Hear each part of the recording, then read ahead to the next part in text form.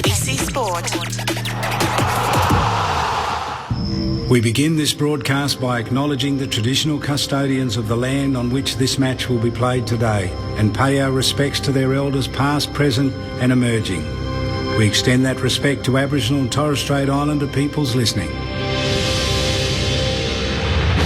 It's all on the line. Here we go. And the moment of truth has arrived. What a matchup this is. What a game. The umpire holds the footy up. I wouldn't want to be anywhere else on earth. On ABC Sport, this is the AFL. Oh, there's a bit to get excited about. The intensity and the pressure on the ball is unbelievable. Take your moment. This is that moment of the game of footy. This is just football at its best. And that'll be it. From walking on thin ice to dancing on the mountaintop, the Brisbane Lions never stopped believing. And they are the champions. Sit back, relax, witness the greatest. It don't get better than this. He calls it through for a magnificent goal. Comes out, gathers, snaps, goal. An extra bit of class. He smashed that through. What a kick. Goes bang with everything he's got. They are leaving nothing out there. Listen to the roar. The drop punt. He's gone. And the building is jumping. We know he's a big shot taker. He's a big shot maker. Leans back on the kick. Game on. Like camera action, baby. Countdown to contact. From the right forward on it. Oh, he's a sharpshooter, all right. Step up in the big moment. Close to the man on the mark. Drop punt. He's there. Gathers. Snaps. He'll bring the house down. Sit back, relax, witness the greatest. It don't get better than this. We'll put it on the boot. Kick up towards the logo. You take a seat, cause it don't get better than He this. defies the laws of gravity. He runs onto it 50 from goal. He's in Dusty's pocket. He shoots. Oh, he's as bloody good as Dusty. Oh, yeah. Rose snaps goal. The drop punt. It's good. And you can hear that body roar. See, cause it don't get better than this. Ball's one way and the next and the snap and the finish. 60 out. Oh, my goodness. Oh. That's a massive hit. Big time spot. Big time goal kicker. That's why we love football. 3-1. From the centre wicket. Whacks it for six. Scores level. Running past. Throws it on the left. Could that be the sealer? Seconds ticking down. We're not done yet. What a finish. Welcome to the 2025 AFL Premiership season on ABC Sport. On radio, on digital and on the ABC Listen app. You take a seat, cause it don't get better than this. It is a Friday night showdown between St Kilda and Fremantle. Not two teams we're used to seeing under the Friday night lights, and yet a great opportunity for both teams. For the Saints, they're trying to halt a three-game losing skid, while for the Dockers, they've got it going in recent times. They've won 4 of their last 5, and yet the last time they came to Melbourne, it didn't end so well. Let's see if they can make up for it tonight and get their season right on track. The Dockers at 4-3, up against the Saints at 3-4. And then there's the subplot in the background with Ross the Boss, of course 2.0, his second tenure at St Kilda, coming up against his old mates in purple. It's just the third time that they meet again. 1 win each. And now a showdown under the Friday night lights. Great to have you with us on ABC Sport. Corbin Middlemass with you in commentary. There is a late change, which was well forecast. Mateus Filippo, who's coming back from that stress fracture in his femur. He didn't quite complete the main session during the week. It was reported by Tom Morris on Channel 9, and as such, he is a late out. So no Mateus Filippo, and fellow youngster Toby Travalia takes his place in the lineup. Travalia to start as the sub, while for the Dockers, it is Quentin Narkle for the second week running who will start as their sub. My name's Corbin Middlemass. It's Friday night. The whole gang's here. Kelly Underwood has come dressed in purple. I know, I didn't mean to. It's not a statement or anything like that? Well, I did think it will impress our very first guest, so, but I can't say I did it on purpose. It is so good to be here, as always on a Friday night, alongside you, Corbin. It's May, it's Melbourne, although I think Melbourne's confused and thinks it's still summer. A glorious sunset, and it's hovering around the mid-20s today and for the next couple of days. And you're right, your intro hit the nail on the head. I mean, the Saints, very Jekyll and Hyde, as they were last year. They've lost their last 3 by an average of 48 points after starting really well, going 3-1. And the Dockers, those 2 trips to Victoria for 2 losses. So I was at the MCG and commentated their shock loss to the Demons a couple of weeks ago. And it's always that question, isn't it? Can you trust them in Melbourne? And they're yet to show us that we definitely can. But a lot to look forward to tonight. Second night in a row. I'm not sure if there's a swag under the seat or anything like that. Cameron Ling, the legendary cat, did you set up here overnight? No, I headed home, Corbs, and went for a lovely walk this morning out the back of Anglesea in the bush. Went for about an 18k hike. Took the dog, so I'm pumped and ready to watch some more footy. I'm good as gold. Our special guest is here. There's never any more special person in the commentary box, and the coaching icon himself, man who's coached more games than anyone else in VFL, AFL footy. Mick Moldhouse, good evening, Mick. Corby, you after something? I mean, you must be after something, that introduction. No, That is just too good. He says it every week. He's got it written down. Only 8 weeks into the season. Anyway, Cal. I'm good, been Mick. trying to kick me. She's trying to frame me with photographs. And Lingy, you've been coaching very well with your lads. And we've got Benny up the back. He's doing nothing as per usual. We did have Benny up the back. But, he's hovering around. And welcome to all our listeners and our clear supporters from all over the world, which is fantastic. We get people on the Rhine and on the Thames and everything else, so fantastic. Friday night footy on ABC Sport. Tim Hodges inside the Saints camp coming up shortly, but we'll start with the Purple and their chief executive, Simon Garlick, joins us on ABC Sport. Simon, appreciate your time. Thanks for having me on, Corbin. I think it's an omen, Kelly's jumper. She says it's unintentional, but it might have been subconscious, but you look magnificent in purple, Kelly. Thank you, Simon. It's a good sign for us. It's compliments of Rama here tonight. What's going on? Well, the interview hasn't started, so I'm sure that's going to change. Give us your assessment firstly. So 4-3, you've won 4 of your last 5 games after an 0-2 start. How do you rate it through the first 7 weeks? Yeah, it's an interesting one, Corbin. It's hard to actually put an absolute finger on it because you throw into that a Sydney game where we were 3 goals up late in the game and we really just did stuff up the finish. So 5-2 sounds a bit different to 4-3. I don't think we've hit our straps anywhere near that. I think we've played patches of decent footy after a really poor start in Geelong, clearly. But I'm feeling really confident and feeling really, I think, optimistic about the build of the group. And I'm actually rapt. We've got an opportunity after a really poor showing a couple of weeks ago against a side that was under the pump, that had all the pressure on them, that clearly has capability where we just didn't perform at the level we needed to. We've got another opportunity tonight, which is exciting for a young group. Club's 30 years old. We know about the history. It's still in search of its first premiership and all the rest of it. Does the club have the ruthlessness that it needs to be able to contend with the best teams in this league and be a premiership side? Yeah, absolutely. I mean, you talk about a 30-year-old club, which makes reference to, the decades that we've been here. You've really got to assess a club at a point in time. And obviously I'm very close to it, and there might be an element of bias, but I feel like I've got a very good ability to be objective about a club. And we certainly think we are building a team that can contend on a consistent basis, which is a thing we've actually never done. We had 4 consecutive final series appearances in 2012 onwards, and obviously went close but didn't get there.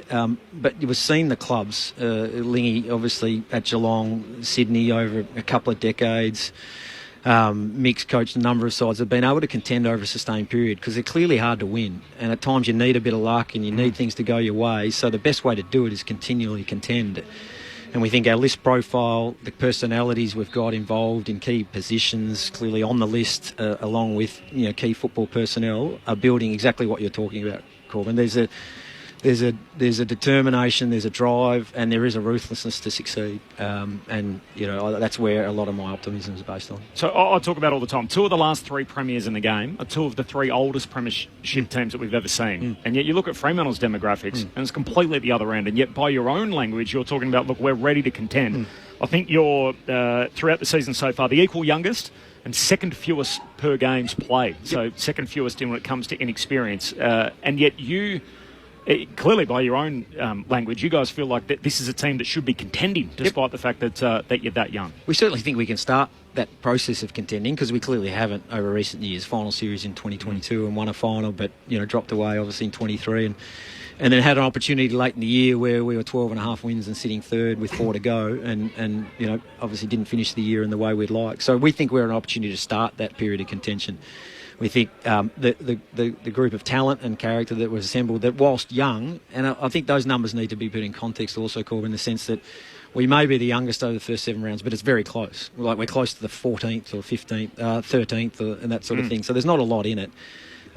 So we certainly don't see that as any reason to rationalise or provide excuse or a reason why we can't, drive towards contending from this year onwards. Simon, these are football-related questions. Nat Fyfe. Walters, 2 players, we're just talking about age. they appear to be in that group that could play for Geelong, could play for Collingwood, could have played for Brisbane, only because of the age thing. But they come from Western Australia. The strain on them back and forth all the time. No one knows that until you do it yourself. Are they in the best side? I think it's a great question, Mick, but based on their best and their full fitness, I think they provide a massive opportunity to make us better. Now, right now, they're clearly suffering from a run of bad luck and haven't been able to get themselves in the physical position they need to be. But I think a Nat Fyfe and a Sonny Walters have a real role to play for us in the back end of this season. Okay. When I've seen Fremantle at their best, they seem to have a 2-4 forward line. Right now, you're trying to squeeze 3 talls, and admittedly, independently they are good footballs. And Amos has probably let himself down a little bit just doesn't seem to have a run up anymore. But can you come to Melbourne and play? I know there's a roof over it and this sort of stuff, so you're going to get perfect conditions. But can you sustain those 3 playing forward? Darcy's an absolute. You've got to get Darcy up, so he's got to get games. I understand he's had a bad pre-season, and that will take weeks. But can they play together? Can that 3 play together? Yeah, I think they can, because the thing you've got to remember about whilst Tracy and Amos are certainly your more traditional forwards, as you say, and probably don't have the flexibility to play in a whole range of positions, although I think Josh can certainly pinch hit in the ruck and can go up higher in the ground, as can Jai. They're very much your traditional forwards, where Luke can play anywhere in ground, Mick. And whilst we do clearly have an opportunity when Sean's in the ruck to push him forward, but you see him in the ruck, and when the ball hits the deck, he's like a ruck rover. He's got the ability to be, not a traditional ruckman who might not be as nimble, but can actually win clearances, streak away. We've seen that time and time again. So, it's not the craziest thing in the world for Sean to be in the ruck and Luke to be in the centre square with him and playing on the wing or playing high as a forward or float around a bit. So I don't think it should be seen as 3 set traditional key forwards, because he provides so much flexibility.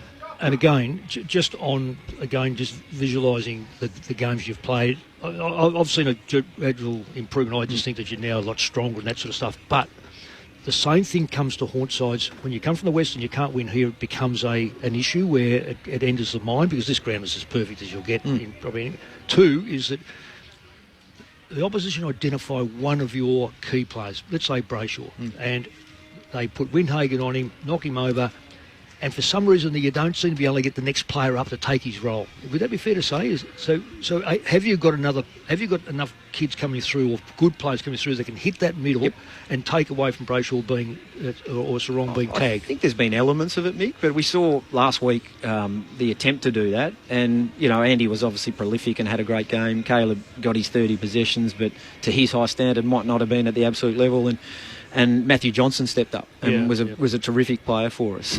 We've got players who are going to be able to come through the middle. Shea Bolton, everyone sees him finish and everyone sees his high marking and finishing ability. People don't realise how consistent a player he is and what damage he can do through the middle of the ground as well too. So we've got some tools, I think, and some weapons, Mick, that can take the pressure off those two. Because you're right, if we're just solely relying, it's not fair on them. And B, it allows too much of exposure for an opposition to put the clamps on one of them and to deny you some ball-winning ability. So we feel we're building that, but we've got to continue to do so. Right. Simon Garlick with us on ABC Sport as we count down to the start of the Dockers and the Saints. Your coach is an obvious talking point. He's got his employment agreement now where basically secures his future going forward. It's going to be a continued talking point. You've answered questions about it all year. Do you envisage him being the coach round 1 2026, that when the season starts next year, should we expect that he'll be the coach of the Dockers? Yeah, absolutely. JL's doing a phenomenal job. I think, like any senior coach, they tend to get all the blame when a result doesn't go away, and then when you win games of footy, the credit tends to get spread around a whole bunch of people. But he and the coaching staff have had a great couple of weeks after a disappointing performance. I think they're setting our team up brilliantly well. And the amazing thing about the ongoing employment arrangement that we've put in place, in practical terms, it's no different. So every coach in the AFL now has a notice period of X amount of time, depending on the club. The days of signing a 5-year contract or a 10-year contract like Mick did and you got paid out if it didn't work out in full, they're over. For responsible clubs that are running their clubs with the right levels of governance, there is a notice period in place. And there's no world that he won't coach round 1 next year? Absolutely not. No, he's doing a phenomenal job where We're building, he's really still, for successful coaches like Mick and others who've done it for decades, he's still learning and still growing, but we've got a great team around him and, we're incredibly pleased with the job he's doing. Speaking of that team around him and the coaches, are you guys in the camp, as in Fremantle, that the AFL needs to bring back a higher soft cap, a higher footy department spend, and perhaps the senior coach's wage should fall outside the soft cap? It's a really interesting question, Lee, because I think there's a completely reasonable position for us to have a soft cap in place. It's a really important mechanism to create an equalised competition, because there's clearly clubs who can afford to spend unlimited amounts on their coaches and support staff. I ran the Western Bulldogs in 2012 and there was no soft cap, and we spent $3.5 million less on our football program than Collingwood and West Coast. So you were just no chance to compete. So the soft cap plays a very important part. So we've got to be careful how much you actually dilute it. But your point's a really good one, and we certainly are in the position where you think there's ability to increase it, particularly in and around the coaching component of it. The way we do that has got to be worked out, because sometimes there's unintended consequences if you just say, okay, the senior coach is out of the soft cap. So there's different ways that we're working through as a code, but I know through discussions with head office, other clubs, that there's real appetite to see what we can do. But, Lingy, what we've got to do there is clubs that are less financial ensure that they can fund that as well too, so they're not left behind and disadvantaged. So will the clubs unite and come to a common position to take to the AFL, as opposed to all trying to do it separately? Yeah. We have a remarkable record as a code of looking at the greater good. I think we do that as well as any sporting code in the world, and that's where equalisation and competitive balance came in. The clubs like Collingwood, Essendon, West Coast and others, Hawthorn, understood that for the code to be as good as it could be, they need to have some sort of curtailing on their spending and make it, the code that we all want it to be. So that means you're giving up something, even though your constituents just judge you on winning games of footy and winning premierships. So our ability as a code to come together and say, okay, this might not advantage me right now, but we get the bigger picture. So that'll be a process we're working through at the moment. Have you still got your hat in the ring for the AFL chief operating role? I don't know there was a ring involved, Kel, to be frank. No, look, I couldn't be happier, both professionally and personally. My family couldn't have settled any better in Perth. We're 5 years now. Mick knows it's an unbelievable place to live. So even on a personal front, it'd be a significant wrench. I understand the question given from here. Have you been interviewed? No, absolutely not. Have you spoken to the AFL about it? I've spoken to Dills about it. He's talked to me about the role, and it's a fantastic role, and timing's important in life, Kel. I also happen to have fallen in love with the footy club that I'm working for. Hasn't had the success that the club would desire, but it's a club like so many that has unbelievable stories and richness and footy heritage and history, and we're focused on trying to do something really special. So that's where my complete focus is. Does the AFL need more clubland experience on its executive? I think that's a fair assessment. Yeah, I think there's an opportunity, and I think they acknowledge and understand that. Whilst they have done that a bit in recent times, I think there is an opportunity for a role like the one they're looking at that you're referring to, where they can bring someone in who's got a deep level of club experience and understanding that can assist in terms of making sure the decisions like Lingy's raised are done in the right sort of manner. You're a highly respected administrator. That's why your name's in these conversations, and we always kick it around whenever we talk about high positions that are on offer in footy.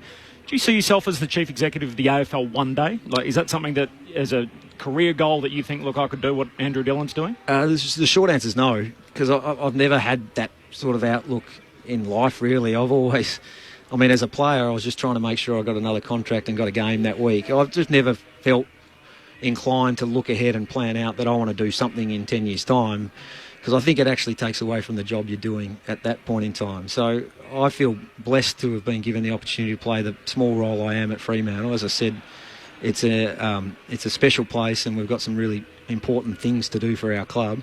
So I don't even think in that sense, if that obviously you think about future and family and where you might be, and it comes into your mind from time to time. But I certainly haven't envisaged that. There's some good upside to that job, knowing Andrew, Dimitri, Gil and Dylan well. But there's a fair bit of stress involved in that one too, Corbin. So you've got to be careful what you wish for. Yeah, it's interesting that 2IC role, it feels like it's the rails run to be the next chief executive. That's certainly what we've seen in the past. But I guess the drawback is, you're a very competitive guy. You were on the field, you are now in the role that you do. you don't have the winning and losing, do you? It's not the same way that each week you win or you lose as a footy club. If you're enrolled at head office, like you said, there's a lot of pressure, and it's not the same sort of week to week as it is in footy. There'll be one thing that'll get you at something. How old are your kids? Just had a daughter turned 21.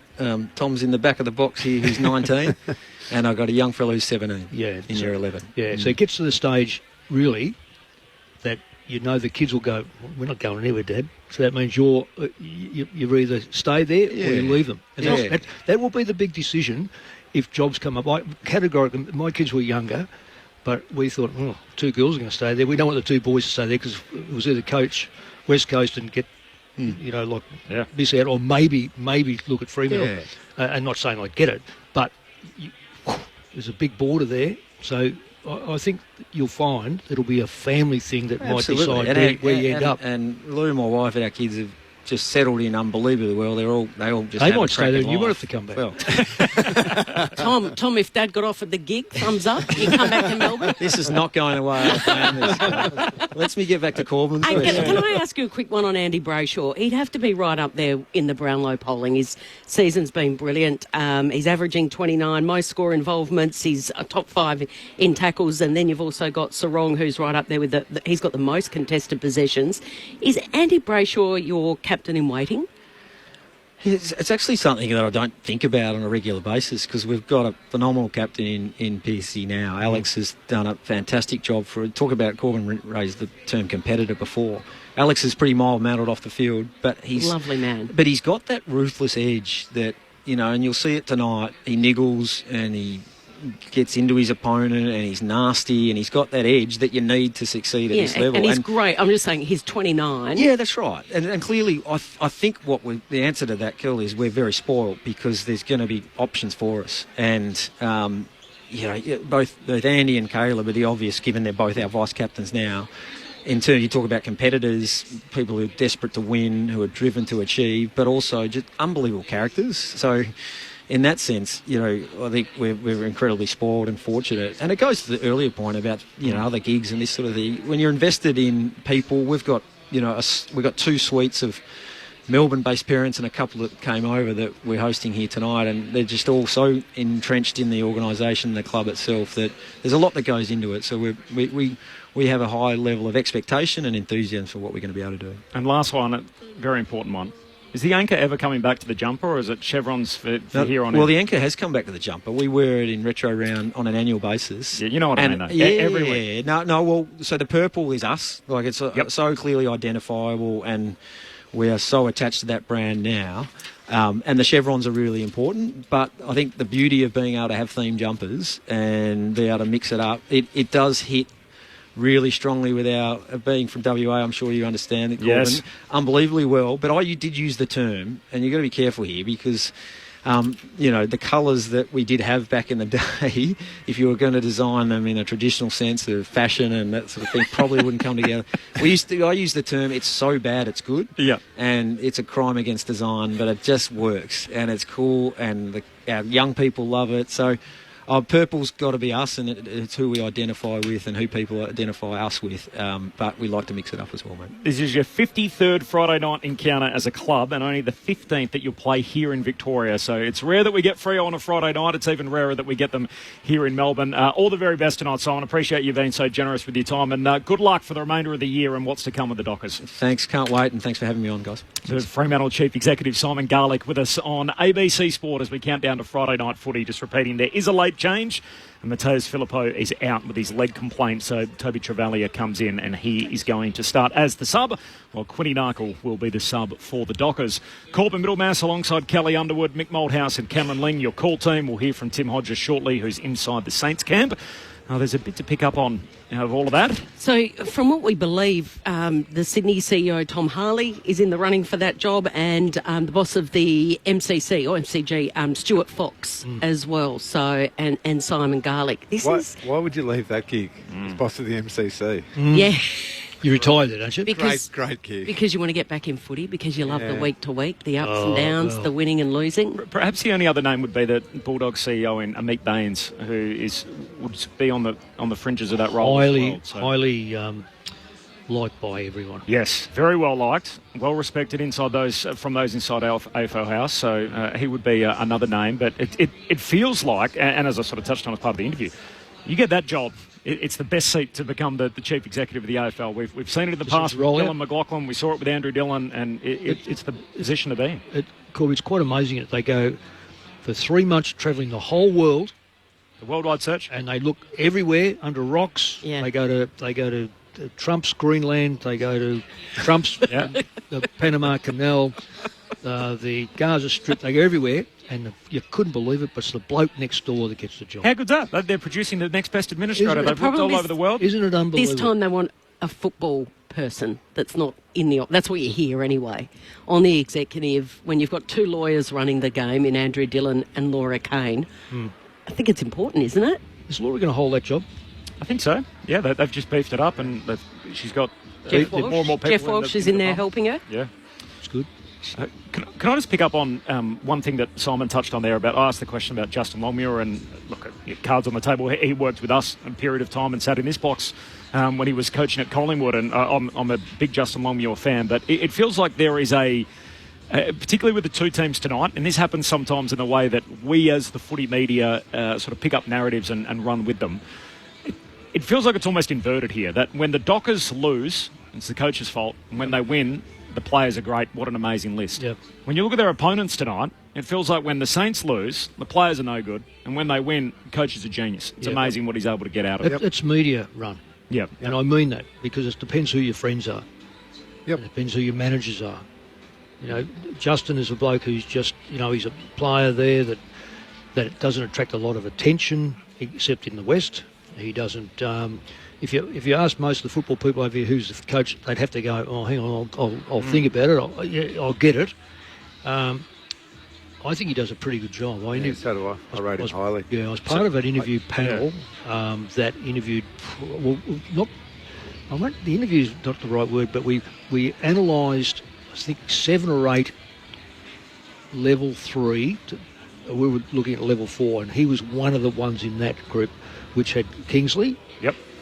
And a couple of others, I think it may have been Adelaide's... Matty Nix was probably there, if not there the year before or year after. Prospective coaches. Yes, I could name them all. But anyway, so just he was good. He was really good. Can I jump in on one thing which shocked me? I know Justin Longmuir, it's been announced that that's his type of contract, for want of a better term, that ongoing type role. But the way Simon said it then was that all coaches, there's no longer this payout. Yeah. If you sign a 4-year deal and you get chopped after 2, you don't get paid out 2. I'm shocked by that, because the whole reason the slog of the assistant coaching is to get a senior job. Yeah. And the senior jobs don't always last. They don't get to coach as long as Mick does, a lot of them. It's almost like once you get to that one, you get yourself a contract. That's almost your payday, your payoff. It's not the reason you do it, but it's that little bit of like, now I can breathe a little bit. Yep. I thought they got paid out. That's a shock particularly to me. for the supported clubs, the clubs that are on the AFL drip. There's very tight clauses in a lot of those, or for new coaches. I imagine Alistair Clarkson with North Melbourne wooing him, he'd be locked in. So I imagine things like that, and Damien Hardwick, there would be a little bit more assurances in those contracts. But I think that's the reason why Adam Simpson. There was a reluctance that the West Coast was starting to think about, should he? And I'm not part of it, don't worry. But they said, no, we'll let it go another year because it's going to cost him X amount of dollars to pay him out. So we got a join coming up in 40 seconds, Mick. You talk about the media and everything else, and the difference between the narrative with Longmuir and Lyon. Did you ever have to play that in your coaching career, or did you just take care of business and whatever happened happened? Like, is there a part where it's on the coach to actually try and massage that narrative? You are you are very, very much aware of the consequences of win and loss, regardless of how many you've coached. Yes, you probably get a little bit of freedom when you've won, a premiership, or you've come off one, or whatever the case may be. But generally speaking, you have to control what you can control, and those that go and seek it, I reckon, it just doesn't sit nice with me to go and seek that sort of media help. Do it yourself. More to come on all of this. Mick Malthouse and Cameron Ling in the box. Friday night footy on ABC Sport. The preview continues next. Get some work wins and reach those soul goals in 2025. Press play on your personal progress with the ABC Listen app. Listen to podcasts like Life Matters, The Economy's Stupid, and This Working Life. All those and more on the ABC Listen app. On ABC Sport, you're listening to the 2025 AFL Premiership season. AFL. Don't get better than this. On your radio, Sport Digital, and on the ABC Listen app. Ross the Boss version 2.0 at St Kilda against his old team in Fremantle tonight. He last coached them back in 2019, and yet this is just the third time that they've met since he's picked up the reins again at St Kilda at the start of the 2023 season. One win each.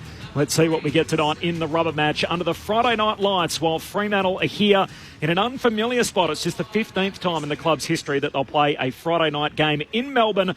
And St Kilda coming off a horror run. They've lost their last 3 games and they'll be without Mateus Filippo tonight. Their highly touted prospect in his third season, the 20-year-old is out with a leg injury. He's a laid out, and Toby Travalia will come in as the sub, the first-year Saint, the 18-year-old. Meanwhile, for the Dockers, Quentin Narkle is their sub. Corbin Middlemass alongside Kelly Underwood, Mick Moldhouse, Cameron Ling in the box. We'll hear from Tim Hodges in just a moment inside the St Kilda rooms. And a short time ago, we heard from the chief executive of the Fremantle Dockers, Simon Garlick, who joined us. Your thoughts throughout the night on 0437 774 774. Last night, Lingy, we were here for Essendon and North Melbourne. It wasn't a pretty game of footy. We got a 3-point win for the Bombers. It was entertaining, Corbs. It was fun. It was a horrible game skill-wise, but I think I said to you before, I left this game last night having had a really good night, a really thoroughly enjoyable night. The Bombers only kicked 3 goals after quarter time, and yet they did enough to win and ultimately got there by 3 points. There was a controversial moment towards the back end where it looked like North were going to get a free kick at full forward, right in front of goal, and yet the umpire had got word through from one of the outer zone umpires to say, hang on, this shouldn't be happening. There was a ball up called for, and after the ball up had been called, the ball was kicked away by Jacob Costanti. The umpire heard on his audio piece that actually it was a North Melbourne player and not an Essendon player that kicked the ball away as he first thought. And so instead of rewarding the free kick the other way for time wasting to Essendon, he, for some reason, decided to throw it up. And we had Mason Redmond with us post-game last night on ABC Sport. And this is how the Bombers defender explained exactly what went on deep in his zone last night. Mate, I knew exactly what was going on, and what was going on wasn't correct. But that's all right. It's a tough game. There was a lot of bodies around it.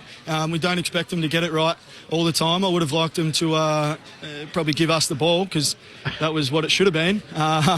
But, yeah, it is what it is, and we're able to move past that pretty quick. I think in the past, a moment like that probably would have threw us off. Not would have threw us off. It definitely would have.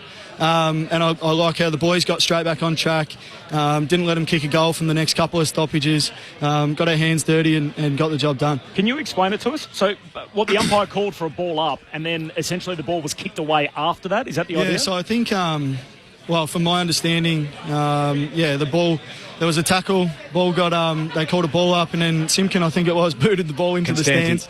Was it? Yeah, whoever, yeah. And then they called it on Hobbsy, and we're like, no, that's not what's going on, mate. And he's like, lucky they, I think one of the other umpires may have communicated to him. But I thought we were going to get the ball back, but because I suppose that would make sense, considering it was a North player that kicked it in. But it is what it is. They were, I think, they sort of half made the right decision, so it was good. Gee, it only added to the drama, didn't it, Lingy? And then after all that, the debutant had a chance to kick the winning goal and took too long and was called to play on and had a bit of everything. Oh, I felt for him too. Did he take too long? He did. Well, so on the night, we didn't pick up on it straight away. Corbs has gone back and watched the replay, and he definitely did take too long. And he got the warning from the ump. He got the warning. Just oblivious to it. Countdown timer on the screen. North didn't have an issue with it. Alistair Clarkson was asked about it last night. It was felt for him. He was just lost in the moment. He took that bit too long. He's obviously got a routine, so he's practiced. Oh, he's my section, but he marked it out, and he just took too long and caught in the moment.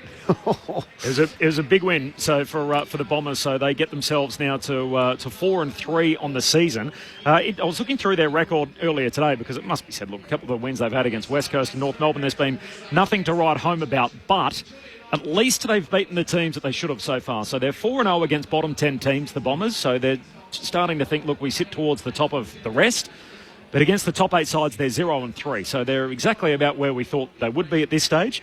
You compare that to North Melbourne, who they're now 8 games into their season. They're 0-3 against top 8 sides.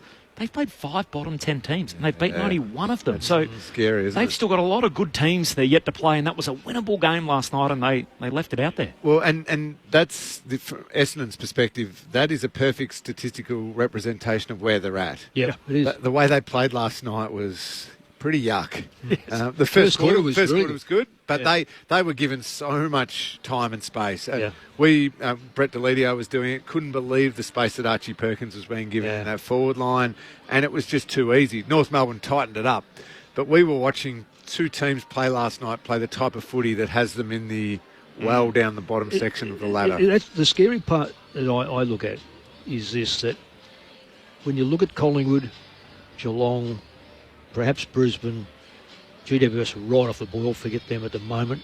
Even the Dogs, who are playing good football, and Fremantle playing.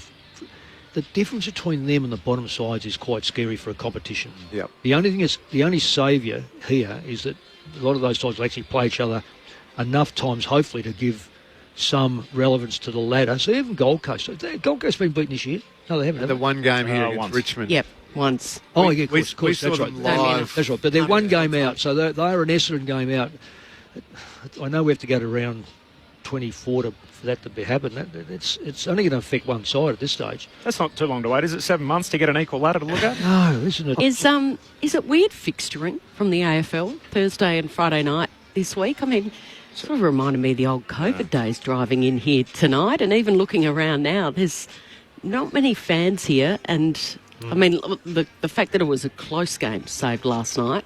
I think, would I be fair in saying they're trying to at least share a little bit of the load of Thursday night and Friday night and that big, just to spread it a bit, and it's tucked straight after Gather Round, followed by Easter and Anzac Day, which is just the 3 massive weekends. 3 massive ones. It's just a little like, here, we'll slip them in, and you each get your Thursday night, Friday night game, and then done. And move on. That's not going to happen, though, is it? Have we got Thursday nights right through? Yeah, we have, but I mean, I'm just saying, like, we've had different blockbuster, clubs get blockbuster after blockbuster after blockbuster, and then last night, just to put.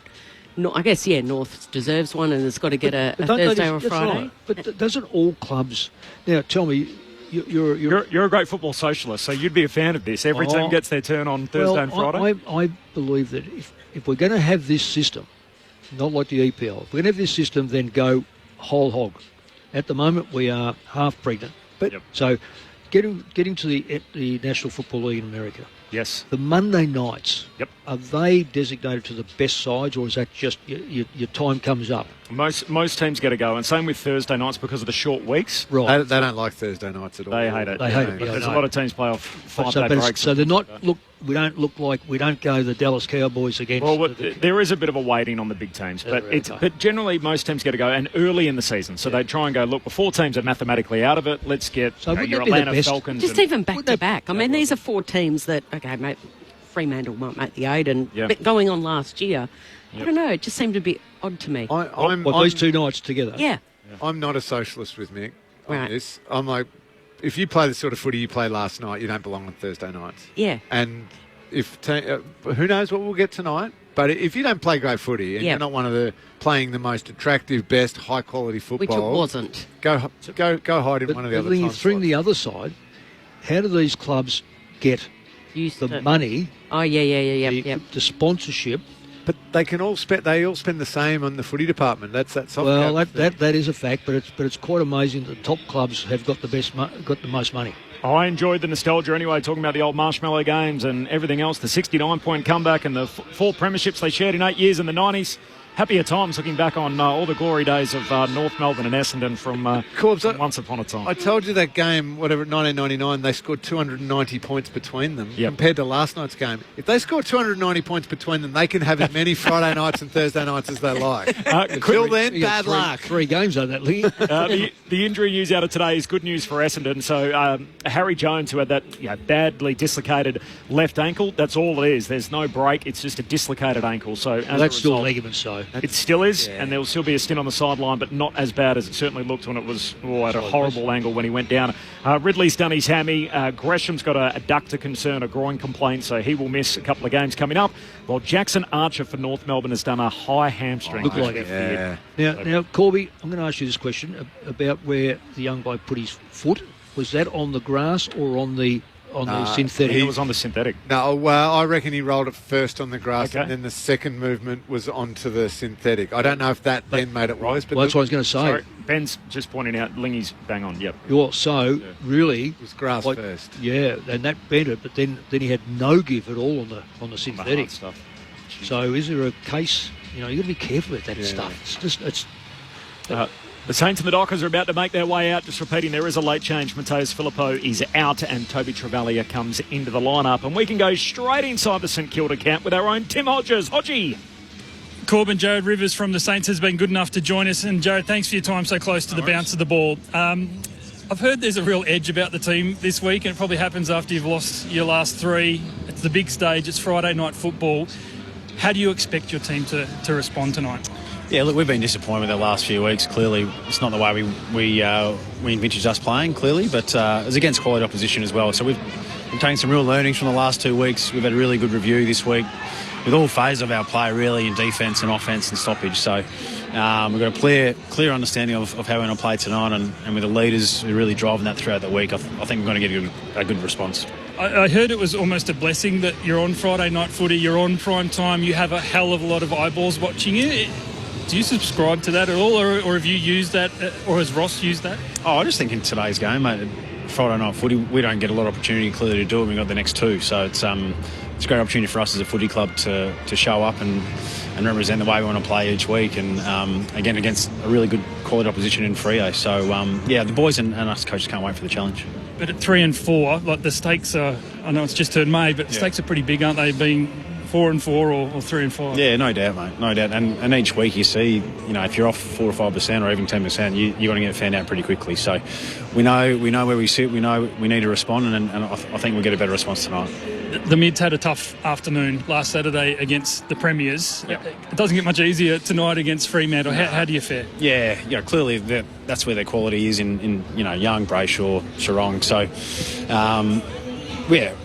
if we can just match it in there with them and bring our pressure and bring our hunt around the contest and force some dirty ball going their way forward, that gives our backs a chance to compete really well. So we know that's going to be a big part of the game, who wins, who loses. But I think the way the Mids have responded throughout the week is a clear indication they're keen to bounce back. We talk about the edge. Has there been an edge on the coach? He was pretty fiery on Wednesday at his weekly press conference. Have you noticed, Ross Lyon, just a bit more antsy than normal this week? I don't think he's more antsy, mate. I think it's just we'll, as the whole club, we're just pretty disappointed the way our last 2 weeks have played out, to be honest. So prior to that, we played some really good footy against Geelong, Port, and that just gets back to our team defence and our pressure around the ball. So if we can bring that effort, bring that pressure in the footy, that gives us a chance. Did it give you cold shivers? You copped a few sprays in your day back as a Demon many, many years ago. What was it like at quarter time last week? Nah, it was clearly amped up, clearly, with the way we played our first quarter. So, and again, you can't just start games like that, clearly, because you're on the back foot the whole game. So we know that, we understand it, we reviewed it. So, hopefully we get a better result this first quarter coming up. And a debutant tonight, tell us about him. Yeah, Hugh Boxshall, great story, mate. Clearly drafted this year. He's had really good form in the VFL, strong inside mid. So again another challenge for a first year player to come in and compete with those guys. But he's just such a competitor, and that's why he's in the team. We love him. Do you get nervous for him debuting on a Friday night? Well, you do, don't you? There's not a lot to hide, and anywhere to hide for him as a midfielder. But I think his week has been outstanding. Pre-game, with his family there inside, I think everyone's pumped for him to come out and just play his role. That's all we asked for. You look cool and calm and relaxed. You're pretty confident? It's pre-game. Are you pretty confident? Oh, no, I feel like, the last few weeks, like I said, we haven't played our brand of footy at all. So I reckon, like I touched on our leaders, they're keen to respond. As coaches, we're keen to respond. We've had a really good week in prep. We know how they like to play. So, we're really, really looking forward to the challenge. Thanks for your time. No worries. All good. There you go, Corbin. Jared Rivers, how good to have him so close to the bounce of the ball. Absolutely. Thanks, Hodgie, and thanks to the St Kilda Football Club as well for making Jared available. As you heard in the background during all of that, the teams have made their way out, and the Saints do so without Mateus Filippo. So their young star, unfortunately, ruled out again with a leg complaint, was meant to play his first game of the season tonight. Toby Travaglia takes his place. He'll start as the sub. No late change for the Dockers. Quinny Narkle is their sub. The full preview with Mick and Lingy next. PR disasters sorted. It's all under control. Mostly. You were born after the last Blockbuster closed. What the hell is Blockbuster? In brand new comedy, Optics. Oh my God. Oh. Stream all episodes now on ABC iView. ABC Sport. On ABC Sport. You're listening to the 2025 AFL Premiership season. AFL. Don't get better than this. Footy's biggest weekly stage, Friday night footy. Pulls the trigger on goal and goes back. Lightning star. Unbelievable. Oh, he makes the impossible look easy. Snaps across the body and the party continues. Elliott! Jamie Elliott! He launched into the night sky. Sit back, relax, witness the greatest. Don't get better than this. This is the 2025 AFL Premiership season on ABC Sport, on radio, on digital, and on the ABC Listen app. You take a seat, cause it don't get better than this. After 30 years in the competition, the Fremantle Dockers play on a Friday night in Melbourne for just the 15th time. That makes it a 1 in every 2 year event that we get to see the Dockers under the Friday night lights in the home of footy here in Melbourne, Victoria. They've got 9 Victorians in their lineup tonight, the Dockers, so they get the chance to play at home in front of their family and friends. Let's see if the Dockers can carry their form into this part of the world as well. They've won 4 of their past 5 games, and yet the loss they've got during that time was their last visit to Melbourne. Waiting for them are the Saints, who have been disappointing 3 weeks in a row. Very un-Ross Lyon-like, it must be said. They've conceded 118 points on average in their last 3 games. They're on a 3-game losing skid. St Kilda out to try and save their season tonight. Great to have you with us. Friday night footy on ABC Sport. Corbin Middlemouse, Kelly Underwood, the coaching icon Mick Malthouse, the legendary cat in Cameron Lang, and Tim Hodges with you on the boundary tonight. There is a late change. Mateus Filippo's out. Toby Travaglia comes in. He starts as the sub, the 18-year-old, and will be the youngest Saint out there. Meanwhile, for the Dockers, Quinny Narkle, his second game for his third club, will start as the sub for the Dockers. It's all set up. Lingy and Mick, give us the full preview. What are we in for tonight? And we've got the Dockers on our air in Melbourne up against the Saints for Friday night footy. Well, 2 of those Victorian players you alluded to, Corbs, playing for Fremantle, are 2 of the very best in the comp, Andrew Brayshaw and Caleb Sarong through the middle of the ground. They hold the key, probably. They are very good around the ball. I like the fact that both of them are starting to be even more damaging with ball in hand. They've both got lightning fast hands, and they can flick it round and they can accumulate some possessions. But I think they're starting to become a little bit more damaging. And then you throw in Shea Bolton, who's obviously that line breaker and game breaker that he was a little bit at Richmond, just adds that other element to it. That midfield is going to be a handful for St Kilda. I expect a response, though, Mick, from the Saints. I love the fact that Ross Lyon went pretty hard. I love the fact that there's still that. You can't do it all the time. We know that, and you know that better than anyone in the game. But if you use it sparingly and you use it at the right time, and you know your group and you know there's enough competitors in there, I reckon you can still go bang and get a response. Am I... No, you're right. Am I on the money there, or am I kidding myself? No, you're spot on. You're spot on. I will say one thing will happen, Lingy. There's no Rewald out there. Lenny Hayes, Goddard, Del Santo. I'm not saying that they're comparable as far as football. I'm talking about more the fact that they're mature and he gathered them and they were these key players. The response to me will be, you'll see one of 2 things. It'll be proactive, or it'll be I'm ducking for cover because I don't want to be sprayed like this. Because leaders have to emerge from a spray. Yep. And you have to know what triggers the leaders to be leading on a day when you've copped you said 3 in a row, I think you... 3 in a row. 3 in a row. And it's been a public bake, and there's been a lot of discussion about it, and there've been a lot of people out there saying, oh, you've destroyed the kid. Time will say whether or not the others now just duck a little bit for cover. And that'll be because you know as well as I, and I know what you'd be like. You would stand up and go, right, I'm the captain, which you've done before. I've seen you do it. Nick Maxwell will have done it. John Worsfold, these are the blokes that I've had captain. Nathan Buckley would have done it. Jack Steele's a ripping bloke, but will he just seems subdued to me. So I'm just wondering whether that impact might not have an electric go at it. It might be just a little bit, I'm a bit hesitant now. Where do you sit on that side of the argument about making the example out of a teenager in his second I year? wouldn't have done it. Yep. I wouldn't have done it. You pick your mark.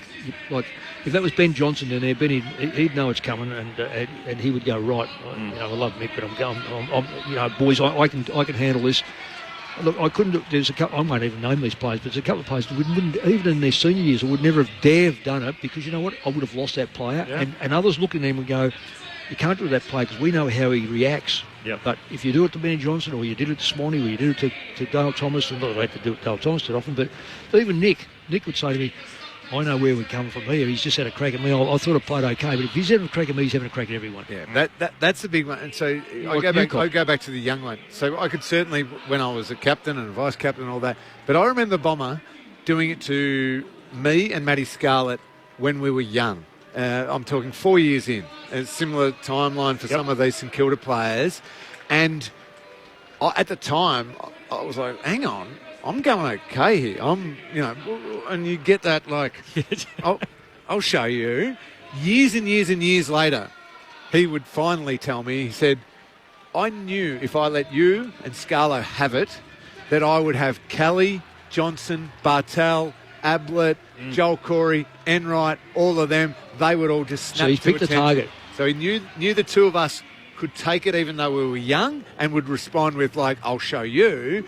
But the others would hear it and they would snap, but weren't probably ready to cop it themselves. Yeah, I think you've got to be so careful that, and I know today's age is a bit different, but I would say, even when I was coaching, if you pick the wrong target, you're trying to pick a kid up for the rest of his life. You don't want to do that. The other point is Jack Steele's kicking percentage this year is 47%. The captain's not going that crash hot, and yet the example gets made of the teenager. Yeah, no, that's good. But I mean, we don't know what this teenager was like. He might respond in the right way, and Ross might know that. It's funny, when Bomber finally did confide in me that's what his tactic was, I just shook my head. I said, do you know how many times I wanted to just get up in the meeting and punch him in the face? Wow. He said, I'm glad you did it. I'm glad I didn't coach. Jeez. Two quick things before we get going. First one, Jackson and Darcy together. So third season that they're on the same team. Obviously. First time this year? First time this year. Yep. So interestingly, Jackson, until he did his hammy, he played every game since joining the Dockers. When it's just Jackson, they're 9 wins and 14 losses. So they're -5. So 9 wins, 14 losses with just Jackson. When it's just Darcy, we've only seen the limited sample size the last 3 weeks, they're 2 wins, 1 losses. And when they play together, which when you think about this, this is a 53-game sample, they've only played together 27 times, 15 wins, 1 draw, 11 losses.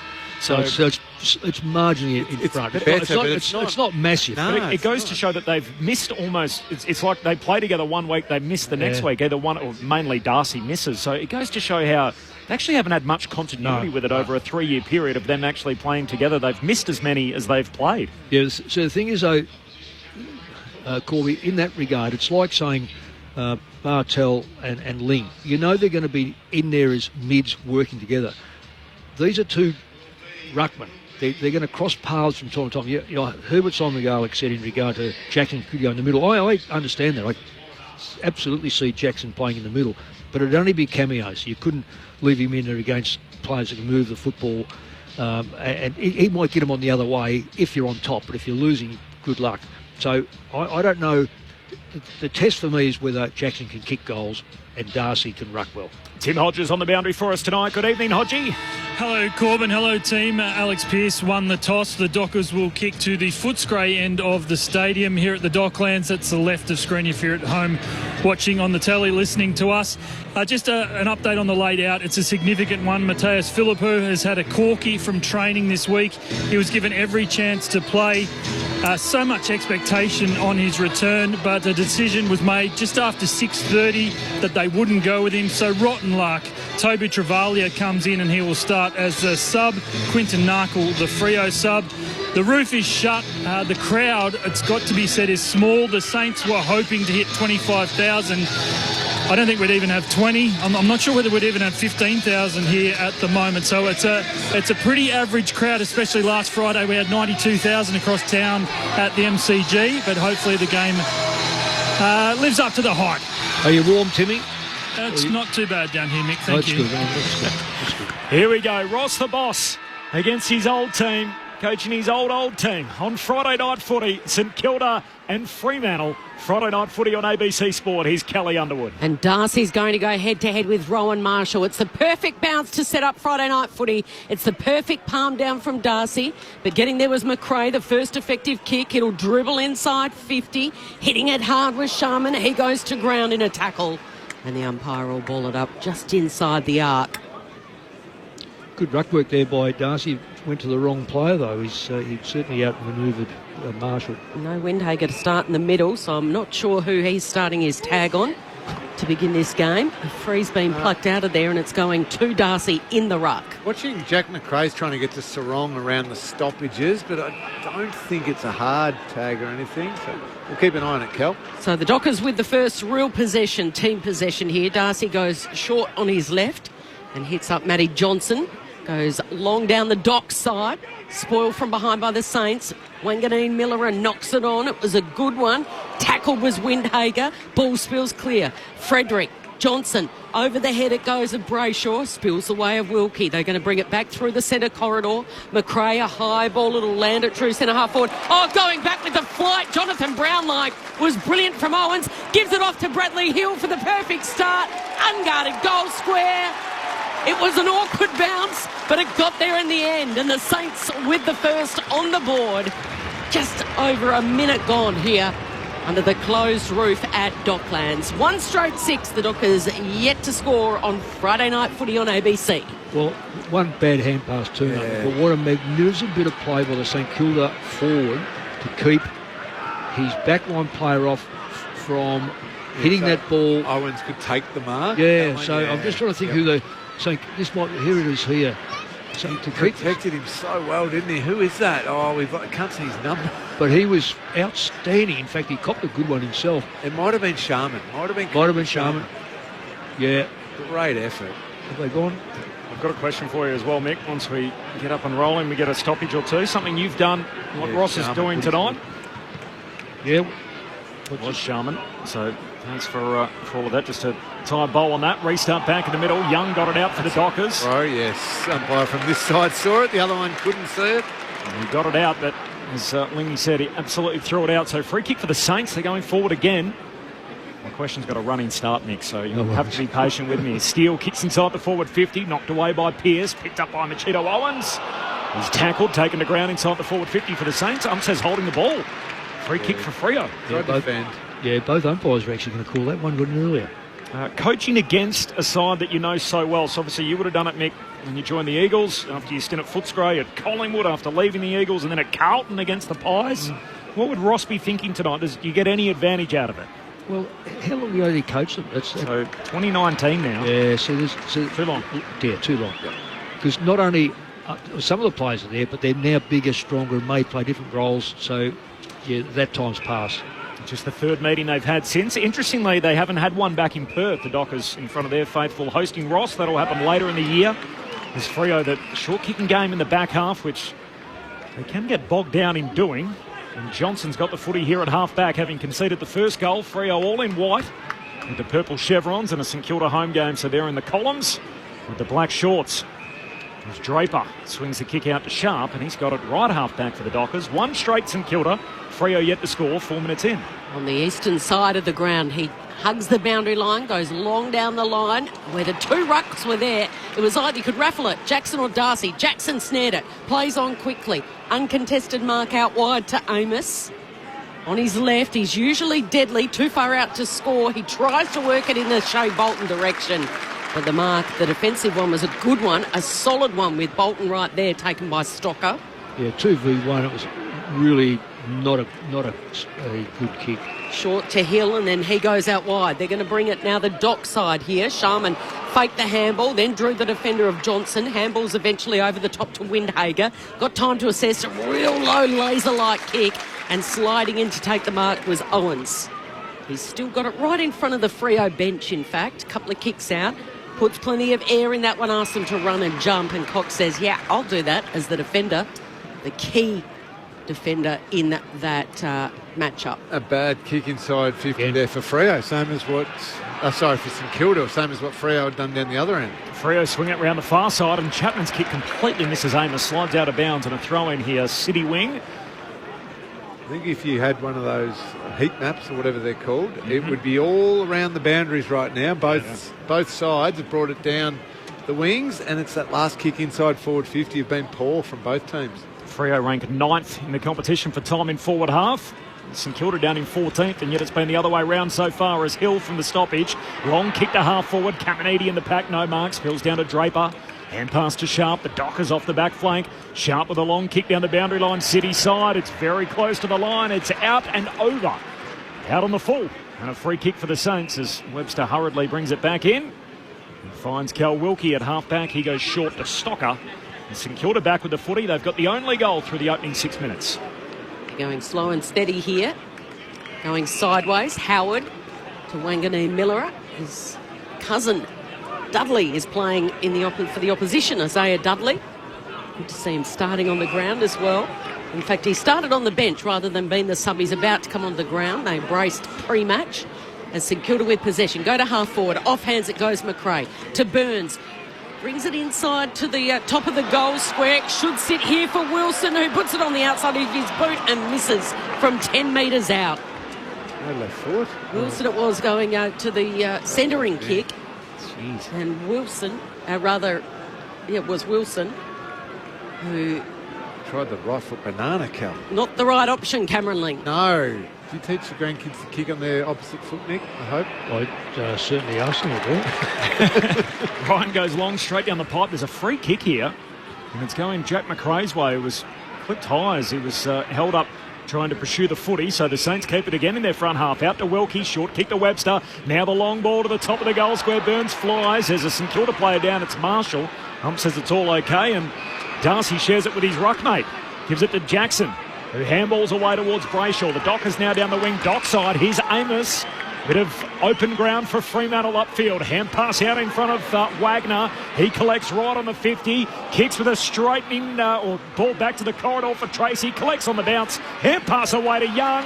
And there is the Dockers first of the night. Hayden Young with Freo's opener. 7 minutes into the contest. One straight to 1-1. St Kilda by a point. How often do we see that in footy? The costly miss from Wilson at one end, the goal at the other. Friday night footy on ABC Sport. Mick Moldhouse, Cameron Ling. It started from the Sean Darcy mark, didn't it? Yep. But he didn't hesitate either. Straight away. Took the mark, and from there they were out. I love the way Young goes about it, Lingy. I really think that he's a player that's going to add so much value to this side. To me, he looks like a multi-positional player. He's got a long leg. Damaging player. He too, is, isn't he? yeah, and he's a smart player. Yep. But this game will probably have no tackles. It doesn't feel that way right now. No, it doesn't. There's Apparently 3 each. 3 each. Is it a bit greedy, Mick? Yeah, 6 already. Yeah, well, I think the umpire had 3 of them. Saints by 1, Mick Moldhouse, Cameron Ling on Friday night footy on ABC Sport. Back underway in the centre, the umpire says a free kick going the way of Fremantle. And it'll be Sarong that was held. Gives it off to the runner, Clark. This is dangerous. He has a dash. He delivers to the top of the goal square. Hitting the contest hard was Young. And they're giving away a free kick. It wasn't Young that gave the free kick away. Was it Amos? Yeah, there was a holding the man on Amos. So Just Howard. grabbed his arm. Yeah. Dougal Howard takes it last line of defence, and the Saints are going to share it round casually. Let's keep an eye on this tackle count number, shall we? They don't want to go to a contest at all. I think I gave Mick more tackles before the start of the game when he was trying to take my phone away from me. Oh, well, you were tackling me. You could have been out there, Kel. Short to Sinclair. Rip. Two-time best and fairest winner, two-time All-Australian. He goes back to Howard. What, Kel? That's Jack Sinclair's resume. Lingy said before, do you say that to your grandparents? I thought he was talking to your grandkids. I thought he was talking to me. Howard goes long up to the wing. Ball spills out the back to Clark. He'll collect defensive side of the wing for Fremantle. Big sweeping Polyfarmer hand pass. Back inboard to Johnson. Tackled immediately, got it away, only as far as Marshall. His hand pass also intercepted. Bolton collects handball. Oh, going without it. He's Collard. Still there to be won. Wagner cleans it up. And pass away to Bolton. Back inboard to Ryan. Had the blinkers on. Tried to slip the tackle. And Caminiti pinged. Holding the ball. Oh, I'm just sure of it. It's come out in the tackle, isn't it? Yeah. In the end, it's a St Kilda free. So Caminiti links up with Windhager. No one stands the mark. He's about 52 metres out. And in the end, Windhager's going to lay it up to the top of the goal square. Flying Marshall. No mark. Close to the boundary line. Sharp sees it out. And a throw in forward pocket for the Saints. St Kilda by a point. 10 minutes in, Friday night footy on ABC Sport. Look at Windhager just trying to work out where he's actually playing, because I think he's their best tagger. Yeah, but I don't think he's doing the role. No, not now. That's what I mean. He's just drifting into the stoppage. There's no intent. Flick back in right in front of the Saints goal, but standing up in the tackle is Sharp. Marshall got him. He has drifted into a dangerous spot. I reckon Fremantle paying him no attention. Little handball out, he could kick a goal. Darcy straight down to McRae for the opposition. Hill works his way to steal, handballs it back. On the left boot is Webster, goes right to the goal square, but Alex Pearce, the captain, reaches up really high and takes the mark in his fingertips. Last line of defence for the Dockers. And Tasmanian skipper swings it to Cox, who marks back pocket. So Wagner started on the wing. Yeah, just look at these inside 50s, 8-3. And the Saints, I know they've scored 1-1, but it's not a really good entrance. Cox to Darcy, had a hand on it. Ball spills down to Stocker, who's locked up straight away. Ball up on the wing. They're very just high dump kicks, aren't they? Yeah, just hoping someone can mark it. Well, that's not going to happen. Darcy will be down there, and they've got Pearce down there to mark everything. Marshall outpoints Darcy here, wins the hit out. Still knocks it out back door. Jumping on top of it, Windhager, tackled immediately by Wagner, and a ball up. It's interesting on Windhager, because he started on McCluggage in the opening quarter last week, got moved to Rayner and then went back to McCluggage, and he really has been their stopper so far this season. Sarong driven into the turf by Steele, and it'll be a free kick holding the ball. That was a terrific tackle from the captain. It's good to see Jack Steele well. It's a dangerous kick, but he's such a great effort player. Yeah, and that'll give him some confidence. A real big tackle on Sarong. Wanganeen Miller on the outside of the boot. He couldn't quite get it to his teammate Burns, who dropped an absolute sitter. And now it's all purple and white across halfback. Sharp with speed. Runs to the City side and then dabs it over the top of his teammate in Young, who couldn't take the mark. And the ball trickles over the boundary line. We were just saying that St Kilda were kicking the ball poorly into their forward 50. That's how you deliver the ball inside forward 50. You've got to mark it, don't you? And he dropped But he's it. a brilliant player. Yeah. That kick by the Fremantle player, that was brilliant. That's rugby union stuff at its best, to get the ball up to that 22-yard line. It was just brilliant. Saints by one. From the boundary throw, we'll have a ball up as Stocker's tackled. 13 minutes in. Who was it? Jeremy Sharp, you mean? The kick from the defensive side? Sharp. Yeah, it was Sharp, the wingman. He's come on in his games. Gets a stoppage up in the front half as Jackson wins it down to Bolton. Handball away to Sharp. Kicks inside the forward 50. Tracy competes outnumbered. Spills down to Reid. Handball inside. Turnover. Picked up by O'Connell for the Saints. Handball out to Webster. Back flank. Kicks down the wing for the Saints. Good mark. Caminiti. They call into ground. Beautiful mark. Really strong hands. 1-1 to one straight. Saints by a point. 13 minutes played. Just repeating. Filippo, the late out. Toby Travalia is in and starts as the sub, while the Dockers, as named, Narkle is their sub. Caminiti kicks backwards to the only player in the defensive 50, which is Wilkie, and then he brings it round the Dock side. Dropping the mark was O'Connell, but he's good enough to regather and hit up Windhager. Got it right in front of the Dockers bench here. And Windhager again puts plenty of air in that kick. He wants them to run and launch. Pack flies. It comes down to Brayshaw. Clark, who's tackled to the turf. And that ball will be going nowhere. It'll be a ball up. Same kick inside 50. Yeah. 25 metres out, directly in front of the Saints goal. Jackson won it straight down to his teammate in Johnson, who was they need tackled. King to line to straighten them up. Down Down for again, Jackson McRae reading it best off the Ruckman's palms to Hill, who gave it off and then gets it back from a tough angle, centering kick. Can they take a mark here, the Saints? They can't. Going without it was Stocker. Dudley's involved. Started on the bench, now he's back out there and he's in a fight with Stocker for the footy, and they both land on each other, and the Sherrans on the bottom. Well, it's living in this end of the ground, 10-4 inside 50s. But they could have 40 St Kilda. The way they're bringing in, they've got no hope of kicking goals. Oh, Owens wins the hit out and then controls the footy. Kicks it inside the attacking arc. Up to meet it is Caminiti. Left it behind. Collard through traffic. Squeezes the kick out. And it bounces through for a behind. That's his first score in 4 games. It's been scoreless the last 3. Lance Collard, he hits the scoreboard there. So St Kilda 1-2. Fremantle 1 straight, 15 minutes in. Friday night footy on ABC Sport. That was Luke Jackson v Owens in the ruck there, and Jackson just got completely dealt with. Owens dominated him. You've got to be better than that. Cameron Ling, Friday night footy on ABC Sport as the Dockers go from the defensive goal square up to the wing. In there was Jackson. He's going to have a third crack at it with a huge tackle on Owens. It was almost dump-like, but Owens didn't crash his head into the turf. Lingy, Brayshaw, Sarong, 1 possession each. We've gone half a quarter. That's why this game is living with St Kilda at the moment. Tossed up in the air right in front of the interchange gate. Sarong's got it. He's tackled by Garcia. It's Jack Steele who's taking Brayshaw's body around the stoppages. Well, that's stopping that. Yeah. Garcia with Sarong. Yeah, but it's been Jack McRae as well on Sarong. Marshall takes it out of the ruck and follows up with a tackle. Loose ball. Wanganeen Miller is there. He's pushed off it by Brayshaw, and they see it over the boundary line. Certainly, they're much more locked in, St Kilda, than they were last week in the opening quarter. The first quarter against Brisbane conceded 9 clearances, so -9 at quarter time, and 18 fewer inside 50s. 18 fewer in 1 quarter. Right, well, they've gone 11-4 at the moment, and Jack Steele has done a magnificent job. We've gone 16 minutes, and it's the Saints leading by 2 points. A boundary throw in right in front of the St Kilda bench. Little kick in there was not effective. There's a ball to be won. Johnson puts his body on the line. It squirts out to Marshall, who bends over. The umpire's blown his whistle. He's seen something. Yeah, it's the outer zone. Prohibitive contact below the knee. Oh, there's a wrestle on between Marshall afterwards with Sarong. The bigger player is laying on the smaller player, and he's not moving, Rowan Marshall. Meanwhile, the ball, it was the boundary umpire that had to go and fetch the Sherrin, flicks it back to Johnson, and while they're having a bit of a wrestle off the ball, Johnson kicks quickly. Oh, that's a wonderful mark by Webster. Bowing back with courage, takes the defensive mark. Well, he's got that, Cal. He's got a lot of courage. Generally a nice kick. Lost his way a couple of times. I don't know, it's 15.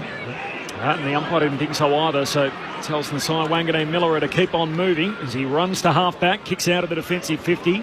On the bounce, collected by Marshall. Flicks it out quickly to Steele. Defensive side of the wing. Sends the Saints down to high half forward. Here's Higgins. Got 20 goals so far this year. Does Luke Jackson know this game started? I know. What was he doing there? Too casual. First game back. Higgins goes long inside the forward pocket. Chapman looking to spoil, and Cox sees it out of bounds. He just followed Marshall and let him win the ball and handball it off without any effort. That ruck contest before against Owens was terrible.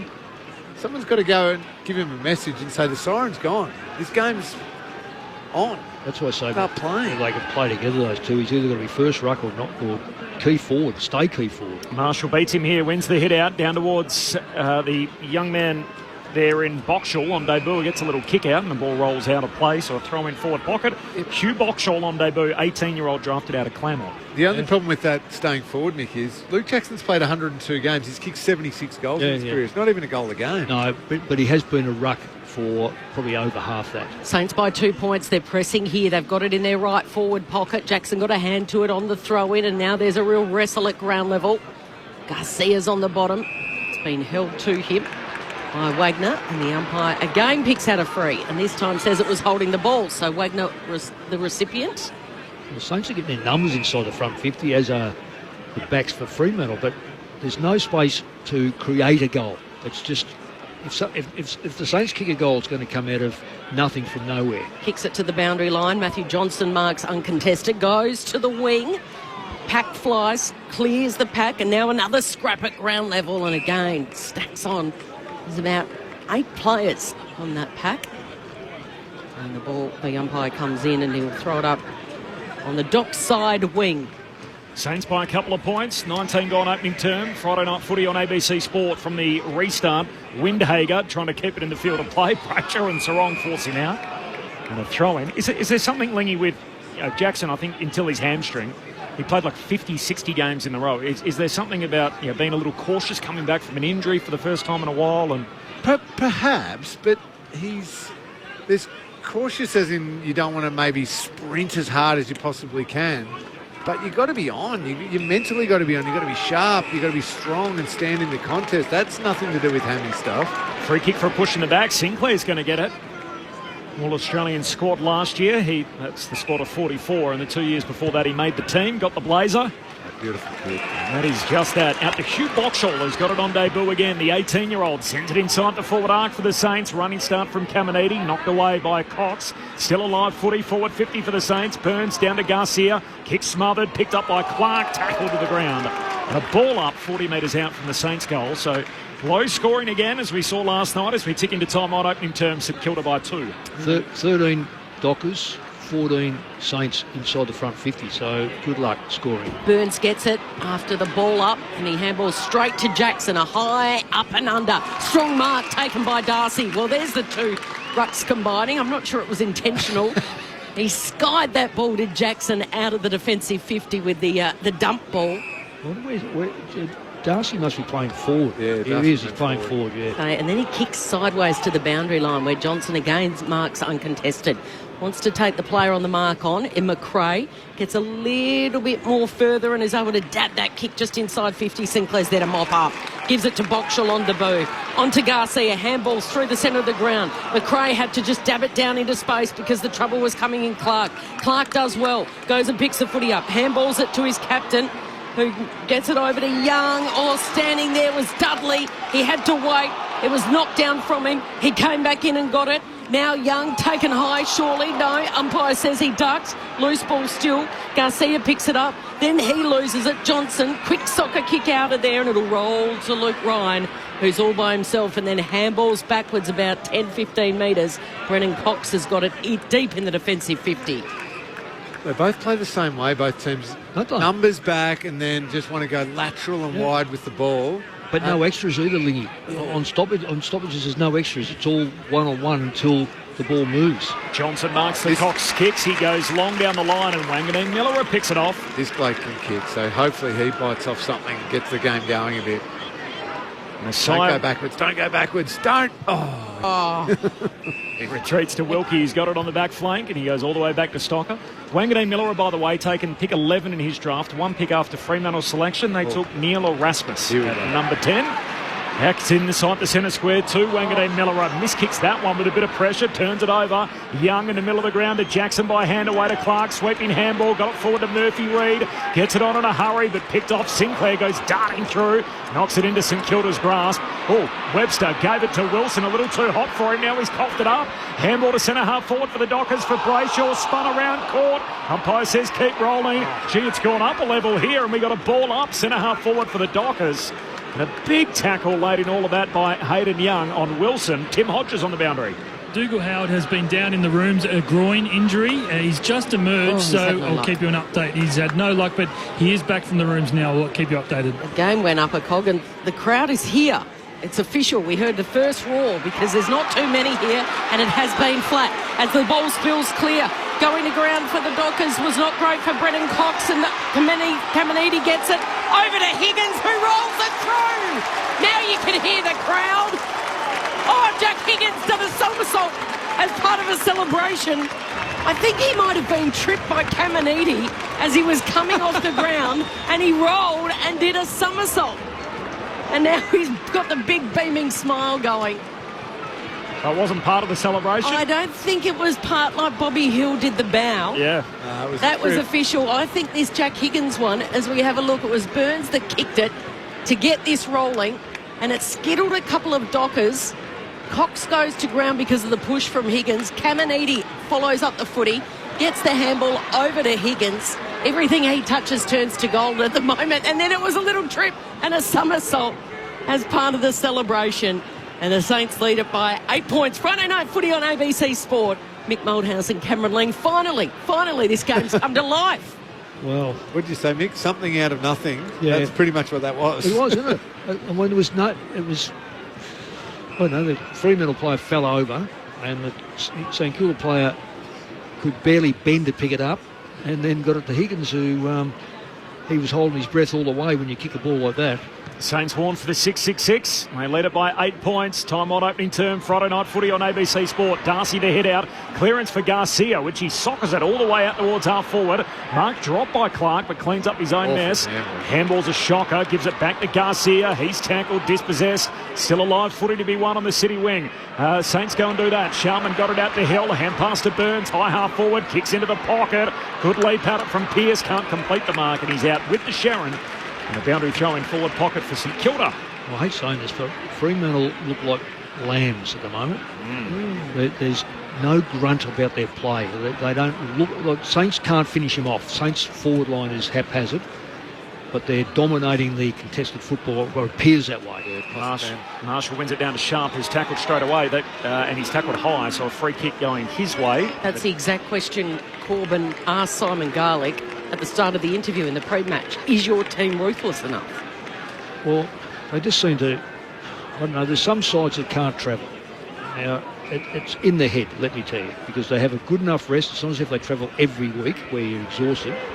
Sharp to Chapman, long kick out wide to Brayshaw, marks at half-back. You are a team that can play a little tight, Fremantle, aren't they look like that. Yeah. I know they're working on their defence. I know they're working on not letting sides have a big score. Well, there's only a couple of minutes left and Saints have only kicked 2 goals, but you've got to also score yourself. Long kick down the line, ball spills off the pack to Shea Bolton. Can he make something happen? Kicks inside the forward 50, ugly kick. Wanganeen Miller picks it off half-back for the Saints, gives it to Hill, away to Wilkie.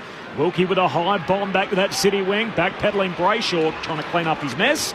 He's got it, looks corridor to Warner, who just marks inside the centre square. Saints by 8, ticking towards quarter time. Lateral. I don't know whether this is going to work. Lateral. To Ryan. The Saints have got him covered everywhere. Pearce on the wing. Now the sign's gone up from the bench. Alex Pearce has heard that because he's got it on the dockside wing. And he's kicked to Frederick, who was all by himself. Left half forward. He's just going to bomb it up in the air as well and ask them to run and leap. It was Tracy. Went early and might have hurt himself here. He's slow to get up. And meanwhile, the umpire... Heavy landing, wasn't it, Cal? It was a big landing. The umpire says we're going to throw it up in the air. We're not pausing play. Tracy a little groggy behind play. Darcy takes it out of the ruck with the snap. It was smothered. Now the loose ball, 20 metres out from the Dockers' goal. Wanganeen Miller picks it up and then just goes for the safety of the boundary line. The hack kick out of 50, and that will be pinged deliberate. So Pearce has got it, a minute left, and it's the Saints by 8 points before quarter time.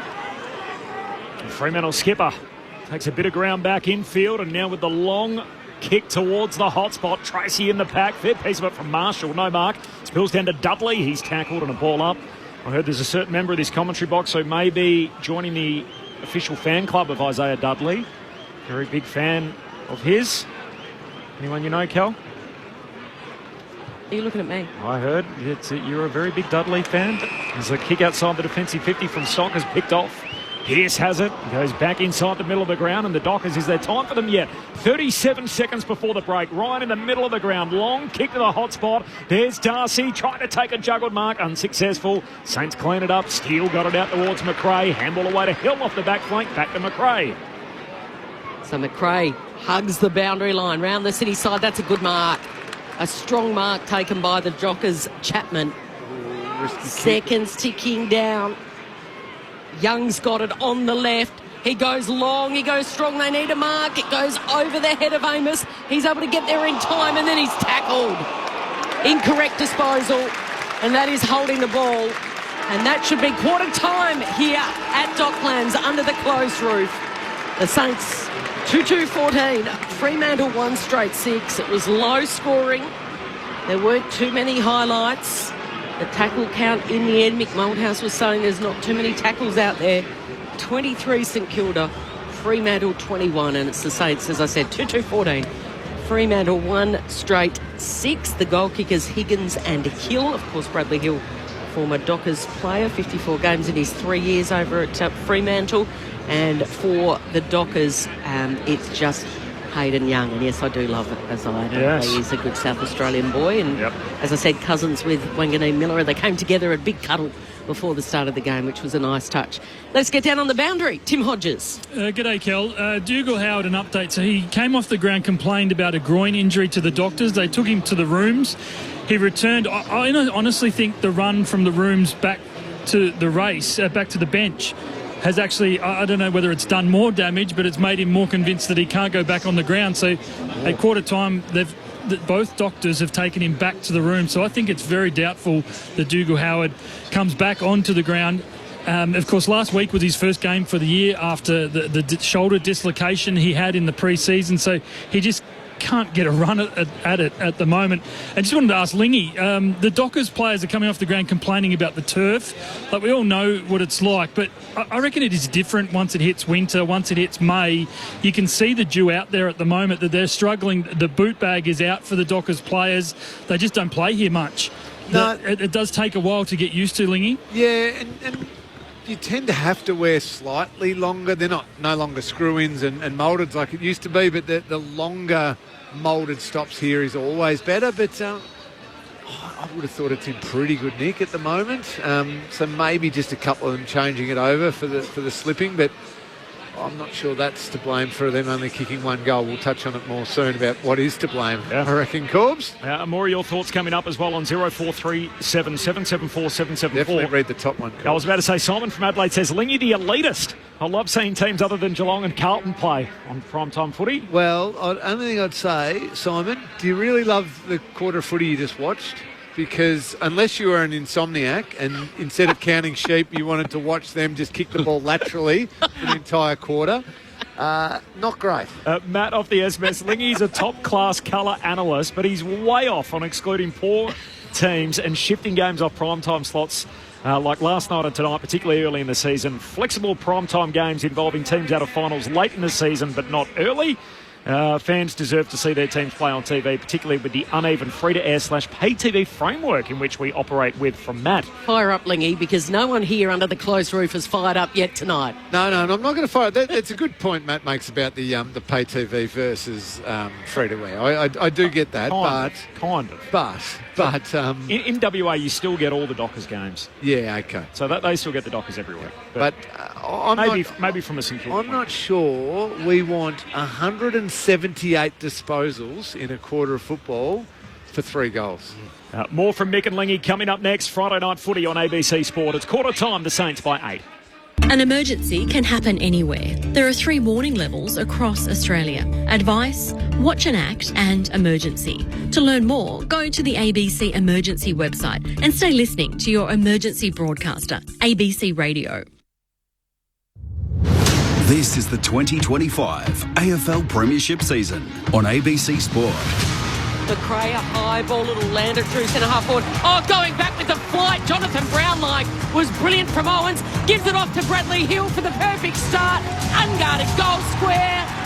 It was an awkward bounce, but it got there in the end. And the Saints with the first on the board. Ball back to the corridor for Tracy. Collects on the bounce. Hand pass away to Young.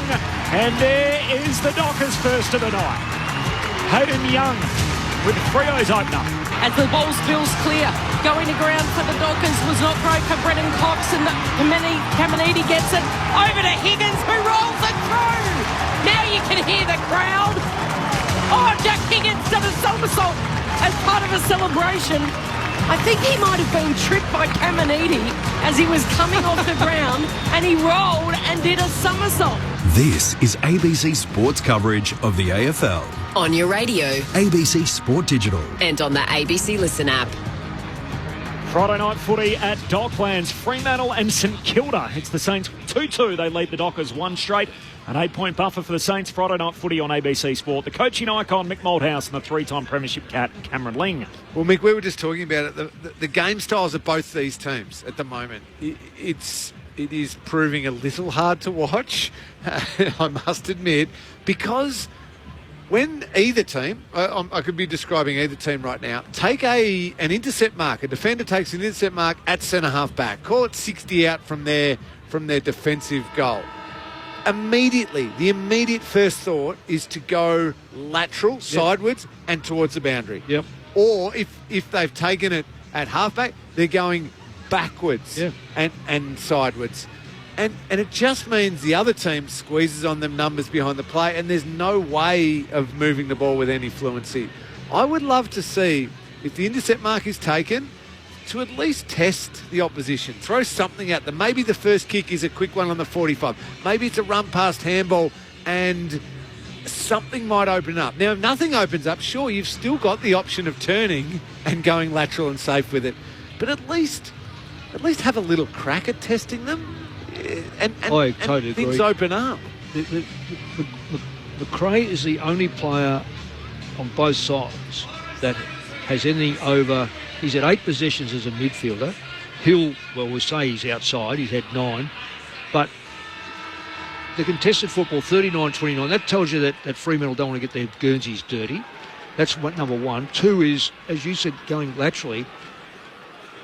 When sides are playing 6-6, they're playing one-on-one football over the ground. You've got to at least back your player to win that one-on-one contest by Give getting your the ball forwards there. a chance. Yeah. But it still says 16-12 inside 50s. Let's see what adjustment we get from the Dockers. Just one scoring shot in that opening quarter. Luckily for them, it was a goal. An 8-point lead for the Saints. They win it again. So it's McRae to Sinclair to Steele. He kicks hurriedly for the St Kilda to centre half forward. Owens went without it. Sarong, hand pass to Warner. His kick smothered. Owens takes the body of Johnson, wins the footy. Kicks to centre half forward for the home team. Brayshaw collects, runs into trouble. Caught by Higgins and holding the ball. Brayshaw has not had a good start to this game. He's incredibly high standards. Higgins decides to test out his range here as he loads up from 55. Cox is down there, spoils once, and Draper knocks it through for a rush behind. So St Kilda 2-3, Fremantle 1 straight. 45 seconds into the second term, Friday night footy on ABC Sport. I don't think I've seen two sides, their own teammates collide so often. We've got a quarter and 1 minute. There are rules in each club. I had a certain rule that you attack the football, you it right away, or vice versa. You know, there's certain ways. But it's just terrible what they're doing. Clark kicks it straight down the corridor, and Tracy a long way from home. He played on, he darted past a couple and kicked on the outside of the boot. As a result, the ball was in dispute. Stocker's able to sweep onto it. Get it over to Caminiti, who sweeps the handball to Burns. Burns, all-important kick inside 50, hits up Owens, who's 20 metres out directly in front. And finally, a kick from outside 50, Cameron Ling hits a target for the Saints. Yeah, and he changed the angle of the kick inside forward 50. He didn't just pop it long and high and on his forwards' heads. Great vision, really good execution, and in the end, a simple, uncontested mark for Owens because of the quality of the kick. Took an impressive mark going back with the flight in the opening terms, Mitch Owens. He's kicked 11 goals for this year. This one directly in front shouldn't be a problem, and it's not. The Saints cheer squad goes up behind the goals, and they skip out to a 15-point lead, the Saints, 3-3-21. Dockers, 1 straight 6 after the first couple of minutes of the second term. Here's Mick Malthouse, Cameron Ling on Friday Night Footy on ABC Sport. The Dockers were nearly out, Nick, and I think it was Switkowski who just probably had to bodyline the ball, and even if he doesn't take it with him and win it, and they want to attack and go forward, absolutely, but just halve it, because it was a situation where it's his footy, he's in the path of it. If he takes it and they get a goal, great. If they don't and it's a ball up, well, at least his teammates can set up around it, and we're in our forward end of the ground. Instead, he kind of jumps out of the way a little bit, and St Kilda win it, bang, they get a goal at the other end. 3-3-1 straight. If you're listening back in Perth and you're a Fremantle fan, this has a little whiff about it. We're only early in the second quarter, but at the moment it's all the Saints as McRae kicks out the wing, picked up by Owens. Handball away towards Hugo Garcia, gets a little kick going forward, picked up by Windhager. He's tackled and taken to ground. Well, that's exactly what you just said. That contest there was... Yeah, Frederick was a body line the ball. Yeah, 50-50 ball that become a 51-49 ball. Garcia and Sarong involved in a little wrestle. As Garcia goes to ground, says keep going. Restarts play. Clark threw it as he was being tackled. So Dudley's run is halted and the footy's returned to St Kilda. And Machito Owens has got the footy here between wing and half forward, and the Saints are going inside their attacking arc again. Kicks to the hot spot, through the hands of Draper, picked up by Sharman. Oh, he fumbles, he gets a second go. Handball goes back to Hill. He's tackled, sliding in on top of him with Switkowski. Freo win it back. Sarong to Switkowski, and he kicks out of defence for Freo. Awkward bounce for Tracy, who's a long way from home, and as a result, the Saints with the numbers. McRae around the corner could be effective here. Here's a quick, hurried kick to the top of the goal square. Right place, right time. Taking the mark for the Saints is Wilson. Yeah, it was a good kick by Marshall. Yeah, it was a really disciplined kick. Instead of blazing away, having a shot, popped it to a dangerous part of the ground. But he put it there low and quick. Again, not the high kick. I reckon Ross Lyons told his team at quarter time, stop with the high dump kicks into our forwards. If you're going to go long, that's fine. But get it there a little bit quicker, a little bit flatter. And Wilson read it well and took the mark. Couldn't get more elementary than this. 20 metres out, directly in front. Owens put it through a few minutes ago, and Wilson does the same. Back-to-back goals to start this second term, and the margin is 21. And the alarm bells are sounding for the visitors on the road, the Fremantle Dockers. 4-3-27 St Kilda. The Dockers 1 straight 6. It's Friday night footy on ABC Sport. And you know, Kel, what you just said there, the alarm bells are ringing. It is about what Lingy said about contesting the football and making sure there's a 50-50 ball that you commit yourself to. We've seen it now twice.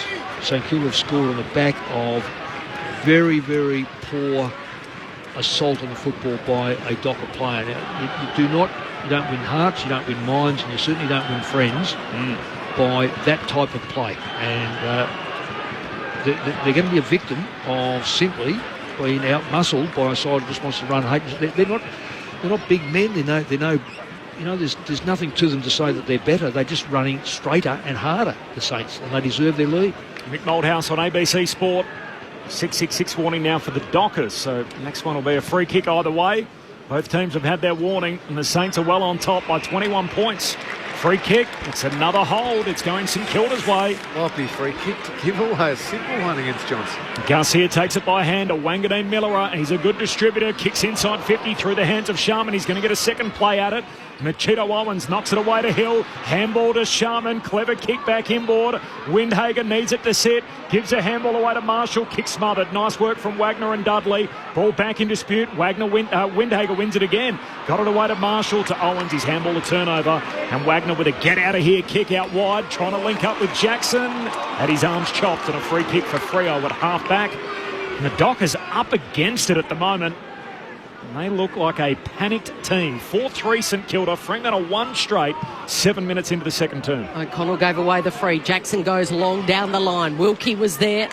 He's had the better of Amos and Tracy so far tonight. He's a good player, Wilkie. Isn't he? He just keeps knocking over the best players.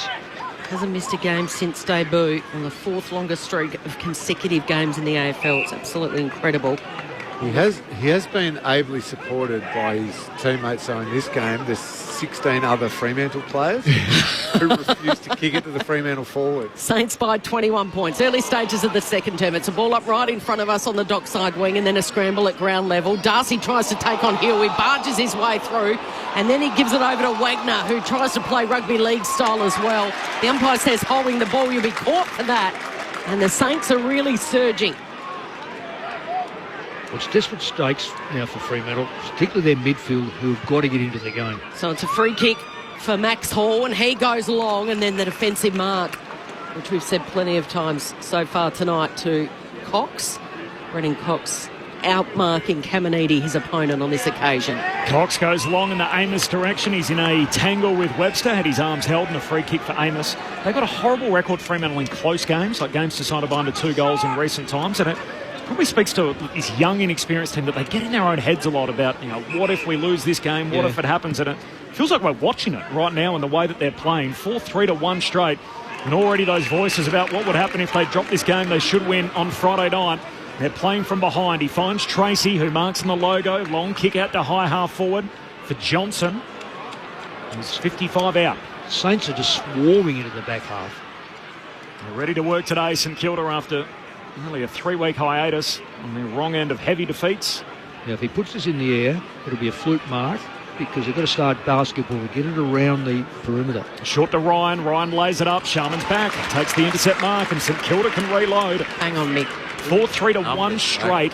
9 minutes into the second term. The Dockers just with one score. Saints by 21. Saints flood is on, and the Dockers certainly got no confidence whatsoever. That was a great smother by Clark on Webster, but he's good enough to regather Jimmy and goes backwards to the safe hands of Wilkie. Slow and steady.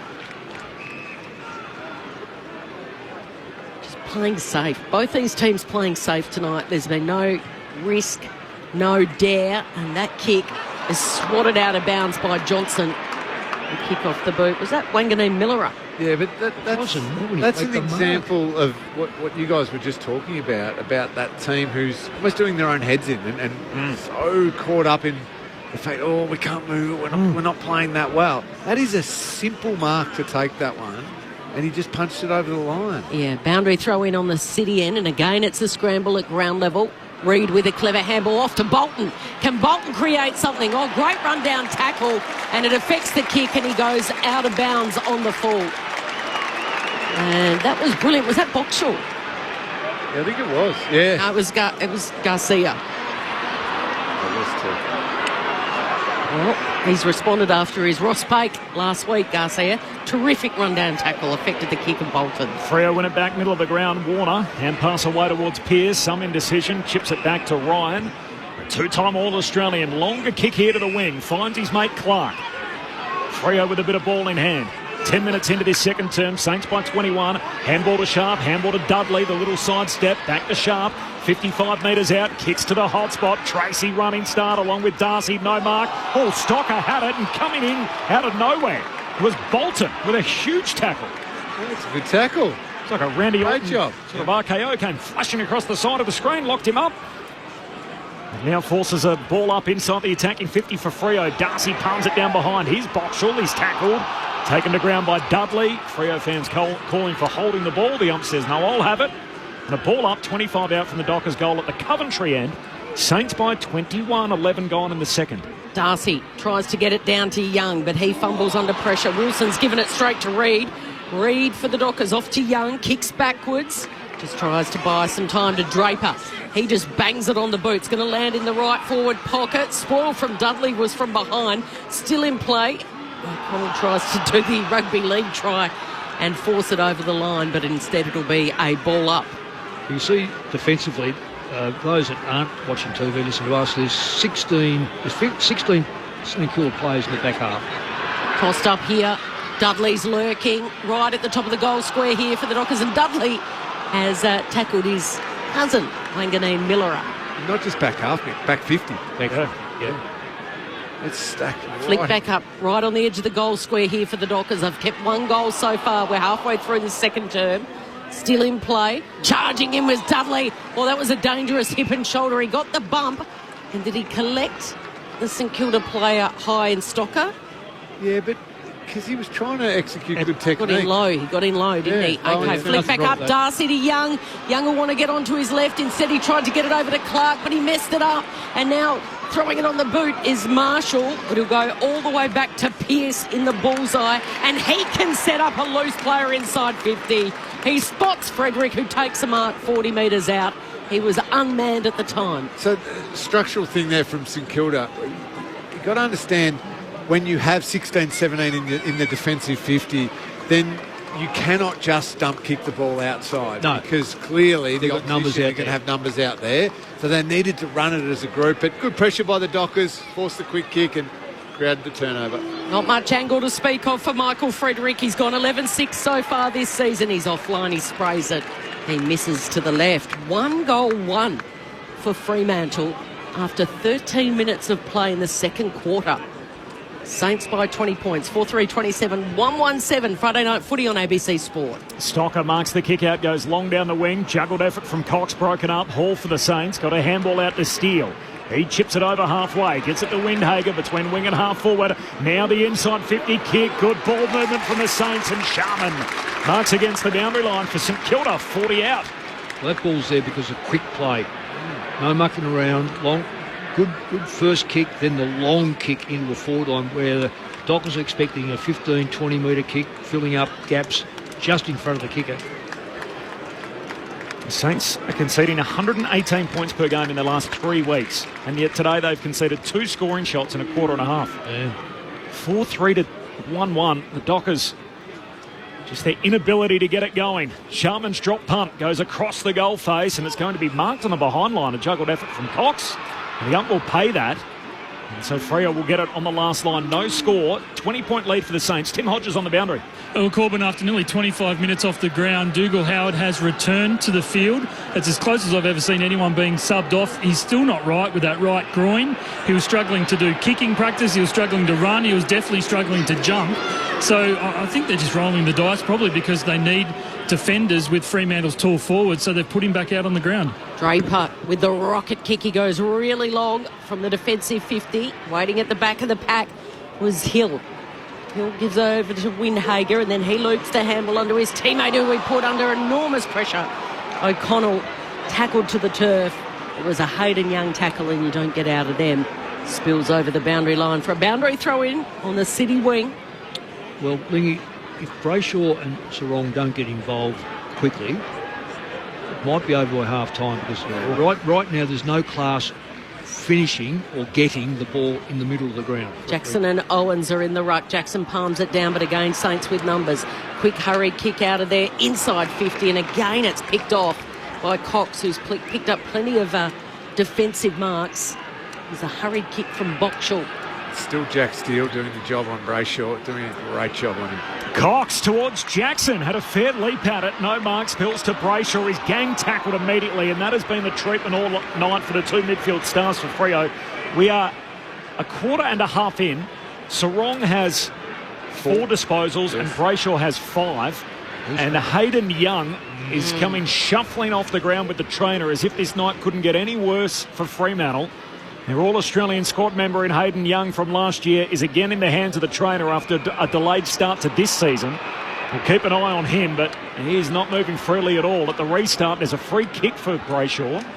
It's a throw.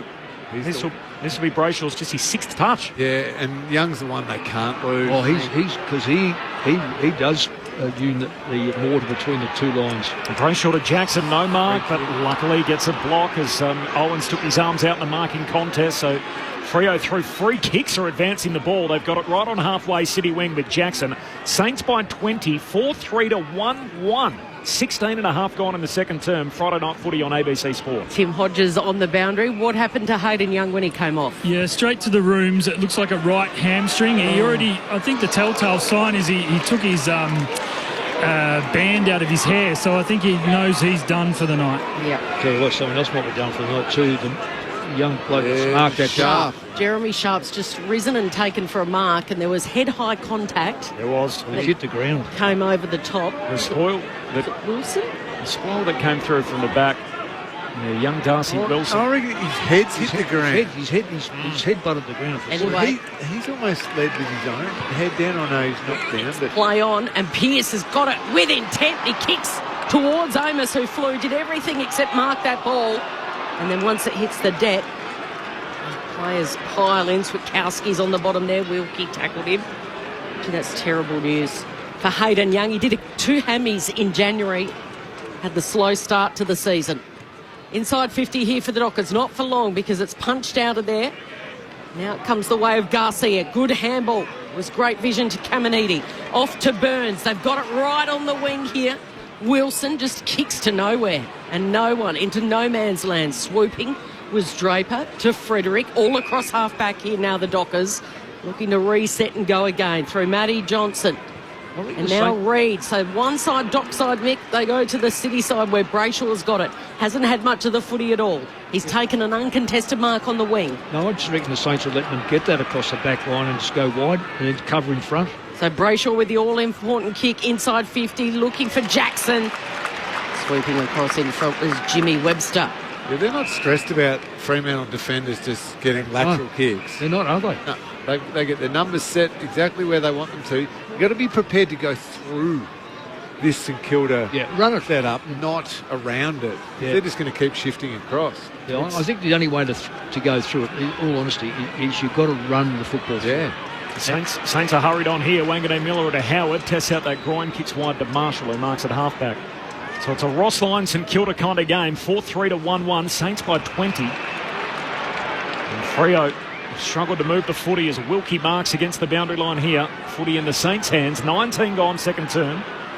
Friday night footy on ABC Sport. Just stamps it over the top to Boxall. A young Sandgroper on debut gets a handball away to Windhager. Now the forward 50 kick. Shallow entry, knocked away by Pearce and then by Draper, but into the path of Higgins. Handball to for St Kilda back inboard. All through the legs of Chapman. Coughs it up, has to become tackler. And luckily he did that on Collard. And as a result, we'll have a ball up. Tim Hodges on the boundary. Yeah, so Jeremy Sharp has just had a HIA on the boundary line, and Hayden Young has just returned from the field, from the bench, from the Fremantle rooms, and has been given the bag of ice. Unfortunately, it's a right hamstring, so Quinton Narkle will be introduced into this game. It hasn't happened yet. I'm not sure what they're waiting on, but Narkle will come in for Young. Repeat ball ups half forward here for the Saints, close to the boundary line, and in the end Garcia's handball swatted out by Wagner. So now a boundary throw in. 40 out from the Saints goal. Saints by 20. They can't afford to miss Hayden Young, can they? He broke his leg in the last game of last year, and then on the comeback in January, nicked his hammy not once but twice. Yeah, and so often you see that coming back from a serious injury. In case anyone's keeping score at home, we're averaging 60 disposals per goal at the moment. Wow. Game. Boundary throw in back underway. The kick was smothered there for the Saints, and now a tackle's been applied. Fierce one at that from McRae. Ball still in play. Hurried kick out of the pack, and that'll be out of bounds on the full. 60 disposals per goal. Yeah, wouldn't use the term efficient with that type of stat. Well, it's embarrassing for Fremantle. 1 goal, 1. We've played 35 minutes of genuine football. They're averaging 134 disposals per goal. I mean, effectively, it's so defensive. It's like aerial ping pong, isn't it? It's just going one side to the other. Here's Wanganeen Miller up with the laser-like pass, and he hits up Higgins on the chest, who gives it back to Wanganeen Miller. He sidesteps one, he sidesteps two, he's been caught, and that sums up tonight. He's absolutely mucked it up. He tried to do too much. Yeah, but he's trying something. There's not many others out there. The game changes pace when he has the ball. It does, doesn't it? So now Brayshaw's got it. He flares it wide to Johnson. He's got support in Reid. Tried the sidestep. He's been brought down as well. Marshall with the tackle. Leg. Oh, and he legged him. Oh, yeah, that's going to be looked at. That's a fine, there's no doubt about it. Marshall just stuck out the left leg and clean tripped him up. Yeah, but that's a dangerous one. He was out and running. Back in the day, that was suspendable. Yeah. Docker sent it inside 50. Jimmy Webster drops an absolute sitter, and then Amos has got nowhere to go with Dougal Howard on him. Trickles over the boundary line. So yeah, I don't like that trip. I know we're less harsh on it now, but that is that Corey McKernan who cost him the Brownlow with a trip? Or the Rising Star, one of the two? That could break a leg, that sort of one. And that's intent of a bigger player that knows he's been beaten, so the only thing he can do is throw his leg out. A boundary throw in forward 50 for the Dockers. Marshall wins it down. Another whistle on the play. Let's look at the umpire. He's pointing Fremantle's way. There's a high tackle in all of that. I think Kilda's way plus 50. So Kilda's way now to 50. Against Shea Bolton. I mentioned it last night, Lingy, in our coverage. There are moments in our game nowadays where the whistle goes and you think, okay, I know there's a free kick, but it's not clear exactly what on earth that's for. As the long kick for the Saints ends up down at high half forward. Through the legs of Wilkie. His teammate Burns cleans it up, kicks to half forward. Collard's worried about Ryan, and with good reason, as he takes the intercept mark. So Ryan at half back. 23 gone second term. Friday night footy, ABC Sport. Great kick to Brayshaw.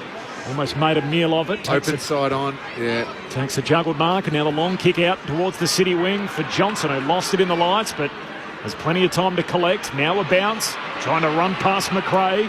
He's at high half forward, kicks inside 50. Jackson a leap at it. Clean bowls everyone. Out the back is O'Connell. Not sure he sees Dudley coming, who runs around the boundary line and almost produced something spectacular as he paddled it to his own advantage, but it's out of play next to the behind post.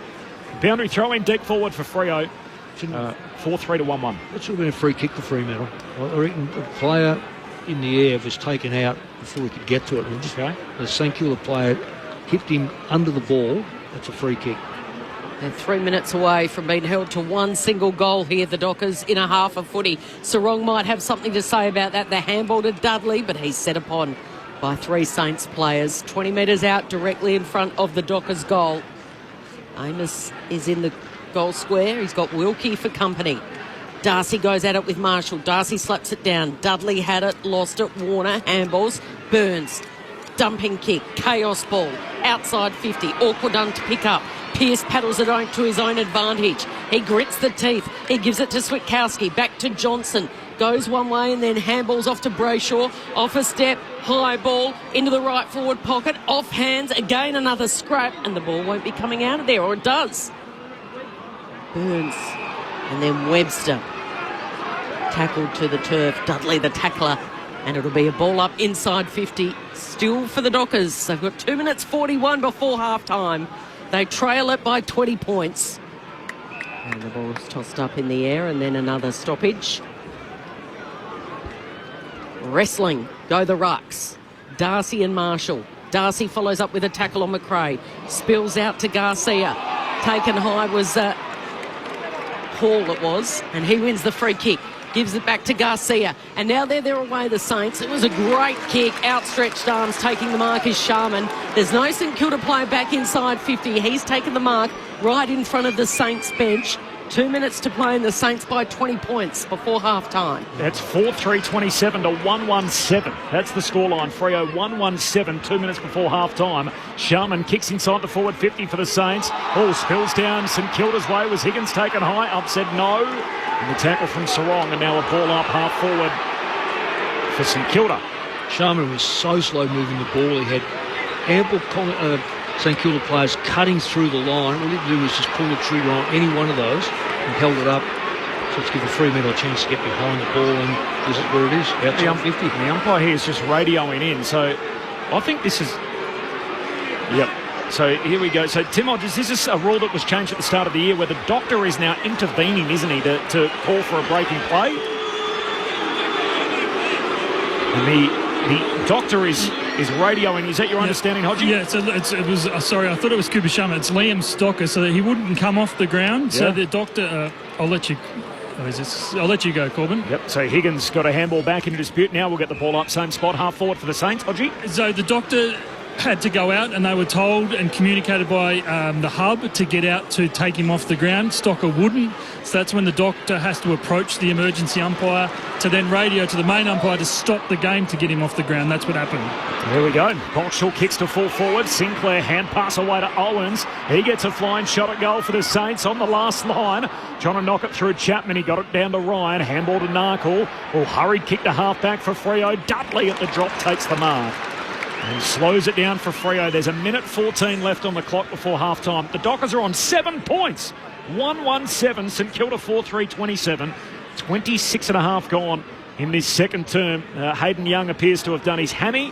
And unfortunately, a head injury assessment now for Stocker with the intervention of the doctor. And I have to say, fantastic. Yep. Well done, everyone. I know some fans were getting a little frustrated there because they weren't sure what was going on. I think once we get used to it a little bit more, Absolutely. That's exactly what should happen. Yep. Great job. 1-1. 2 scoring shots for the Dockers in a half of footy. Unless something changes in the final minute here. They trail by 20 points. Got a ripper of a stat for you guys at half-time. Saints move it forward now. They kick it to half forward. Pearce in a tussle win with Caminiti. Waiting at the back, sliding in with Sharman. Over the boundary line. Umpire says it'll be a boundary throw-in. Inside 50 here for St Kilda. Saints fans want to deliberate. Lower score at half-time. Dockers, surely. I think Corbin and I are both reaching for the stats books, but I think it would be third lowest, Mick. So they've had 2 goalless first halves in their history. Inside 50 here for the Saints. A hurried kick out of there, wobbles the way of Reid. Reid runs through the centre of the ground. He's got to get rid of it, otherwise he'll run too far. Narkle the sub. He's got it at centre half back. Gives it off to Chapman. Chapman's kick's got to find a target, and it does. Switkowski's got it at half forward. He kicks into space. It's a wobbler.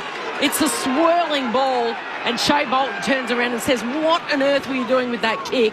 It bounces out of bounds, and with 14 seconds left on the clock before half-time, It's a boundary throw-in, 25 metres out from Fremantle's goal. Fremantle 1-1-7, 2 scoring shots in nearly a half a footy. The Saints 4-3-27. And they get something out of this, the Dockers. Darcy hooks it over his head down towards Wagner, who's locked up straight away. Clearance is 27-11. St Kilda's way. Wow. They've had their pants pulled down this Freo midfield in this first half of footy as Boxall gets the clearance from the ball up into the middle of the ground, and that is half-time. The St Kilda fans are on their feet, and the Fremantle fans are thinking, what on earth is this horror show? Under the Friday night lights, they come to Melbourne. It's just the 15th time in the club's 30-year history they get a Friday night showing in Melbourne, and they've kicked 1 goal. 1 goal in a half a footy and just 2 scores. It's Fremantle 1-1-7, St Kilda 4-3-27, and the Saints lead it by 20 points.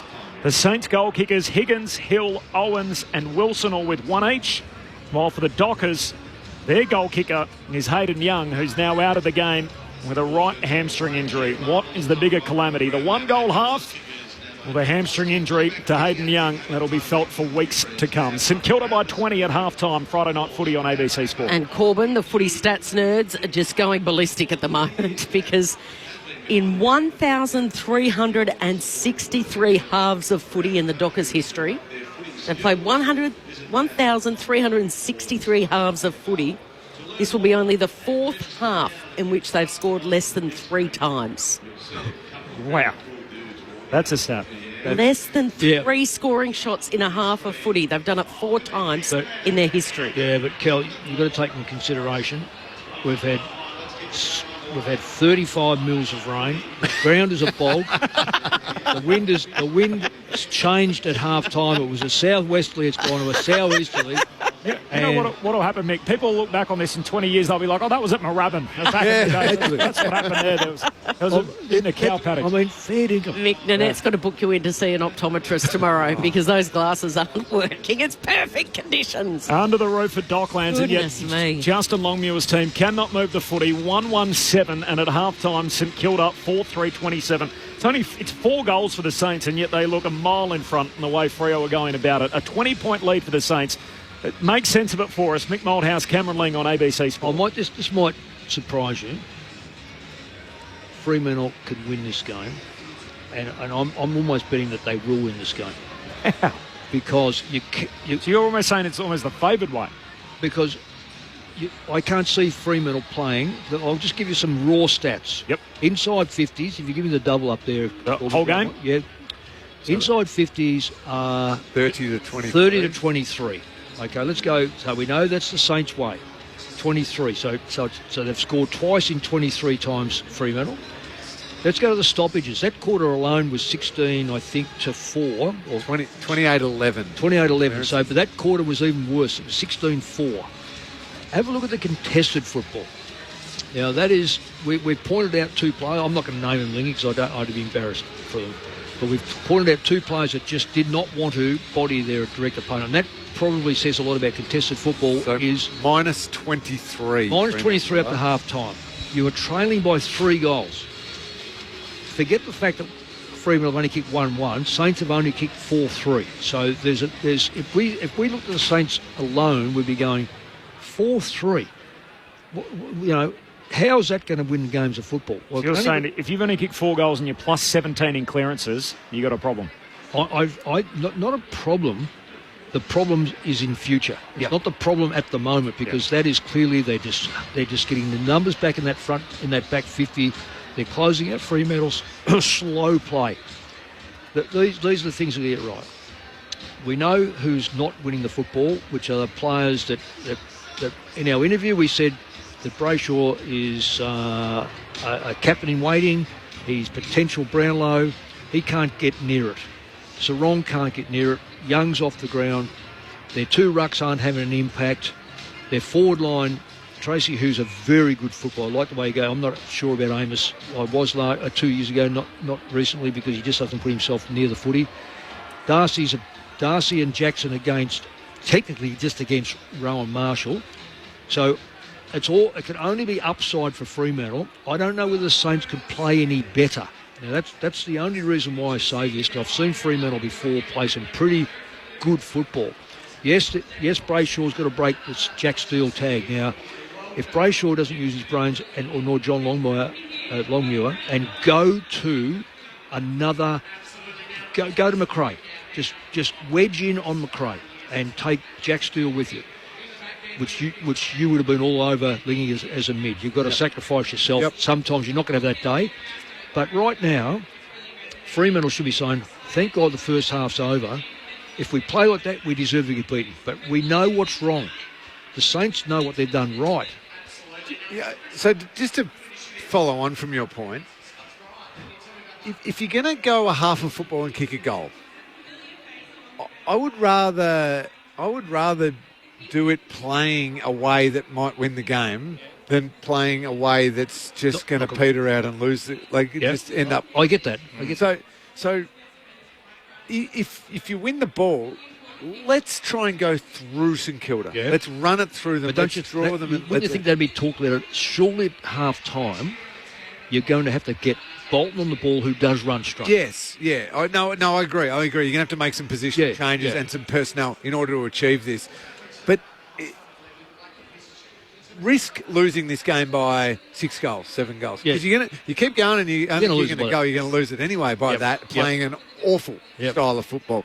Risk that to possibly start slicing through them a little bit and start catching them out and start giving that forward line a little look. And who knows, you might start lighting up a little bit. 3 goals down. Yeah, exactly. You pinch 1 or 2 early, you're a goal down. And now it could go the other way too, Lingy, clearly. But it could, but I kind of don't care. I'd rather it go the other way than go another half kicking a goal. Yeah. But this so again, I know I was carrying on and having a little bit of fun, but 159 disposals for 1 goal. And one behind. And 1 behind. 2 scores. Now, don't worry, St Kilda aren't a heap better. They're 188 disposals for 4 goals. So either way, but both aren't playing great, pretty footy. But St Kilda are playing to win. Yeah, yes. Yeah. That's the big difference at the moment. This has been Fremantle, though. This is the problem where they get in these stages where it's like paralysis by analysis. They just cannot move the ball. But it's like accepting St Kilda want this game played like this, therefore we'll play it like this as well. Like, no. Let's test them. Let's make them have to scramble to defend. And okay, they want this defensive attitude, but let's make them have to lunge for every single little thing. At the moment, they're just cruising around. It was perfect in a way. We had Simon Garlick, the CEO here pre-game, and I mentioned to him about that ruthlessness. It's almost like they're so worried about the what-ifs and what happens if we release the shackles and we play daring footy and they kick 7 goals on us and we're 7 goals behind and we can't win sort of thing. And now they're almost forced into a position where they got to do that. They've got to try and chase the game. But why does it have to get to something like this until Freo play with a bit more freedom? I would say this right now, this is Justin Longmuir's test of coachability. Now, I've never challenged him before because I just think that he's a decent bloke and he's a decent coach. But he has to make his side, what you just said, Lingy, he has to make his side. If this is what they've practiced, he's going to have to get away from it and go, boys, that's not working. He has to make, and this is what you were captain in the middle of the ground. Nick Maxwell was captain high back. I say high back because he floated back and forth. And John Warsall was half back, but he was up near the plate. Pearce is full back, basically. I know I've seen him up, sometimes he chases the ball up here. This is that next test of their leadership to make leadership. Here we go, because leaders, by natural definition, is you look over your shoulder and someone's following. Yep. If you can be, you might think you're a great leader. Look over there and no one's following you. You are not a leader. So correct. This is where Brayshaw is not leading at the moment. He's been cleaned up by Jack Steele. Jack Steele is not significant in his game, but he's doing a significant job on Brayshaw. So he is clearly leading his side. 20-point lead for the Saints at halftime. It's 4 goals 3 to 1 goal 1. A 20-point buffer for the Saints. The Dockers with only 2 scores in that first half. Brayshaw with 10 and Sarong with 7. Before the news, Tim Hodges on the boundary. Hodgie? Corbin, not much happening on the field. I think it was all happening on the bench during that first half. Just an update from the Saints, and we appreciate their help. Liam Stocker, who came off the ground controversially at the end of that second quarter, has had a HIA in the rooms during the halftime break. He's been cleared and he's fine to come back on the ground in the second half. The confusion was that the ARC was telling the St Kilda doctors to get him off the ground. That they basically conceded defeat because the play was on the other side of the ground and he was refusing to come off.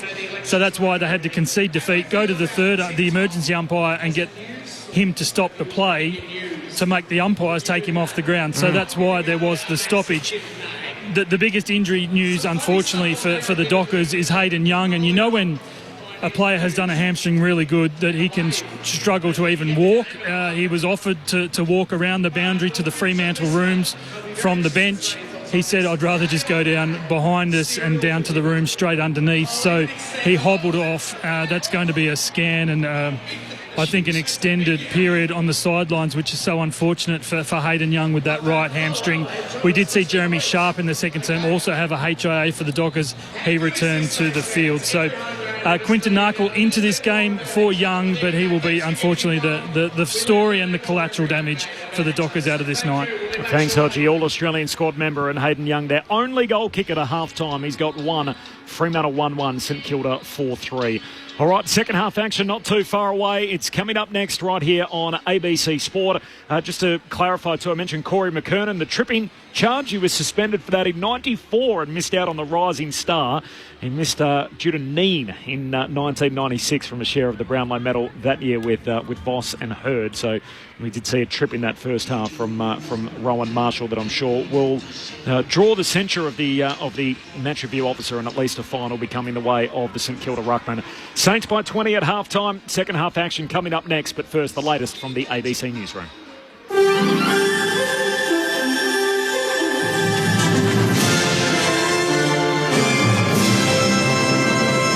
ABC News, I'm Thanmaya Navida. The Shadow Treasurer has taken a dig at the ACT Chief Minister over his comments the Coalition's public service cuts would cause a crisis for the Territory economy. Opposition leader Peter Dutton last week said only Canberra roles would be affected, but the Coalition now says its 41,000 public service job cuts will be focused on Canberra through natural attrition.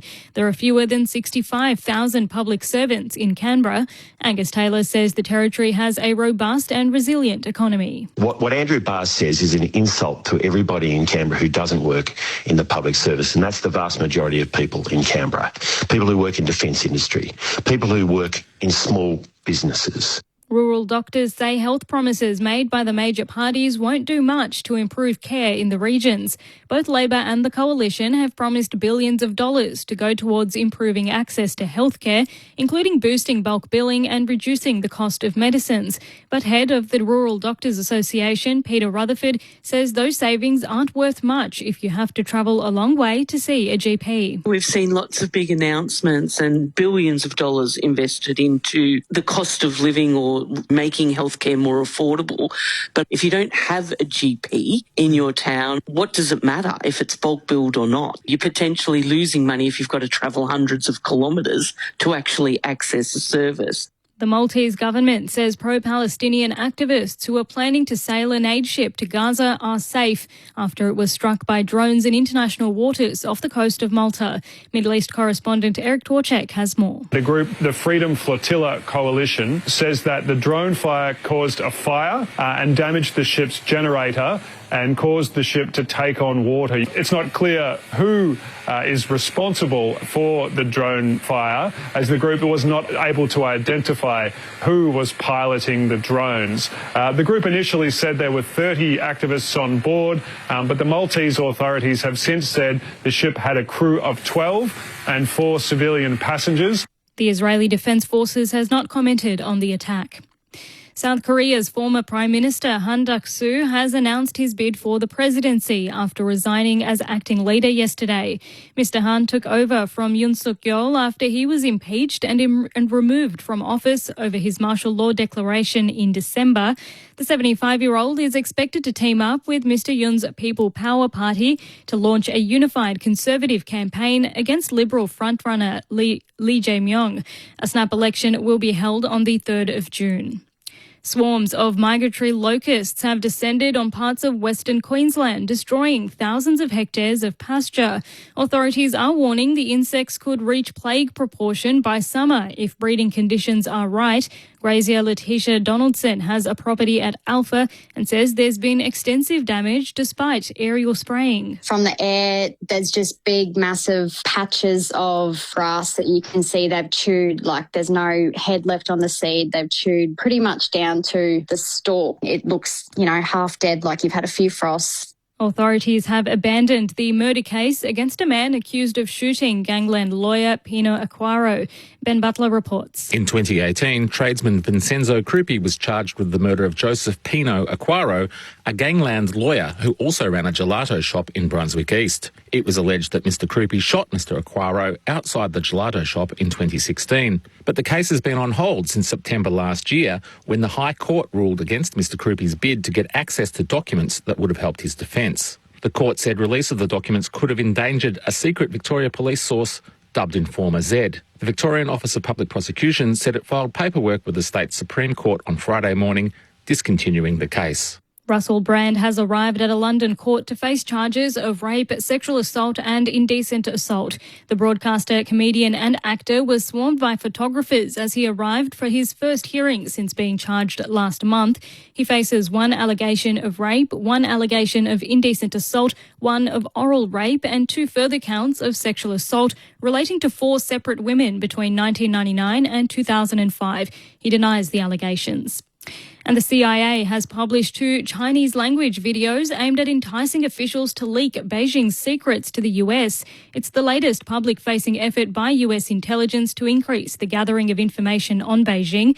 The CIA says it has to rebuild its human intelligence network. That's ABC News. The World Test Championship is coming. He gets connection here, lifts it over the keeper, one bounce for 4.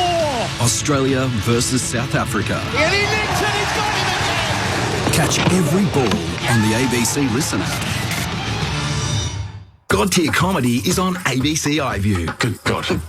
Unbelievable. More checklists, optics, check. Breeders, check. Big Boys, check. Double Park, check. And so many more. Check. Always free, always hilarious on ABC iView. This is the 2025 AFL Premiership season on ABC Sport. Burns all-important kick inside 50, hits up Owens, who's 20 metres out directly in front. Shouldn't be a problem, and it's not. The Saints cheer squad goes up behind the goals. Here's a quick hurried kick to the top of the goal square, right place, right time.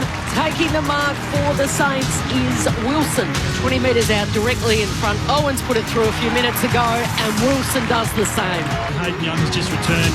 He's been given the bag of ice. Unfortunately, it's a right hamstring, so Quinton Narkle will be introduced into this game. It hasn't happened yet. I'm not sure what they're waiting on, but Narkle will come in for Young.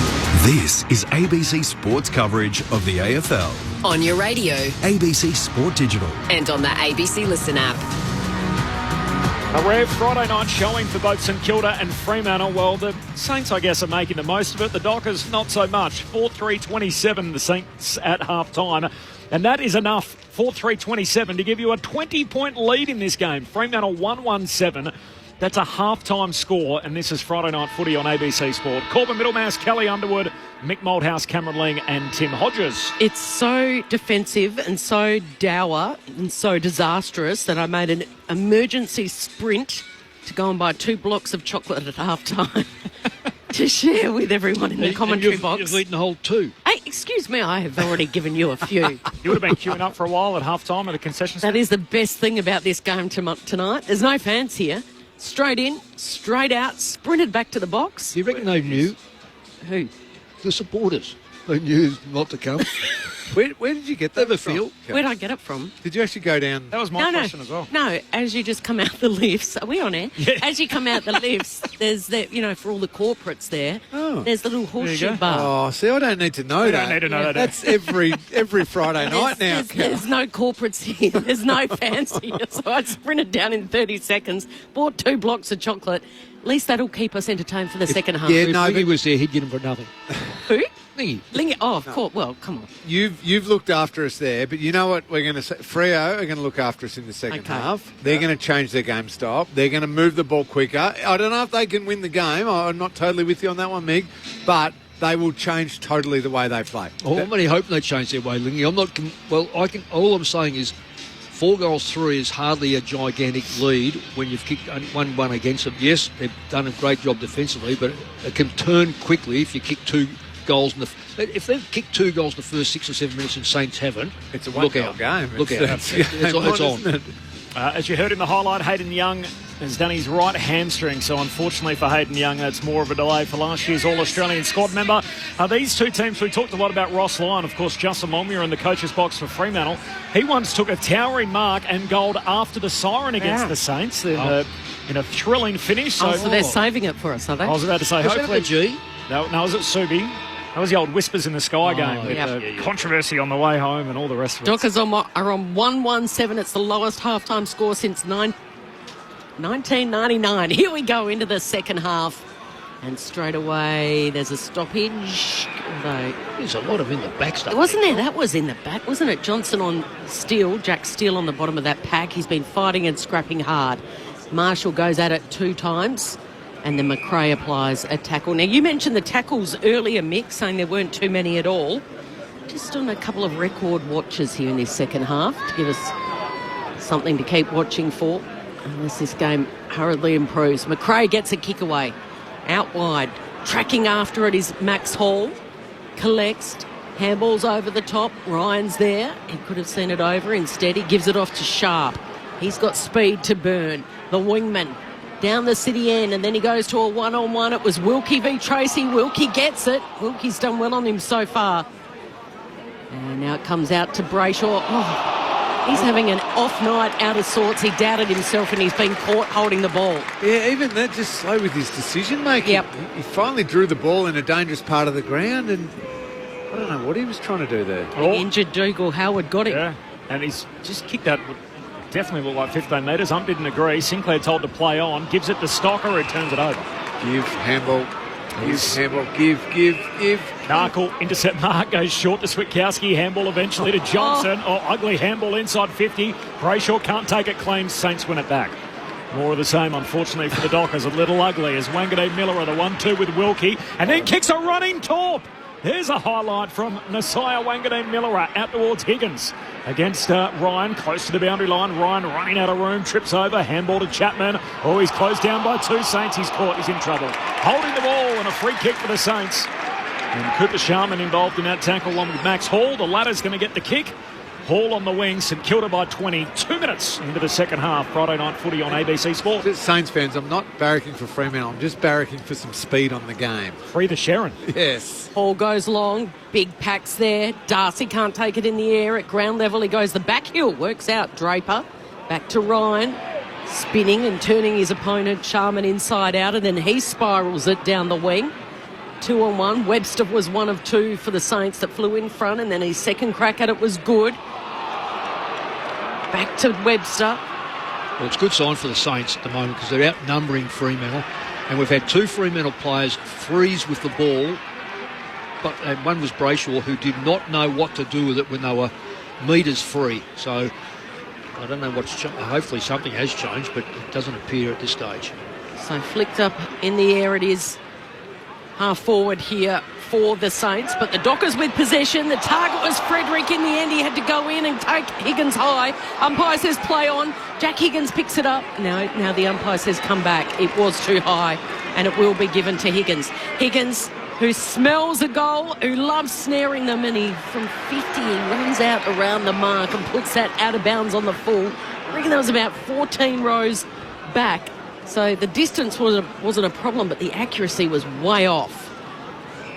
It's been a hard game to watch, been a hard game to call, and probably haven't got to as many of your messages that we would have hoped as Chapman goes to Johnson and the long kick to the wing. And try and hurriedly work our way through a couple of them as Sharman just chips it back to Draper, and here goes Freo again in the slow play. Hello, what number consecutive game is Kel Wilkie playing tonight from Mark in Adelaide? It is game number 140 for Kel Wilkie today, and all of them on the trot from debut. So 140th game tonight for Kel Wilkie. He's second behind Jack Crisp for the active streaks. Contest kick to the wing. Saints win it back. Sinclair handball through the middle of Dockland Stadium to Hill, to Wangadoo Miller, now to Webster. Jimmy Webster comes wide, somehow got it to Windhager, touched on the way through by Frederick. Hand pass inside, fumble from Hall. Heard the footsteps, Brayshaw gets rid of him, wins it himself and kicks to Narkle on the wing. Narkle marks uncontested, he can go. He spears the pass back inboard. Just goes the required distance to Sarong. Got the handball off to Luke Ryan. Again indecisive. Doesn't want to go forward. Handballs backwards. Awkward little half volley. Pickup was good by Chapman. Kicks to a one-on-one. Switkowski gives away a free. It'll go to Hall. Bradley Hill for the Saints. Why would you hang on to Bradley Hill? He's got as much chance of me marking him over his head these days. So why does just go for the ball? Footy players frustrated, fans frustrated, and now the commentators are frustrated in the box. It is 4-3-27. The Dockers 1-1-7 if you've just joined us. Early stages of the third term as the Saints tried to work it round the outer side. And it was a mark trying to be claimed down there. That's holding the ball. So it's a holding the ball against Draper, who tried to say he claimed the mark, Corbin. Oh, he dragged it in for sure. So the kick here from Steele down to half forward, and Hall takes a one-hander. Just for my own reference, Mick, how many times out of 10 would you take it overhead? For me? Yeah. Well, there's a back pocket. Short to McRae. McRae pokes it inside 50 to Owens, and Owens has got it 35 out left half forward. Safety first. Also finished your playing career by a few years as well, so you've got to work that into the equation. That's true. I've only been retired for it. Only 8 out of 10, Corbs. Give him the 2. So he's Machito Owens, and he likes his chances from out there. He backs into the advertising hoardings. He's going to have a look from 40 out left half forward. Owens, right on the junction, on the boundary line in the 50. The kick is inboard, and it sits up top of the goal square. What a leap! Yes. Cooper Sharman clunks it in a pack of about 10. And there's one for you. The old marker's up, king of the pack, and Cooper Sharman is just that. Yeah, there was a lot of, when he took that mark, Fremantle players all just looking at each other. Who was supposed to go with him? Who was supposed to check his body and not let him get a run at it? Especially not marking players down there. Super Cooper with the mark, and now the goal. And Sharman puts through the Saints' 5th. And the game high advantage grows for the home team. It's out to 26 points, 6.5 played in the third term. St Kilda 5-3-33. Fremantle early in the third. This is the correct score. 1-1-7.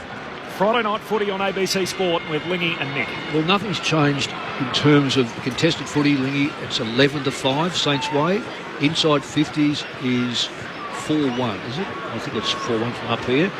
So, yep. And I did say that 2 Fremantle players froze with the ball in hand, facing their goal, and didn't know what to do with it. So they are not good signs. No, not at all. And even watching the replay of that Cooper Sharman mark, that's another not good sign. Sean Darcy was there. There were key defenders there. They just couldn't kill it. And they're looking around. Sean Darcy puts his hands out and he says, "What are we doing, guys?" Is Pearce off the ground or something, is he? Because he wasn't down there. He's there at the moment. Yeah, I don't think he was down there. Mick Malthouse, Friday night footy on ABC Sport. Who can win the clearance out of the centre? Sarong's there, but he's tackled by 2. Oh, how is that not high contact? So Sarong goes back to pick up the ball and just come in and basically get him in a headlock. Yeah, mug him. You're right. Huey Boxall on debut. He's up there when it comes to the tackles as well. He could break a record tonight. Meanwhile, Garcia goes the long bomb, kicks it inside 50. Collard bearing down on Pearce. What does the umpire say? It's a free kick to Pearce. Is the Fremantle skipper? But they're trapped in their back 50 again. They just have not been able to move it at all fluently from here. So long down the line goes Pearce. Amos trying to take a contested mark, slips through his hand. Saints win it back, still keep it in their front half. Webster, handball to Wanganoo Miller. He's going back to Wilkie.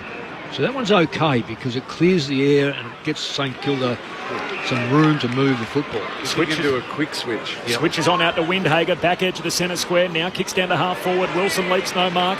Hill at the drop, paddles it to Sinclair's advantage, runs out of room, retreats back for the Saints by hand to Burns. Now the forward 50 kick. Knocked away by Pearce, tried to take the mark, the juggled effort, and the field umpire says, yep, that's fair enough. It was a spoil that became a mark. And Pearce has it at half back. It is 5 goals to 1. 9 minutes into the third term. Got any more of that chocolate? Yes, Saints by 26. And they all miss it in the air. The big long kick from Pearce. It was plucked in the end by Reid. Off to Narkle. Gets it down low. This is Bolton. Handball's over. Chance here for Brayshaw. Goes to the top of the goal square. They need a mark. Flying was Amos. Waiting at the back is Dudley. Goal number 2 for the Dockers. And it's delivered in the 10th minute of the third term.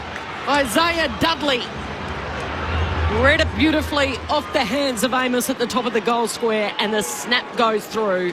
And they've got their second goal of the night. 2-1-13 Fremantle. St Kilda 5-3-33. It's a lead of 20 points. Friday night footy on ABC Sport. Mick, it was wide run, but it was run. Yeah, they went, as soon as they got it out here, I think it was Narkle, they went with some speed and you get it in there. Well, even numbers, 2v2, and then Dudley's just in the perfect spot. That's what can happen when you get the ball into your forward line quickly. If Ross Lyon gets his way today, he will have all the Saint players getting back in the back 50. Yeah. You've got to take that away from him by quick play. Yep. Yeah. Spot on, Dean. Isaiah Dudley with Fremantle's second goal of the game. 10 minutes into this third term. And the margin back to 20 as it was at the half, as Boxall's tackled by Darcy at the restart. And here's a move in front of Tim Hodges. What do you see down there, Hodgie? Justin Longmuir has made the move. He's come to the bench. He's eyeballing Luke Jackson at the moment. It's as animated as I've seen Justin Longmuir, who famously doesn't get very animated. Higgins wins him in the middle, kicks it inside 50, and on the end of it, Higgins to McRae, who then kicks inside the forward 50, and now Cooper Sharman's got it again. So right half forward here, that is a moment. So Fremantle will get their second goal, and the coach comes down the stairs, and he's on the bench, puts the headset on, and Justin Longmuir greets his players on the boundary line. It's okay, because the game, you can't get a style of the game now. You just got to now get into their head. Yep, that's a good idea. And Cooper Sharman, who put it out to a game-high advantage earlier in the quarter, now returns it to that mark. Sharman with his second of the term, and Saints back out by 26. A dozen minutes gone in the third term, but the floodgates have opened. 6-3-39 St Kilda, Fremantle 2-1-13, Friday night footy on ABC Sport. Just goals galore, but yeah, you're right. Justin Longmuir, he's just trying to get something from his players. He's talking to Andy Brayshaw right now, Sean Darcy as well, Shea Bolton's there, so key players. Just trying to get them to embrace whatever it is they spoke about at half time. That's Ryan as well. So you've got four of the real leaders, absolutely players. should be leaders. That's right. Yep. But St Kilda, they respond perfectly. Fremantle finally get their second goal, and then straight away the Saints just restore it back again. Cooper Sharman doing what all forwards should do: quick kick out, get in front, come at the ball, kicks a set shot. Bounce down in the centre, and a free's been picked out against Steele. No, against Johnson on Steele. So it'll be a free kick to Jack Steele.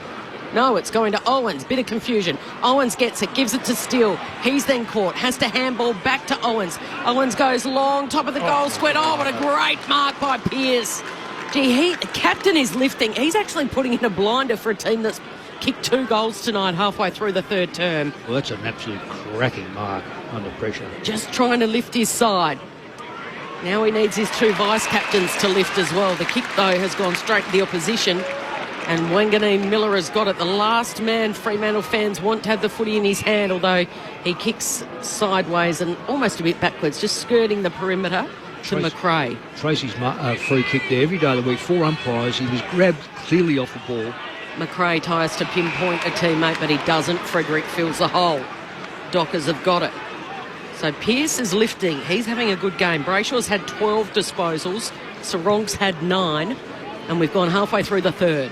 Really fast wreck with the long kick down the wing. Trying to soccer it away is Wilkie.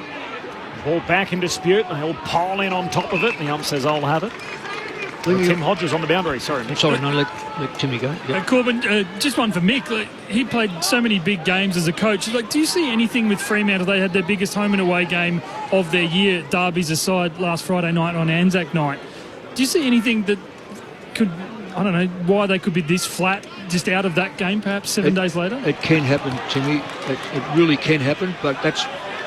You can't look. It can happen, but you can't allow it to happen. You've just got to be able to stand tall, and you can't let every player look. They haven't got a player that's standing up. Burns puts the Saints inside 50. Dangerous handball from Draper, trying to link up with his skipper. Draper goes, cleans up the mess, gets a little kick away, but only as far as Bradley Hill, the former Docker, former Hawk. High half forward, turns, kicks inboard, just over the head of Nartle. He thought he touched it. The ump didn't agree, and Burns marks. True centre half forward. He's doubting himself. Yeah. All the talk about Fremantle getting up and going and trying to change the way they're going about it. The coach is on the bench. If he kicks this, all of a sudden we've got a new game-high lead. The margin will be beyond 5 goals. Ryan Burns, not a noted goal kicker, just 13 in his 71-game career so far. He kicks from right on 50. Ryan Burns, has it got the trip? Not quite. And in the end, off hands, it's pushed out of play, knocked out of the grasp of Machado Owens and over the boundary line. So throw in forward pocket for St Kilda. Well, he knew his distance. He was doubting himself all the way through there. Hang on, what's been paid here? Deliberate. But it's from a marking context. So I think Owens, off the spill, got a hand pass away that went out of bounds, and he's been pinged for insufficient intent. So it's against Owens, free kick Fremantle. And the free kick went to Jordan Clark, and again he's kicked to a congested area across half back here for the Dockers, and again it'll be a ball up, so wrong on the bottom of the pack. The Giants Foundation member Susie in New South Wales, loving your work. You make even this game worth listening to. And from Dean in Hobart, I don't listen to a lot of footy on the radio, but have it on tonight on the way home. Love your work. Still skies it inside 50. Pearce got hands to it. Kamenidi came late. Gives it to Wilson. Dabs the kick, and that's good. Windhager marks inside the arc. Set shot. I'm glad that some people are out there are entertained, because it's painstaking to watch at the moment, Corbin. I was about to say to Dean, you should listen every other week when we get some really good games. Yes. It's great to have you with us tonight, wherever you're listening. I'll get to more of your messages, I promise. Saints fans will be feeling pretty good right now. If he can go back and nail this and just increase that buffer, this is a big kick. It's almost kills the game. Yeah. 2 goals for the season for the number 2. In he trots, 45-degree angle, and he's offline. Just. Saints by 26. 16 gone in the third. 6-4-40 to 2-1-13 Fremantle. Friday night footy on ABC Sport. Brayshaw and Sarong, 2 hand passes and 2 kicks. Here's a long kick from Clark, releases the ball to Cox, who marks, handball away to Dudley. Ground opens up. Kick from Dudley down to half forward for the Dockers. Unkind bounce for Jackson. Wilkie wins it for the Saints. Handball to Stocker. Handball away to Wilson. He gives it to the lefty in Webster. Long kick up over halfway for the Saints. 1 bounce out of play. In front of Burns and Pearce, and a throw in on the city wing. So that play right there, because I think it was the St Kilda player overcommitted a little bit. Fremantle are out and completely wide. So once you get in that situation, that has to end up a shot at goal. Absolutely. Because it's rare, especially on a night like this, to be out and comfortably outnumber and just through. You've got to be able to turn that play into a scoring shot. Saints by 27. Freo win it from the boundary throw-in. Sharp gets a kick going forward. Tapped away by Jackson, who hasn't had a huge impact. Attacks this footy, though. Goes and wins it. Good follow-up. Freo still in possession. Handball to Wagner. Handball away to Clark. Now to Brayshaw over halfway. Chips a little drop punt out wide to Switkowski, who marks 70 metres from home. Now the inside 50 kick on the end of it. A fair piece with Murphy Reid. It'll be paid. Reid at full stretch. Wow. Full pelt. Takes the mark. Brilliant. That is a brilliant mark. He marked it behind his head. Yeah, at full tilt with Stocker. You have enough of it, Lingy? All over him. He spilled it on the way down. They're going to give it to him. He had a fair bit of control, but it was a nice effort. I'll give you that. Yeah. That is such a hard mark to take. Full pelt. Over his head, Murphy Reid. They need the finish. He gets close to the man on the mark. The drop punt from Reid fades. Oh, what a leap from Bolton. Came flying through from out of play. And in the end had a play on it, but couldn't keep it alive. It's through for a minor score. You can put it in the book for a Murphy Reid behind. St Kilda by 26, 19 gone in the third term, 6-4 to 2-2. We've got a highlight threatening to break out in this game of footy on a Friday night. Did he just turn up? He hasn't been part of the game so far, has he? Wanganeen Miller had eyes for Owens, almost hit him up. Owens able to get his own footy, give it off to Webster. Webster on the left. They're going down the city side of the stadium. Bouncing ball. Who gets there first? Chapman's happy to knock it over. Does it go over? Now it does. With Sharp, the wingman, happy to carry it over. When you get a player from another club and you're paying, I know pace shouldn't come into it. But it does. He has got to perform when the team is not. And then it becomes the icing on the cake when they are. But you've got to be one or the other. No, you've got to be both. You can't be one or the other. And he has been terrible today. He's not getting tagged. Brayshaw is. Sarong is. Bolton's not. Can't get near it. He's had 6 touches, 2 kicks. Free kick going the Saints' way. Taking it is Boxall. Oh, got to be a free kick to Pearce. Kicks into the pocket, and here's a chance for the Saints. Oh, that's unacceptable. Rolling it through is Collard. It was the long kick from Boxall. Higgins got involved. A handball over to Collard, and he rolled and dribbled it through for a goal. And it's the biggest lead of the night now, 32 points, 7-4-46, Fremantle, 2-2-14, 5 to play before three-quarter time. Cameron Lang, you saw something. Well, watch this, Mick, up on the screen. Watch Pearce just gets a full shove in the back from Owen, so that's the only reason it gets out over the back. We've got 4 umpires out there. That is unacceptable to miss that free kick. That's not a subtle one. Oh, yeah. That's why that umpire's down there to watch that. Yeah. No wonder fans get angry and get frustrated when we see free kicks like that missed and then some of the other ones that get paid. It's in the book. It's a Saints goal. And the margin now is pretty out of hand. It is now. 32 points. And keep in mind, Freyhoff kicked 2 goals for the night. 21 played third quarter. Robin Greensborough, my eyes. Why do I do this to myself? From Marcus in South Melbourne, who's a 30-year Freo member. As Sarong's taken high at the restart. He says, I'm a staunch defender of Justin Longmire. I'll get back to that as Sarong kicks inside the forward 50. Sinclair with the intercept mark. Has it for the Saints at centre-half back. Tonight, for the first time, I've realised the Fremantle Dockers need a new coach and some new ideas. Very sad situation from Marcus in South Melbourne. It's off the SMS 0437 774 774 as the kick to Wilkie goes down the line. Short kick to Chapman. Took too long to get rid of it. Squeezed a kick away, but waited till he had an option he liked, and the ump said you can't do that. It's a free kick for Higgins, and he'll get it on the boundary line, city wing.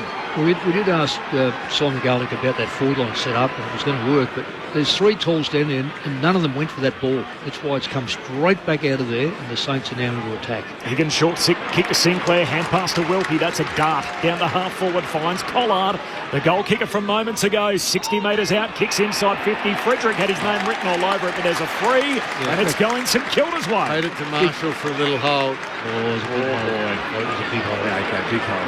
Well, it was a hole from here. It was going to be a free kick. And big Rowan Marshall's going to get it. He's about 20 metres out, just right of centre. Phil from Victoria, this is definitely a lacklustre game. Thought so. They both so up and down with their wins. The following week's game, you hear the rhetoric. This is not our brand of footy we want to play. It's all a bit sad from Phil. Thanks, Phil. And here's Rowan Marshall, who skips in. The drop punt is missing. Out to the left, and that is a let-off. Trying to slam the door in Fremantle's face. It's the Saints by 33. 23 gone in the third. Friday night footy on ABC Sport. The Dockers with just 2 goals for the night. Ryan tries to kick it to Pearce on the kick in. He's up against 2 Saints players and can't keep it in. So a boundary throw in on the city wing. Just watch that kick in. Almost a set play to let a player run onto it. And Wilkie come off the back line just to support his teammate. Brilliant play by Wilkie.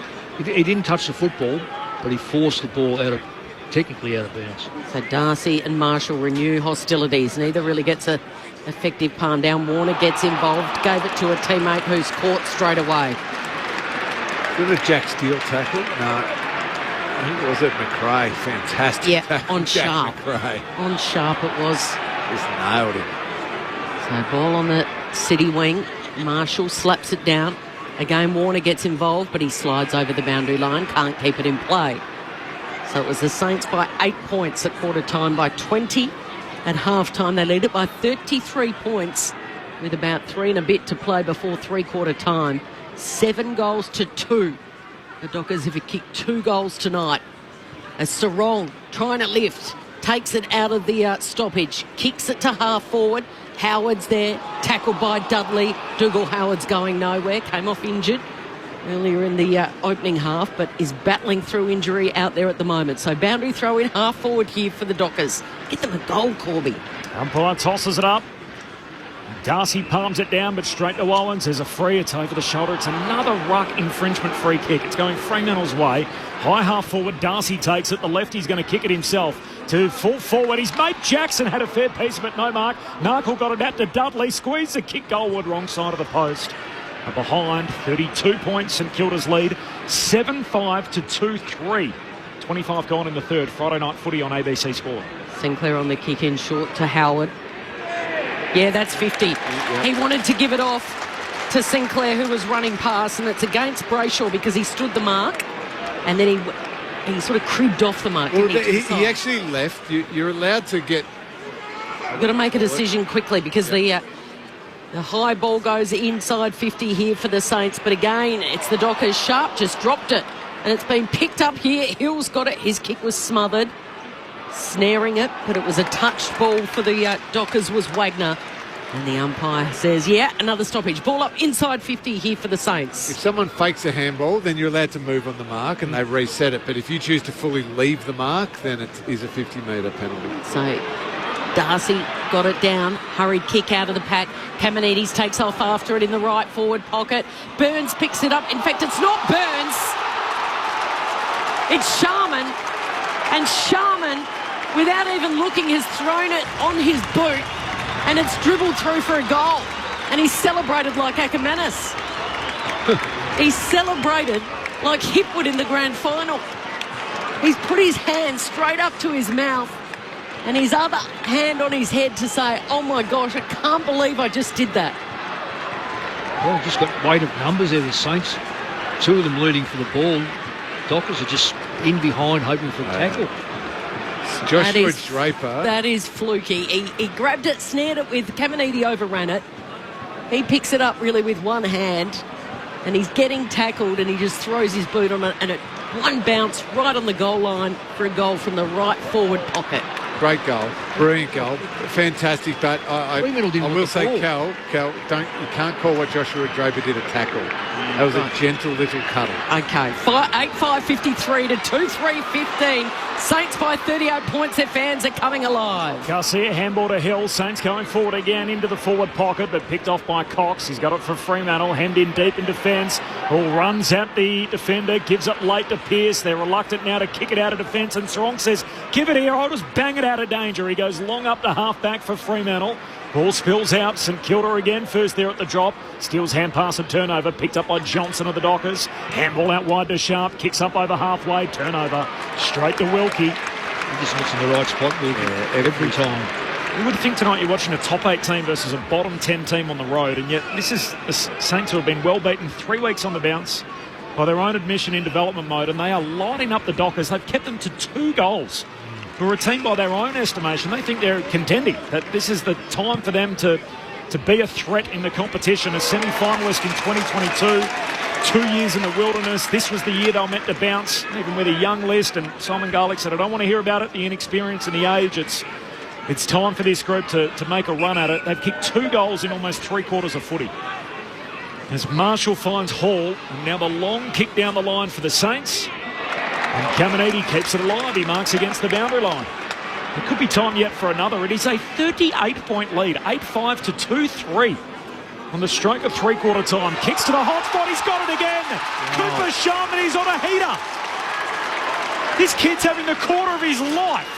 Wait, is he against a defence that is... It's got some big guys down there. Absolutely it has. He just hovers in the air. He's got a really nice leap at the footy. And his set shot goal kicking has always been very good too. He is just taking this game over and basically ending the game. This is his second contested grab of the quarter. He's kicked one through a tackle on the boundary line, chucked it on his boot, stood up, broke through whatever Josh Japel was trying to lay. And now Cooper Sharman, he's missed to the left. Stabbed it. Cost him a 4-goal quarter. That's the one highlight we've seen in the game and he can't finish it off. Ross Lyon, did he just turn his back and say, I've got to look away?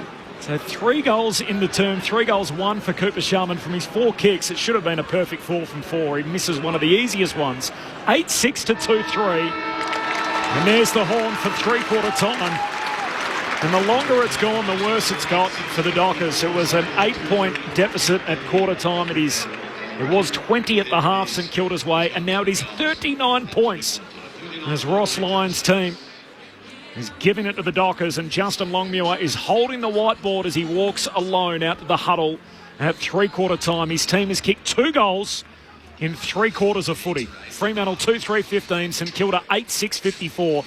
It is a jaw-dropping night for all the wrong reasons from a Fremantle perspective as they get themselves on the Friday night lights in Melbourne, and boy do they burn bright tonight with St Kilda 39 up at three-quarter time. Tim Hodges on the boundary here on ABC Sport. Hodgie. Well, Corbin, that was a bit excruciating watching Justin Longmuir. It's fair to say on the bench is not his natural habitat. He came down after Dudley kicked that goal early in the third term.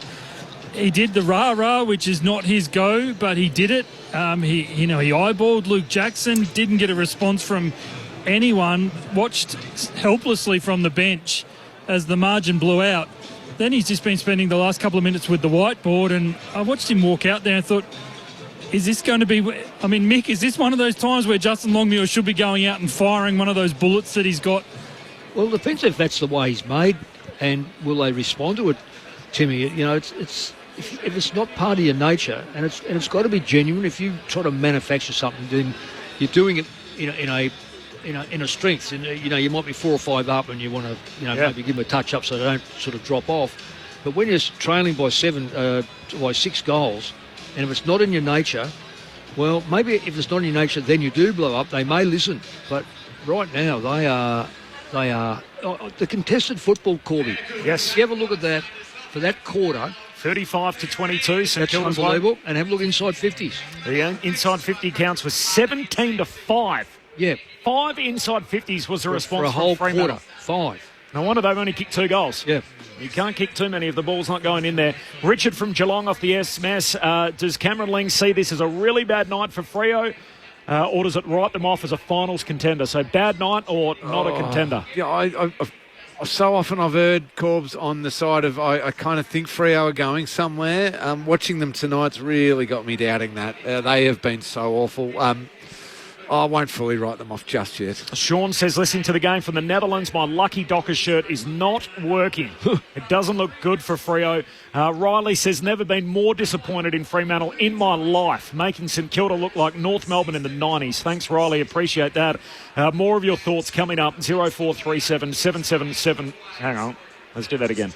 0437 774 774. The thoughts of Mick Moldhouse and Cameron Ling coming up next. St Kilda by 39. This is Friday Night Footy on ABC Sport. The footy might stop with the final siren, but with ABC AFL, the conversation keeps rolling.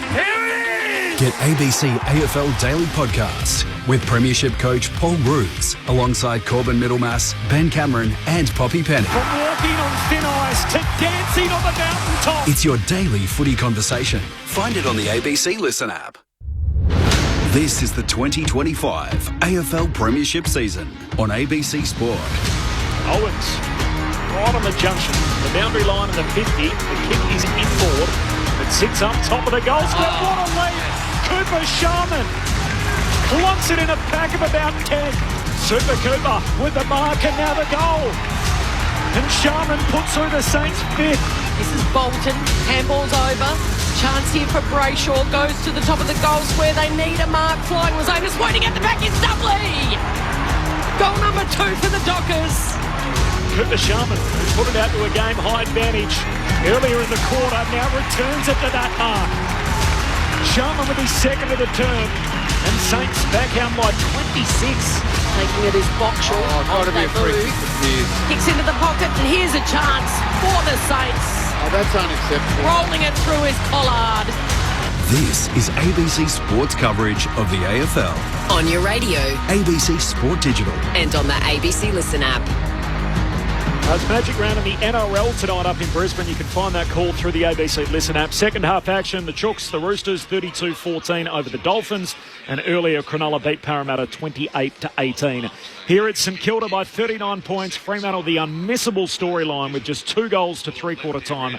The Saints by 39 points. Cameron Ling and Mick Malthouse on ABC Sport. We've been pretty harsh on Fremantle throughout the night, and quite rightly so. It has not been a good night. But we've got to give St Kilda the love for that quarter in particular, Mick. At half-time, St Kilda had the lead, and I think they were, 20 points up. But they weren't playing great footy either. They'd only kicked the 4 goals. In that quarter, to their credit, they broke the game open. Actually, it should be completely over by now, if it's not already. But a couple of really easy shots at goal. Cooper Sharman, Rowan Marshall should have nailed them, and it's a complete blowout and the game is done. But in that quarter, St Kilda continued to defend incredibly well. Yeah, continued to win the contested ball really well. But then just started to get a little bit of fluency and run more than what they were doing in the first half, and really opened up the game and completely took it over. The disappointing thing for me, Ling, is the players we mentioned that have had big seasons haven't fired a shot. Not a shot. And look, I know I sound very harsh on Shea Bolton. Shea Bolton stands on people's shoulders, kick the magical goals for stuff. I just think to get him in the game, as you say, the game's practically dead, but maybe salvage a 4 or 5 goal quarter by having him work through the middle of the ground, even if he starts behind. Well, he can't start behind the ball, but as the bounce down, drift in behind and bring a half forward up. Okay, St Kilda get extra behind the ball, but you've got his run behind the ball. Because at the moment, there's no run whatsoever. No, they're trying Luke Jackson in the middle here as a midfielder. So Sean Darcy's in the ruck. Jackson's probably going to be the go-to with maybe Sarong or Johnson trying to get off him, but that's what they're trying. I'm a bit more with you. I'd have Bolton in there. Just try. See what it looks like. Some run. Saints by 39, start of the final term. Dockers have kicked only 2 goals all night, and first possession for the Saints as Steele got a handball away and then was pushed in the back. He gets a free kick for St Kilda. Friday night footy on ABC Sport. Handball wrapping around the back. Sinclair, he kicks laterally, finds Wilkie. And Wilkie stabs the kick very short to Jack McRae. The 11th Jack in 6 seasons at St Kilda. We've had a few of them walk through the door in recent times. He goes back and across to Wilkie. I mentioned earlier, 140 games from the jump. Has not missed since debut. And the fellow South Australian in Jared Crouch actually holds the record. The former Swan, 194 from debut is the record. Here's Cooper Sharman, who now looks like Wayne Carey as he kicks inside the forward 50. Machino Owens takes a one-hander falling to the ground, and it's all coming up St Kilda at the moment. Oh, what a good nicely done. That's reminiscent of a bygone era. Some of the great forwards, just the body leaning back, body control, ability to bring it in one-handed, outstanding play, Owens. He's been good tonight. Bit of Ablett Senior about it. Ablett Senior. Yep. Wrestle it in, protect the drop zone. A certain North Melbourne centre forward used to do it a bit. Yes. Here we go. Owens with the finish, the drop punt is pretty good. He's happy with that. He takes a bow in front of the Saints fans. And party times come early for the home team. St Kilda move to 9-6-60. Fremantle, 2 goals. 2-3-15, 2 minutes into the final term. Saints by 45, Friday night footy on ABC Sport. Just wanted to ask Cameron Ling and Mick Malthouse. So Andy Brayshaw, 13 disposals, and Caleb Sarong's had 12. Is this a win for Ross Lyon? Strategically, tactically, how has he been able to do this? Jack Steele got the big job on Brayshaw and has been superb. This would be one of Jack Steele's lowest disposal games. Would that be fair to say? I can't see what he's had for the entire game for Jack Steele. Yeah, he has had 13 so far. But his influence on the game has been monstrous. So it is. It's a brilliant move and a combination. I think it's Garcia who's doing the job on Sarong, but it's been McRae as well. Two great matchup wins for the Saints. Here goes Jackson. He started as a midfield at this at the centre bounce, and he's been able to get it a couple of times. Gets it to Jordan Clark. Rolls the kick. Can't get it to an opponent. McRae gets involved. Right up against the boundary line on the outer wing, and it rolls over. 16 tackles between them, 9 for Steele. Huge game. But Brayshaw has been one of the absolute premium midfielders this season, and Sarong not far behind. They have had not only zero influence in this game, in Brayshaw's case, he's just looked completely lost. Darcy gives it straight down to Sarong, who gives it to Brayshaw. And then it's gone to Wagner. Kicks it inside 50 and a mark by Amos. That's more free-flowing play. So what they're doing with Brayshaw is they started him forward and then just allowed him to drift up to that stoppage and got himself a little bit open. Sarong's movement comes through. And you see, that's just as a small example. Bang, bang, Sarong, Brayshaw involved. They get the ball inside 50 well. Yep. But obviously been very rare tonight. So the Sherrin's in the hands of Jai Amos. He's very accurate kick, 11-3 for the season. From right on 50, stutter approach. The lefty sends it on its way. It's got the distance and the accuracy. And the Dockers get a much-needed goal. Just their third for the match in the early stages of the final turn. So 1 goal in the first, goalless in the second, 1 goal in the third, and now 1 goal in the fourth. St Kilda by 39 points, 3-3-21. The Saints 9-6-60. Well, that's that move I suggested before with Bolton bringing him up from the half-forward line and put him on the ball and get him behind the ball to run the football. So they've done it with Brayshaw. They've accepted the fact that Brayshaw has been murdered by his opponent, Jack Steele. Yeah. So now the trouble is, though, it's a good move by Lyon because his opponent now is a player that you would not want to leave behind the ball because he will run the ball. Wanganu Miller, right? And not only that, he uses the ball so well. So this will be interesting to see what happens now. Back to 39 points. Darcy wins the hit out. Johnson grabs the footy. Handball to Brayshaw. Kicks inside 50. Hitting up Tracy. Had a fair bit of it. No mark, says the umpire. Broken up on the way to ground, and the pack forms with 40 out from the Freo goal. It's an interesting matchup, though, because Wanganu Miller will leave Brayshaw. Yep, so Brayshaw gets involved there. Now, if Wanganu Miller gets the footy, win Saints. But Brayshaw's had 2 important touches. That was nearly another shot at goal for Fremantle. Tracy goalless tonight. In Coleman medal contention, the Fremantle forward with 20 goals. There's only 1 man or 2 men now that have kicked more goals than him this year. 23 for Ben King, and Higgins is up to 21 and counting. From the restart, McRae gets it out of the defensive 50. Chapman tracking the footy. Had eyes only for it. Goes back, collects. He's got Hill for company, who holds him up on the wing. And a ball up, St Kilda by 39. 6 gone in the final term. Friday night footy on ABC Sport. Josh Tracy has gone 28 consecutive games by kicking at least 1 goal. Dates back to the last game of 2023. They're going inside 50 again, and this time the big rise was from Bolton. Lovely mark up over the top of Stocker in a one-on-one contest. But that come from Brayshaw too. And that's he's been let off the leash in many respects because he's become, as you said, he's a half forward, so he comes up to the stoppage. His backline player drops off him, so all of a sudden, the best thing that St Kilda, best thing that St Kilda could do now is flip on the stoppage, get Steele to pick him up and drop that player. Here goes Bolton on the set snap. He absolutely shanks that. It's going to fall in the right forward pocket. No one can take the mark, and it dribbles over the boundary line for a throw-in.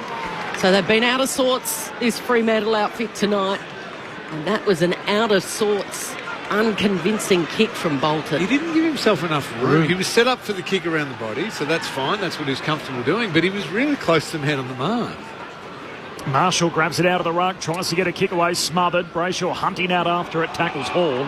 Ball up inside 50 for Freo. If he kicks that goal, it's still a long, long way back. I'm not getting carried away or anything like that.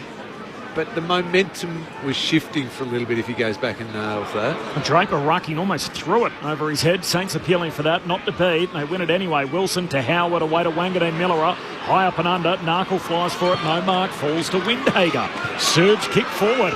Cooper Sharman is hunting out after it close to the boundary line. And out it goes in front of the benches. And in front of Tim Hodges on the boundary. Hodgie, obviously one injury for the Dockers. The Saints still have their sum up their sleeve. Yeah, when would you be inclined to put Toby Travalia and get some fresh legs into this game? And just an update on Hayden Young. It's unfortunately the same hamstring he damaged in January in the pre-season, so you'd think that's going to be an extended stint on the sidelines for the Star Docker. Terrible news, Hodgie. So play on advantage free for the Saints, and play on they do as Windhager hits up the leading Caminiti, and he's taken a mark on his chest. Just a couple of metres in from the boundary line, and he'll boot from outside 50. Well, if you're going to use anyone, it's got to be... I know they don't want to lose their key back one, but Howard's the one with the groin injury. Yeah. It's whether they can double up, back themselves now. Margin's currently 39. I reckon Ross would have wanted them to nail a couple of those goals in the third quarter so he could more confidently just do all that. Yep. So the star of the show up forward's been Sharman with 4. Caminiti wants to get his name on the score sheet. Spoil inside that goal square, and Clark's away. He loops it out to Switkowski under pressure, almost basketball, bounces it to himself, and then the kick from Sharp has been smothered, and again it becomes a stoppage. And a 50-50 ball where the umpire blows his whistle and says it'll be a ball up. But that's a player. So that was Jack Higgins with the ball. He's throwing himself forward, trying to get the dangerous tackle call there. Which you just don't want, do you? And he almost intensely hit his own head on the ground. McRae reads it off the ruck, and then Hill goes long and high. And guess who? Cooper Sharman. He kicked 3 in the third. He could have kicked 4 goals in the third term. He's unstoppable at the moment, and Brendan Cox just puts his eyes down to the ground as if to say, I wish it would open up and swallow me. Because Sharman is running hot tonight. They're giving a chance to the player to run into the football. That's what gets me. And generally speaking, they're very good in the back line. So Cooper Sharman, he's had a red-hot boot from directly in front. He should miss from there, and he doesn't. And he's booted 4 goals this evening. And the Saints, after a real tug-of-war and a dour defensive start, have completely cracked this game wide open. They've become an overwhelming force, and they lead it by 45 points, 10-6-66. Fremantle 3-3-21, 10 gone in the last term. Nick Malthouse and Cameron Ling on Friday Night Footy on ABC Sport. Again, it was Cox just thinking, I'll out-read my opponent here, and it'll be a long high ball, and I'll probably take the intercept mark. Instead, Sharman doing what a forward should do, on the move and coming at the ball. A kick from that type of position where there's a bit of congestion around, it's always going to drop a little bit short. It's going to drop. Yeah, and he just came at the ball. That's what he's been doing all night, and that's why he's got 4 goals on the board. 45 points, back to a game-high advantage for the Saints as Owen's taken high by Draper at the centre bounce. The Saints going forward again. It's the second Friday night game in Melbourne for Fremantle in the last 9 years. They drew the last time they were here against Richmond. It was the Noah Cumberland sort of play on after the siren game back a couple of years ago. And apart from that, the Dockers haven't been here in almost a decade. It's one thing to sort of win and beat Adelaide at home last week on Anzac Day night, but you come here, you're in front of the football world, you get fitted up. Let's see where you're positioned. Are you ready to contend against a side in development mode? And gee, it's not just that they've lost, it's the way they've lost again tonight. There's a stoppage at half forward. O'Connell kicks inside 50 for the Saints. No mark for Sharman. They're not happy, the local fans. Now a free kick for a hold. Wagner should get it, and he does. And he'll come back. Oh, no, hang on. The umpire has pointed the wrong way here. It is a hold, and it's going St Kilda's way. That is an extremely late whistle. I think he paid the mark, I think. It must have come from out of zone, and in the end it is he's saying a hold, free kick for Sharman. So this is a lot of talking between umpires. Yeah. Which I know we want to end up with the right decisions, and they need to communicate, but I don't know. There'd been 2 possessions before that was called. Yeah, do we want that happening? Yeah, very much. It was 2 clear possessions until it was called. Here's Cooper Sharman to give him a handful. He misses near side. He exploded after half-time, Cooper Sharman. If you're sitting there thinking, can the Dockers sort of get back in this game? Cooper Sharman has come out and played like Wayne Carey, so he's decided that that's not going to happen. 10-7 to 3-3, Saints by 46, a dozen minutes into the last. Kick in by Ryan, goes straight down the corridor, and the mark. Stocker, strong in the contest, going to send it back inside 50. He's looking for Sharman, got his hands to it in a one-on-one with Pearce. Waiting at the back was Cox. Pirouettes, wedges the kick, looking for Brayshaw, putting his body on the line was Owens. He's had a great game. Picked up by Wilkie, given off to the skipper. He goes inside 50. They come from all directions. Couple of Saints players are down. Alex Pearce, almost the goalkeeper at the back. It was a risky handball to Cox. He spun around not once but twice. And it'll be a free kick to Garcia. Great tackle on Cox. Stood up in the contest, 360 and then again. And Hugo Garcia, who this time last weekend was on the bench, and Ross Lyme was absolutely ranting. Cuddly Ross turned into old Ross. Well, he's done the job on Caleb Sarong at different times tonight. This would be a brilliant reward for all his hard work. Can he respond after his bait from last week? He's offline. Would have been great to see him put it through the big stick slinging, and the Saints fans get right behind him. He would have had a tough week. Saints by 46, 10-7-67 to 3-3-21 Fremantle. Cox marks the kick out at half-back.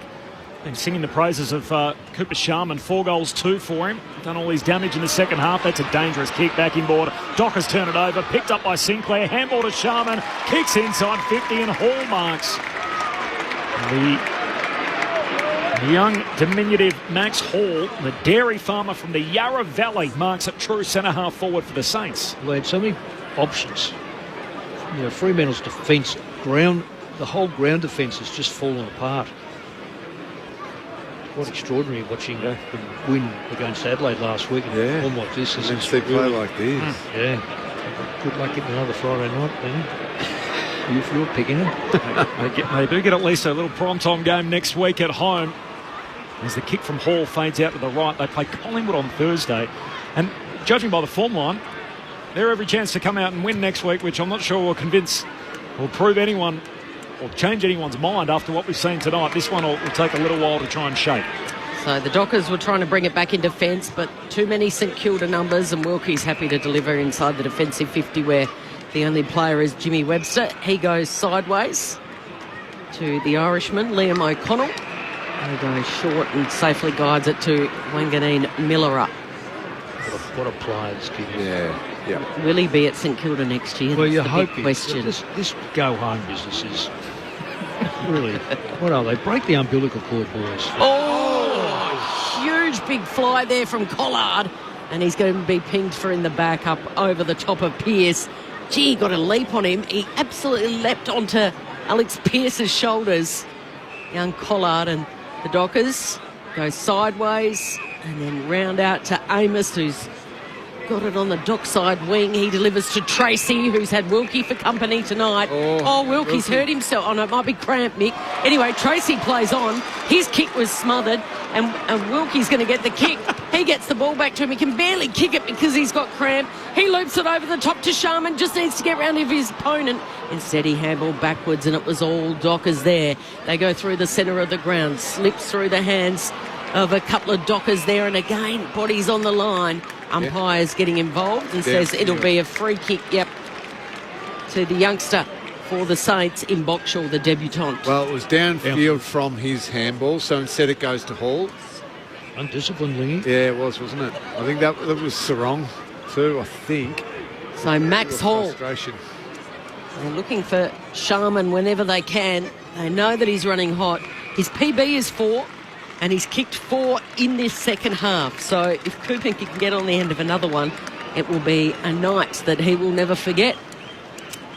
They've responded well, the Saints. They have played it the whole game on their terms. Defensive, I know, hasn't been pretty, anything like that, but everything Ross Lyon has asked for them, they have delivered. The matchups have gone their way, controlled the tempo of the game. just slowly but surely provided enough scoring opportunities for their team to win this game. What do they say? There's no such thing as an ugly win to break a losing streak, and that's what the Saints are going to do tonight. As Frederick to Brayshaw, back to Frederick, handball away to Johnson. Off and running for the Dockers. He kicks along, running downhill is Amos. There's a downfield free. Steele got rid of Johnson after he kicked the footy, and Freo will get a look at the sticks inside their attacking arc. Gilby off the SMS. Hi team, this is J-Lo's test. You can't win footy by covering space. You have to compete. And the Dockers just don't seem to do that. That is a coaching issue from Gilby. Yeah, well, they have not competed tonight. This is going to end up a goal here. This will be their fourth, or it should be. Just a lucky one. Probably the only mistake Jack Steele's made all day, all night. But they haven't competed enough. That's a fair point. It's in the contest, in everything, every element of the game, they just have not been there tonight. Amos, the drop punt, it's good. It's a goal for Freo, and they've been hard to come by. He's got a couple, and Fremantle get to 4-3-27. That was St Kilda's half-time score. And by the way, they're 1 point in front of Cooper Sharman tonight, the Dockers. 4-3. Sharman's got 4-2 himself. St Kilda way out in front. 10-8-68, Fremantle 4-3-27. 18 gone in the final term. St Kilda by 41. Friday night footy on ABC Sport. Well, I'm equally confused about now who's the better side for maybe 7th and 8th in the ladder. Because I think the top 4 or 5 are done, but from there on in you're looking at Adelaide. GWS have gone off the ball. Yeah. Well, did you see Adelaide the way they played last week against this team? Yeah, you go. You think, I can't put them there. Not a chance. And you watch Freo play like they do tonight. There's a couple of spots open. Hot and cold, Jekyll and Hyde. You just don't know with some teams who's going to turn up. It's the only predictable thing is that it's unpredictable for many of these sides. Hill, quick little give. And it goes inside 50 again here for the Saints. Burns fires out the handball, gives it off to Caminiti, who fires on the right from 48 out and misses. 10-8-68 St Kilda, 4-3-27 Fremantle. Margin is 42.7 minutes to go. They had 1 goal at half-time. The Dockers, 1 goal. How far off is Max King? Weeks off, I think. Yep. TBC next to his arm. There's more issues and a little setback in that recovery time. As a fair piece of it from Marshall, no mark, middle of the ground. And now Draper and McRae. And Draper is going to be caught holding the ball. So McRae will get the free right on halfway for the Saints. Goes across the ground to Webster. Late chase from Bolton. Got the crowd excited. Short kick to Windhager. Short kick to Steele. Quite a selfless team role tonight, Jack Steele. Being able to shut down Brayshaw and the work they've done on him and Sarong around the stoppages. Kicks to full forward. Hands on it from Warner. No mark. Pack falls behind him and a ball up deep in the forward 50 for the Saints. 42 points St Kilda's lead. 10-9 to 4-3. Friday night footy on ABC Sport. 10 metres out. Oh, taking it. Marshall's just taken that out of the ruck. He's volleyed it through, but it was a point. It was just touched by Frederick on the way through. Rowan Marshall. Boundary throw in 10 metres around from the goal, and he's just thrown his big left leg at it, and it's bounced and it's bounced and it's gone through for a goal, but touched. Saints by 43. Wagner marks the kick out short to Warner. So remember, Max King injured his knee a couple of weeks before the season started. Thought it was the ACL on the day. Then got told no, he'd only miss a week. Wide to Pearce. Pearce kicks down the wing, turns it over. Wilkie, the intercept mark for the Saints. So we thought he'd missed the opening round, and then it turns out he wanted to go in for more surgery. And after initially saying he'd miss a week, he hasn't been cited so far. He's got really sore. Yeah, so you just never know with knees. Wango Miller to McRae to Webster, who shakes the kick. And it rolls straight into the lap of Burns. And now the centering corridor kick. And that's even better. Into the path of its intended target. And Jack Steele comes up with it, the skipper at centre-half forward. And the kick from Webster fortuitous. That was not by design. No, it was not. But a little bit of reward now for Jack Steele, the skipper. You said it before, Corbs. A selfless game. A brilliantly selfless game. Completely shutting out Andrew Brayshaw when it mattered the most in those first 3 quarters. Now he's found a little bit of the footy in this last quarter, and he would love a big goal here to just get the party really started. He's got it online. He's got enough of it. It's a goal for Captain Steele. He's had the cake today. Doing the cake. And the Saints are getting ready to sing. A 49-point margin, 11-10-76. Fremantle, 4-3-27. 22 gone in the final term. Friday night footy on ABC Sport. In the third quarter, Fremantle had 61 possessions. So far this quarter, they've had 43. They just cannot get the ball. The Saints have had 93, 93 and 91. So they've been very consistent. But if they keep going like this, they're going to end up near 400. So let's say 380. But we're not talking about Simon Black, Michael Voss and Nigel Lappin in no, the crowd they're playing against. It's, I mean, fantastic work, St Kilda. I don't want to take too much away, but you've got to be able to win more football than that. Yeah. Well, I'm just going to get the whole Luke Ryan, backline player, 24. Next is Johnson, backline player, 20. Brayshaw's had 17. I reckon he's had half of those this quarter. Yep. So 17. Jai Clark's next. Jordan Clark, he's a backline player. Yeah. 5 minutes to go to put the Dockers out of their misery. Ball up in the centre. Neither ruck wins it. Reid has handballed straight into the face of Darcy. It ricochets back to him. Kicks to half forward. Frederick gets his hands on it. Here goes Wanganeen Millerer. Little give. And then he gets it back. And then he handballs over to Windhager. He went forward. They keep surging forward with handballs, but they've overpossessed it. Chance for Garcia. He's in a scrap, trying to pick up the ball. Tries the underground handball. Alex Pearce for the Dockers is there. Warner out wide. Sharing it around. Sharp. Back to Warner. Still in the defensive 50. They've got to look out. They might get caught here. Pearce to Brayshaw. Brayshaw handballs backwards to Chapman. Kicks it straight to the opposition. Pressure for the Saints. Picked off by Wilson. He'll be looking for Caminiti. Got his hands to it. Charging through is Higgins. He hits the contest at speed. Quick little handball from Caminiti to Burns. Back to Garcia. Here's his moment. And Hugo, from getting a rant from Ross last week to the big beaming smile and the Saints fans up on their feet cheering, and Ross Lyons sits back in the coach's box. He's got the arms folded and he's got a big smile on his face. So he's lumping, isn't it? 12-10-82 to 4-3-27. St Kilda by a whopping 55 points. And Hugo Garcia, your heart can't but swell for him, Lingy, as he runs to the bench. He takes his spot on the bench, and they're all there giving him, ruffling his hair and giving him high fives. They're super happy, and they realise that this is a big learning moment in the week of Hugo Garcia. Yeah, we spoke pre-game about giving feedback to certain players, knowing their playing, can they cop it? Well, he's done the job on Sarong for big portions of this game, and now kicked that goal. He has been terrific, responded really well. Murphy Reid thrown into the centre bounce, tackled, dispossessed. After trying to dish off a little 1-2, got it back from Sarong, and the pack forms eventually 5 metres in front of him, and we'll have a ball up again. Clearly Hugo Garcia is a character who can take it, Mick, and get on with playing well the next week. Yeah, it looks like it, doesn't it? Jackson palms it down. McRae kicks it forward again for St Kilda.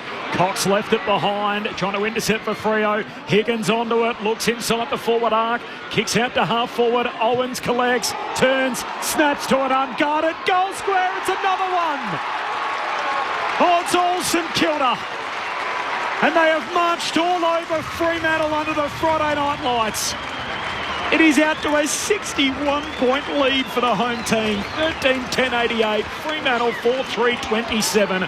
They have been humiliated on Friday night footy here on ABC Sport. 26 gone final term. Well, there's no other word for it. That humiliated is spot on, Corby. It is. It's embarrassing, isn't it? Well, people in Western Australia who vote for Fremantle, and that's where primarily most of them do come from.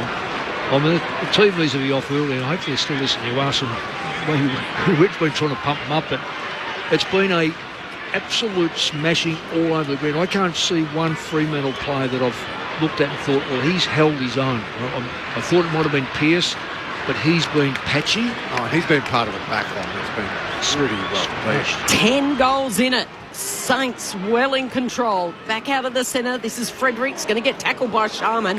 Handball's gone straight to the opposition. McRae gets involved. Now Steele tries to wedge the kick out wide to Burns. He's tackled by Narkle. Umpire says not holding the ball.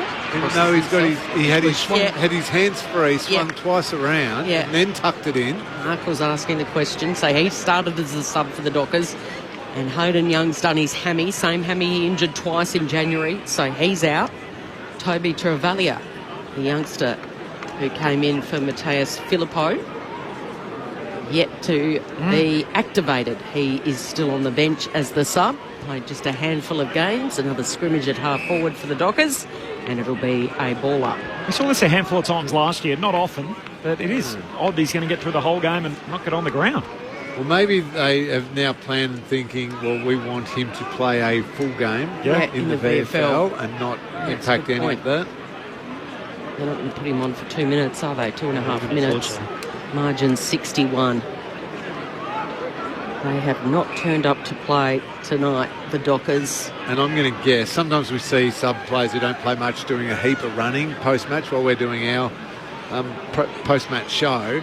I don't reckon we'll see that tonight. No. I think he will be set to play the entire game in the VFL. So Sandy they'll have their own organised game. Remembering Alex Taru during the week and the whole suspension with Buffalo. So they've technically got the bye, but they will. I imagine they'll have their own version of it, won't they? They'll have some kind of an intra-club hit out for those guys, and he'll feature there. So Jackson was in the ruck at the last one, and now it's Draper up against Marshall. Gets both hands to it. Charging through was McRae, firing it out. Comes the way of Steele, kicks down the line. And Brennan Cox has got an eternity to pick it up for the Dockers. Sideways, that's what they've done all game. Yep, and he goes backwards and sideways to Warner. He's got Johnson over the top. Johnson can link up with Wagner. And Wagner goes towards Tracy. Tracy goalless so far. Less than 2 minutes to play. He won't kick it from here. He's a step in from the boundary and he's well outside 50. So he's just going to pop it up.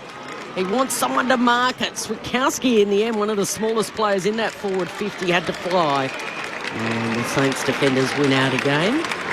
That went out on the full, so it'll be a free kick here. Fremantle for bench. Dougal Howard. Fremantle bench just holding up a sign. It's the anchor. What do you reckon that symbol is with a minute 36 to go in this game? We've officially sunk. Our plane is on the tarmac. We're heading home. That's what it says. Yep. It's kind of like polishing the brass on the Titanic at this stage. It's going down. I'm not sure that the sign late in the piece is going to help a whole lot. And the symbolism of the anchor says it all. Is not doing a lot for him. You're underwater. 61 points is the lead for St Kilda. And, I know there was a few people tipping the upset tonight and the Saints with that coming in, but I don't think anyone expected this. Freo kept the 4 goals. They kicked only 1 in the first half. And a 61-point win or lead late in the piece for a team that's been belted the last 3 weeks. The Saints haven't been close. 28, 71, 45. They're losing margins in the last 3 weeks. It's from the stoppage here at half-back. The Saints win it again as Burns gets a little kick away towards Owens. Goes back by hand to Steele, and he retreats all the way back to McRae. And McRae inside the defensive 50 to Dougal Howard. Had an up-and-down season for St Kilda. There was all of a sudden a bit of optimism about them. They sat pretty on the table at 3-1. They lose 3 on the bounce. They win here, and they got Friday night footy again next week. A rare home game at the MCG. Just one of only 2 games at the G this year for the Saints. Yeah, that's incredible, isn't it, really, for Melbourne-based side. They play Friday night against the Blues, so a big draw at that. As the long kick down the line's a turnover. Freo win it. Warner goes out to half forward. Got it to Johnson, and then to Dudley. Hand pass inside 50, and a late goal for Quinny Narkle as he pops it through. It's his first as a Docker. And the white jumpers on the ground rush towards him to give him a pat on his back, but it's not the moment I'm sure he would have envisaged when he put the jumper on for the first time 8 quarters ago. Fremantle 5-3-33, St Kilda 13-10-88. 31 and a half minutes gone, final term, the Saints by 55. 4 goal kickers for the night. Yeah. I don't think that's going to win a lot of games. It's quite terrible, really, because if this is the side that's going to be between 7th and 10th, probably, it says a lot. My worry is, and who have they got to come back in who's really going to be a difference maker, given they're going to lose Hayden Young for 3 to 4? Well, maybe. Well, probably longer than Probably longer. This is his third for the year. Yeah. It could be 6 weeks. Yeah, O'Meara's probably the best 22, but then everyone else is fringe guys in and out on the edges. Marshall to steal. Quick handball involved. Here's Sinclair. Kicks it to half forward. No one can get there in time to mark. Good little give from Higgins. Wheeling around is Caminiti. Goes for goal from 50. And they're going to finish on a high, this Saints team. Every single fan in the house up on their feet. They're waving their Saints flags. They're waving their scarves. There weren't many of them under the closed roof here tonight. But Caminiti's going to top off a great night. The margin, again, out past 10 goals, 61 points, 14-10-94. Final seconds, Fremantle 5-3-33 in front of a crowd of 20,522. Plenty to unpack after the final siren, particularly when it comes to the Dockers on Friday Night Footy on ABC Sport. 20,000, Melbourne-based team. Yeah. They're saving their tickets for next week. A Blues game on the Friday night. It's sad, really, for the Saints. They should be doing far better than that. Draper wins the hit out. The siren goes. And the torture ends for the Dockers as Ross the Boss delivers a beat down to his old team. The Saints take their turn as Dr. Jekyll, while Fremantle has certainly missed a hide tonight. The Saints by 61.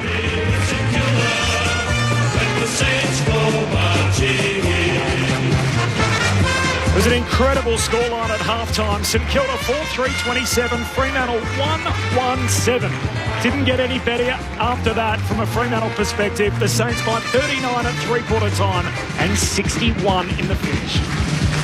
Oh, when the Saints go marching in, oh, when the Saints go marching in, oh, how I want to be with St Kilda when the Saints go marching in.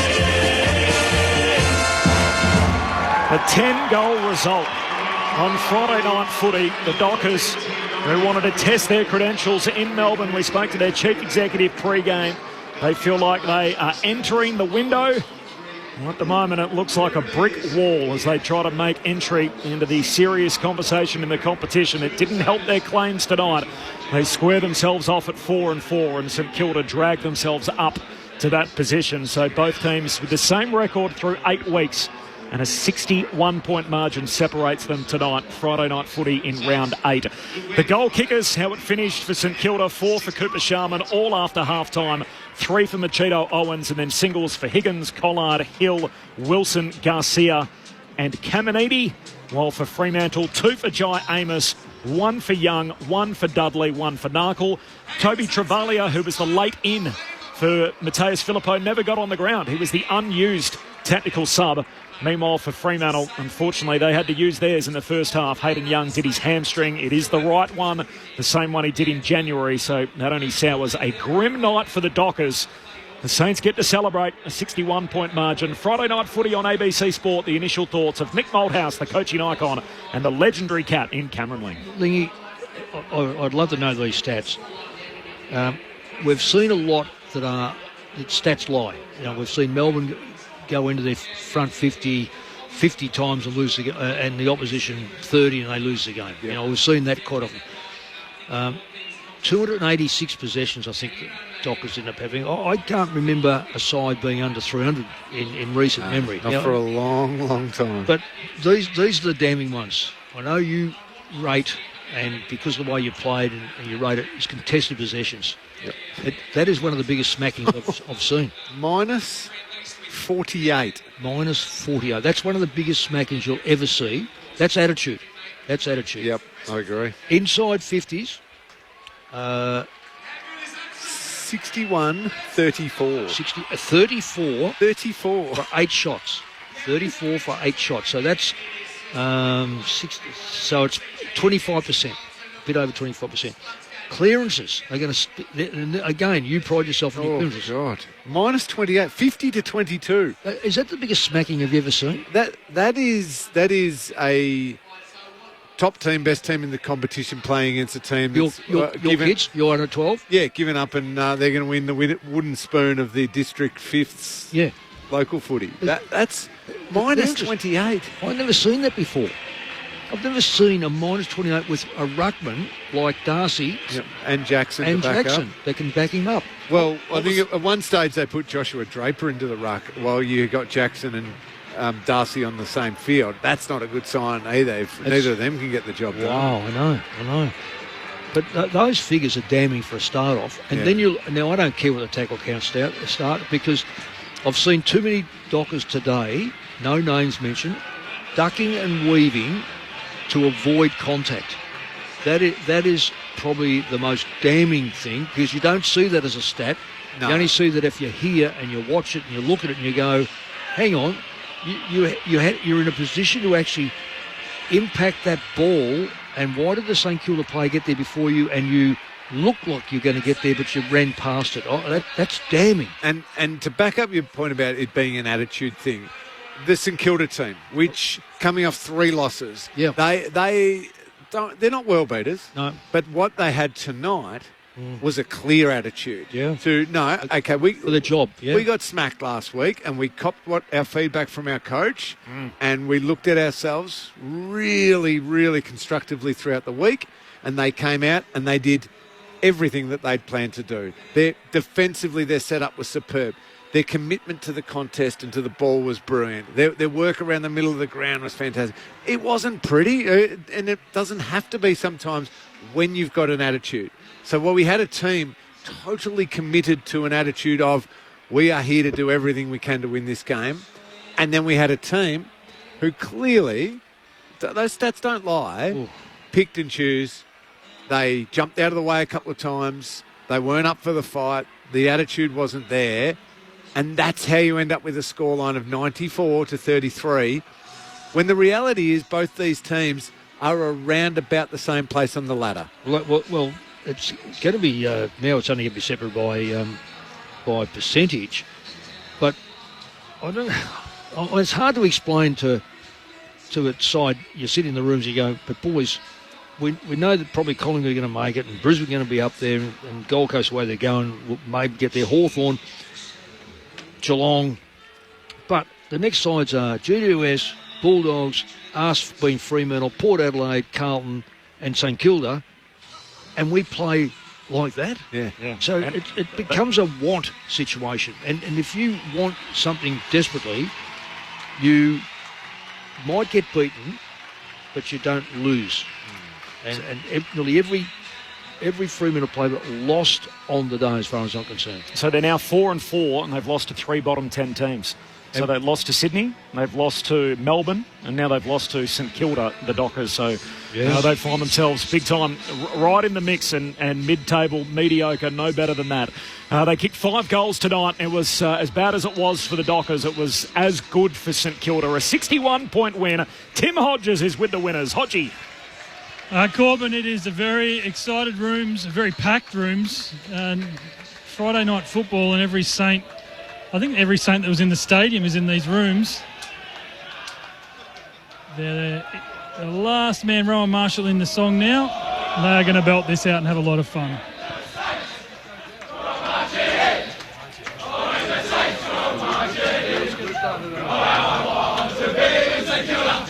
When the Saints go marching in. Oh, when the Saints go marching in. Go marching in. When the Saints go marching in. Oh, how I want to be in St Kilda. Oh, when the Saints go marching in. That is a very happy song, a very happy bunch. And I'll bring you Dougal Howard, who it's as close as I've ever seen a bloke getting subbed out of the game. But he ended up finishing the game. So we'll bring you Dougal very shortly, guys. And ultimately, no one was subbed out of the game. Is this Ross Lyon just been A little bit of a smart aleck after last week. Everybody said, oh, you pulled the sub too early. And he's gone, you know what? You reckon I pulled the sub too early? How about I don't use the sub at all? And so Toby Travaglia sits there and goes unused. I love it, Corbin. No, I don't reckon that. Oh, I love that. I reckon, look, when Garcia kicked that goal, he crossed his arms and he sat back with this big smug look as if to say, I got the final say. I've added the full stop after a full-on week. It's a good media storyline, if nothing else. It is, but you don't think that would have No, I think that he was a late in. Yep. And if you can get through with your 4 players like that, you work them over. I'm with Lingy there. They probably thought right through, he was in their side to play seconds. Let's get him going. He's a very young player. I think he's a 19-year-old player. So it's not as if... He's 18. 18, yeah. He's 18, so... Yeah, so he'll do either the match simulation or whatever they've got organised. Yeah. It'll be a big hit out and may as well do it uncompromised now. But, yeah, doesn't need to be used. And Dougal Howard, too, he would have played... If you excluded the time on the bench where Hodgie said he was about to be subbed and he spent a bit of time getting checked out, I reckon for the rest of the game he played near 100% game time. Yeah, he didn't really come off too much. So great that he was able to get through and just part of that St Kilda backliner who had total control of the game. Let's hear from him. He's downstairs with Tim Hodges. Hodgie. Dougal has been good enough to come over and join us. Mate, how close were you in that second term to being subbed out of the match? Yeah, thanks for having me, mate. Look, it was pretty... I don't know how close we were to getting subbed. Probably pretty close. I just felt a little pop in my adductor and it didn't feel like I could move great, but Docs worked their magic and unfortunately got through. Was probably not moving my best, but look, we've got 7 days now to rest up and hopefully I'll be right. We'll get to the game in a moment, but you went down to the rooms, then came back up and you were... I think at that stage I thought you were done, and then you went back to the rooms. Is that to get a bit of juice in it, or what happened down there? Yeah, as I said, the doctors are working their magic. Bit of local, I think, may have helped it a bit, but a few meds and get through. Look, as I said, it'll probably be a bit sore tomorrow, but no doubt we'll get it checked out and we'll find out what it was. And you think it'll be okay going forward, especially next Friday's a massive game for the club? Yeah, I think so. Well, I'm going to have to rest up and try and get it right, do everything possible because it is a big game and personally I want to be a part of it, but also, we know Carlton have got a couple of big key forwards, so hopefully, all goes to plan and can rest it up the next few days and be right to play next week. And the second half, the last thing you would have wanted to do was come to the bench. That must have been a hell of a lot of fun to play that hour of football. Yeah, look, it was a bit of juggling. Team looked after me and look, had plenty of support from the other backs. A few of them were huge, Wilkes and Webby and whatnot, but also managing with their tools. Look, I think we did it quite well all day. We're probably a bit undersized down there and look, getting a few extra rotations as a key back sometimes you don't come off much. So today was a bit of managing for those last 3 quarters, but yeah, full credit to, as I said, the rest of the back line. Plenty of support in the air and it was good. But it was a hell of a second half. It must have been fun to watch. Oh, mate, it's a pleasure to play in those games, and and to be honest, probably at times our pressure up the ground looked after us backs. The forwards and mids went to work, and it's something that we haven't been great at the last couple of weeks, and it was probably the rocket we needed last week to get us going and look, as I said, the mids, forwards, huge contest, repeat entries and looked after us backs. It's great to have Dougal for a couple of minutes. I'll send you upstairs. We've got Mick Malthouse and Cameron Ling. Dougal, congratulations on the win and good to hear you're feeling okay and hopefully right to go next week. You talk about I suppose copping a little bit of a bake and that's been pretty widely publicised, but What was Ross demanding of the group? What's the 1 or 2 things he said, right, we've got to lock onto this. This is what we're going to stand for tonight. Yeah, look, we've been beaten up around the ball the last couple of weeks, Lingy. Two very good midfields in the Doggies and Brizzy, but look, we lowered our colours and that was the big one tonight. And look, we are a young midfield. We've got a few blokes out, but J-Mac, Steely was absolutely huge tonight. He put the boys on the back and Huey Boxall and Hugo Garcia. Look, for 2 young lads, they just had a fair dinkum crack and some of their chase downs, tackles, head over the footy. It's what you love to see and that was the focus, and I think we executed. Now the challenge is to bring it to another good midfield next week. We love Jack Steele's game as well. I'm glad you mentioned him. Obviously, captain, lot put onto his shoulders. Respond. How are you going to respond? The temptation is go and get heaps of the footy. Just win the ball, win the ball, win the ball. Instead, he gets given the job of Andrew Brayshaw and just did it unbelievably. Corbin called his game incredibly selfless. I mean, when you see him go out there and forget about, it's not about me and me getting heaps and heaps of possessions, about me doing the job, that must have lifted everybody. Yeah, that's it, Lee. Look, it was a real captain's game, and as you know, sometimes it's not about just winning disposals. It's actually doing those hard tasks, and to go up against head-to-head with a guy like Brayshaw, it probably wasn't a tag, it was just righto. Two bulls going at it, and Steely certainly showed what he's capable of and the player he is. But yeah, it was such a selfless game, and it's great he's getting the reward, because no one's as competitive, no one works as hard as him, and we all love him as our captain, so it was great to see him get rewarded. Speaking of getting a little bit of reward, Cooper Sharman just having a little party for himself in the third quarter. A magnificent display. Yeah, geez, he's a talent, isn't he? When they start sticking for Coop, I tell you what, I wouldn't want to play on him when he gets a run and jump at the footy, and then we saw what he can do in front of goals, a couple of very good ones, and I think he was pretty disappointed with an easy miss just before the three-quarter time siren, but he had a super game as well. Now, I might be asking a little bit much here, Dougal, to put yourself in the mind of Ross Lyon and the medical staff and the conditioning staff, but I'm after your best guess. Young Toby doesn't get used as the sub, an entire game as the sub. Is that because they would have a plan for what he's going to do with match simulation and that over the weekend, rather than put him on for 10 or 15 minutes and compromise that? Is that the reasoning behind that, do you reckon? Look, I'm not too sure, Lee. I assume it was a bit to do with me, and especially for those first couple of quarters where I was probably a little bit of doubt, and maybe they were just keeping that up their sleeve. And unfortunately it is a VFL bye, so our boys are doing a match sim tomorrow, and I'm sure Toby will get involved in that. But look, it's he would have loved to be out there. Toby's a pretty energetic kid, and I reckon he would have been buzzing around that last quarter. So his time will come, and I reckon he's got a few hundred games left in him for the Saints. One more from me, sorry, Corbs, just on, and this is, I don't know, it's hard to talk about the opposition sometimes, but you were seeing it from behind the ball. Freo only kicked one goal in a half of footy, Dougal. What were you seeing? Were they testing you? Was their ball movement just playing into your hands? Like, can you find a reason other than you guys being so terrific? I don't want to take too much away from you guys, but it's not often we see a top 8 contender only kick a goal in a half of footy. Yeah, it's probably a tough one to pinpoint, because I can't fault our guys at all. And look, I think it was that ground position. We got those repeat entries from our forward half turnovers, and look, some of the huge efforts also got to look after the defenders. Some of the huge efforts from Jimmy Webster, Wilkes to chop the ball off in the back line and go back at him, and we know that's a strength of ours, and we can turn it over and use Naz, use Sinks to run off the half back. So look, I think and credit to our mids as well. That's their strong point. You've got Jackson, Darcy, Sarong, Brayshaw, the likes, and our young mids really took it up to them, and led by Steely and Jacko McRae. Well done tonight, Dougal. Great to hear you got through it, and hopefully we'll see you Friday night at the G. Perfect. Thanks, guys. Cheers. Dougal Howard in the Saints room. St Kilda by 61 points, 14-10-94.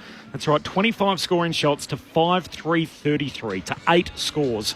We're not usually a data broadcast, are we? We generally talk about the general feel of the game and the storylines and everything else, but some of these numbers, as Mick emphasised, are just eye-watering. If you're a Fremantle fan, they are jaw-dropping. 50-22 the clearance numbers, the contested ball plus 48 St Kilda over Fremantle. So the only thing that comes close this year was, I think it was 56, the margin between Carlton and West Coast in gather round. Remember when the Eagles just completely had a Ferris Bueller? They just did not turn up, and the Blues got themselves into the season. And that to think that happened to Fremantle, who people had them as their premiership pick pre-season. I mean, this was a team that was in top 8 contention, and to get examined on Friday night footy like that, which is, has long been the slot in footy every single week, that's got to leave some scarring, doesn't it? I mean, you can go back next week and get the response and, let's put in a better performance and everything else, but that's going to be hard to get out of your memory, you'd think, when you analyse Fremantle going forward. So why? That's the big question. Why? I mean, 3 games in Victoria this year for 3 pretty embarrassing losses. Round 1 down in Geelong, 78 points. A couple of weeks ago at the MCG when they started heavy favourites against the winless D's, they lost by 10. And then this game here tonight, it was capitulation, 61 points. That's the word. To the Saints. So why? I mean, I look at their last month. They travelled to the Barossa for the gather round. I don't think they were overly happy to be playing in country regional South Australia, but they understood that every team's got to take its turn. And then they travelled to Melbourne. They stayed in Melbourne for a week before the game against the D's. So does that throw routine off? They were here, so they've gone from Adelaide. They've spent a week in Melbourne, had the embarrassing loss to the D's, gone back, fired up for Anzac night against the Crows, and then come back to Melbourne where they just, I don't know, was it stage fright? Is it the routine that's throwing them out? Is it the travel? Is it, what on earth is it? And remember during the call, Hodgie asked Mick about, was it a big game last week, the Anzac clash, and is there a letdown from that? And the answer is it could have been. But to me, it shouldn't be, because all the questions you're asking, they're all fair questions to ask. But if the answer is that's caused any of it, then you are mentally weak as a team. Exactly. And you're incredibly immature. If you can't handle a big occasion of an Anzac game and get yourself up for that, and then you can't back it up and perform, well, what are you doing? Yeah, look, I think today, that's probably one of the worst games I've seen Fremantle play. But it's on reflection. I look at it, and when people start to say, Fremantle at home, this is their best. Because they got Bolton? See, I looked at it last year and thought they didn't deserve to get anywhere more than where they finished. I suppose I look at Sarong, Brayshaw, Young first, and then Bolton is just a little bit of cream on top. That's the thing. That's the thing. And to lose Young early in the game, but by that stage the game was set in its pattern the way it was. It's simply and utterly, it's got to be an attitude thing and I know this is going back a long time, and I might be barking up totally the wrong tree here. When I took over West Coast in 1990, it's a long time ago now, no Western Australian side had won at the MCG in 100 years. That state of origin, whatever, didn't matter. No, and we didn't, West Australia probably didn't play that often, but they hadn't won a game. So when I had the player group, and we spoke about it, and, what was the reason this was stuff? And we played Melbourne in round 7 or 8, whatever it was. Both pretty much, like 5-2 might have been. So it was we got smashed. And in my mind, I thought, we are just, it looked like a shell of the side I'd coached the previous 5 or 6 or 7 weeks, whatever it was. What we then did, we broke down why these things were happening. And full credit to the player group, they initiated, once we spoke about it, they initiated then the response that was required. Fortunately, we played 2 weeks later, beat Richmond. So the 4-minute mile had been broken. From there on in, it wasn't even an issue. But somewhere along the line, there's a trigger that Fremantle, I know they've won in Melbourne. Yeah. Yes, they have. But they've got to come to grips with, why do we have a night like this? Pearce is at fullback, he's our captain. Potential captain is Brayshaw, who's got absolutely slaughtered by the opposition captain, but no one else kicked in.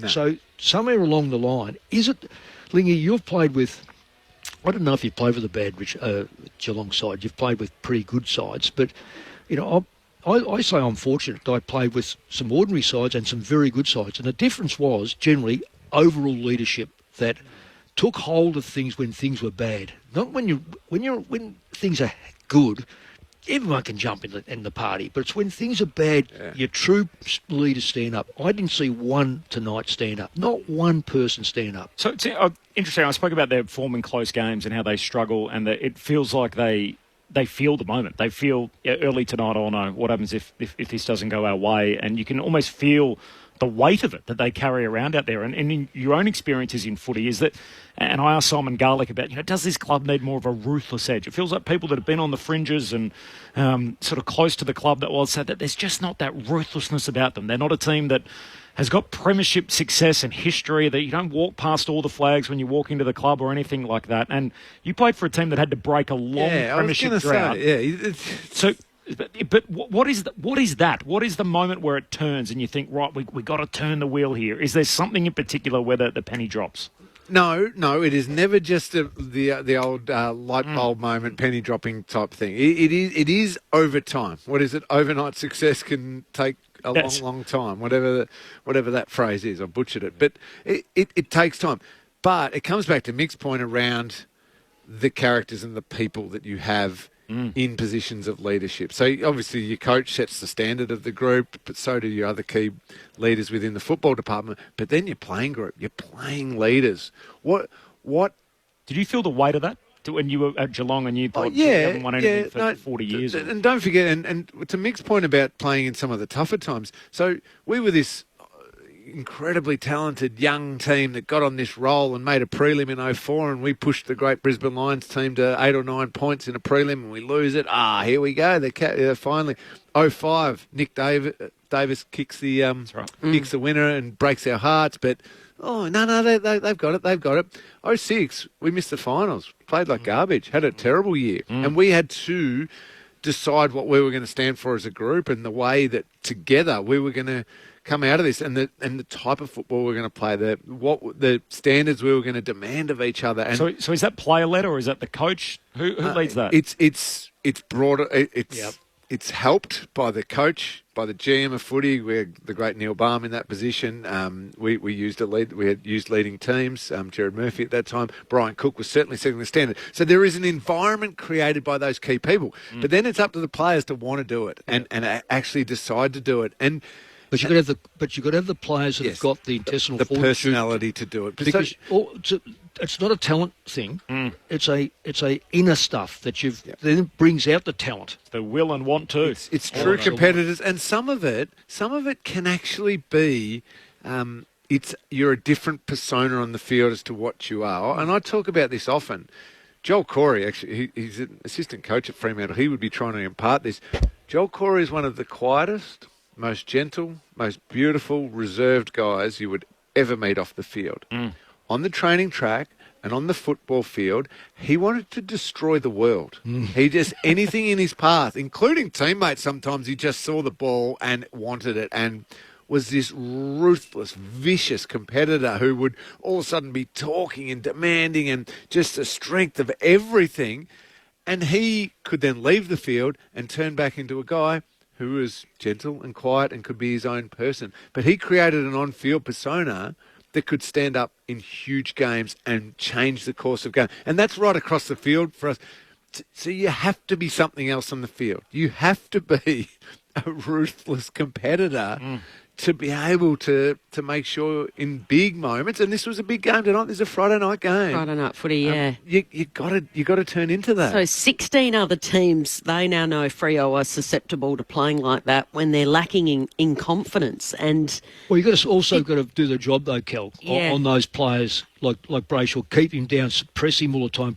Just don't let him have a chance to have any. But when you've got no confidence like that, is the danger that you start to play as individuals and you're sort of running into each other's space and you're down on confidence and you second guess yourself. Fumbles. The second guessing was obvious. You wasn't think, it? I've just got to get my possessions. Yeah. And that's the big risk. Right. If I can just get my 6 or 7 possessions a quarter, that's enough. I can get to the end of this game. There's 26 to 28. I'm fine. Right. I'm fine. I'm sorted. I'm protected. And you need 22 blokes to not think like that. Not think like that. It's thinking, okay, in this moment, what does the team need me to do? Is it to get the ball? Then certainly go. Is it to peel off and help and be an option? Is it to run and cover for an opponent who's snuck out the back and my teammate's down, he's just slipped over or whatever, I'm going to cover it. And in that moment, what does the team need from me?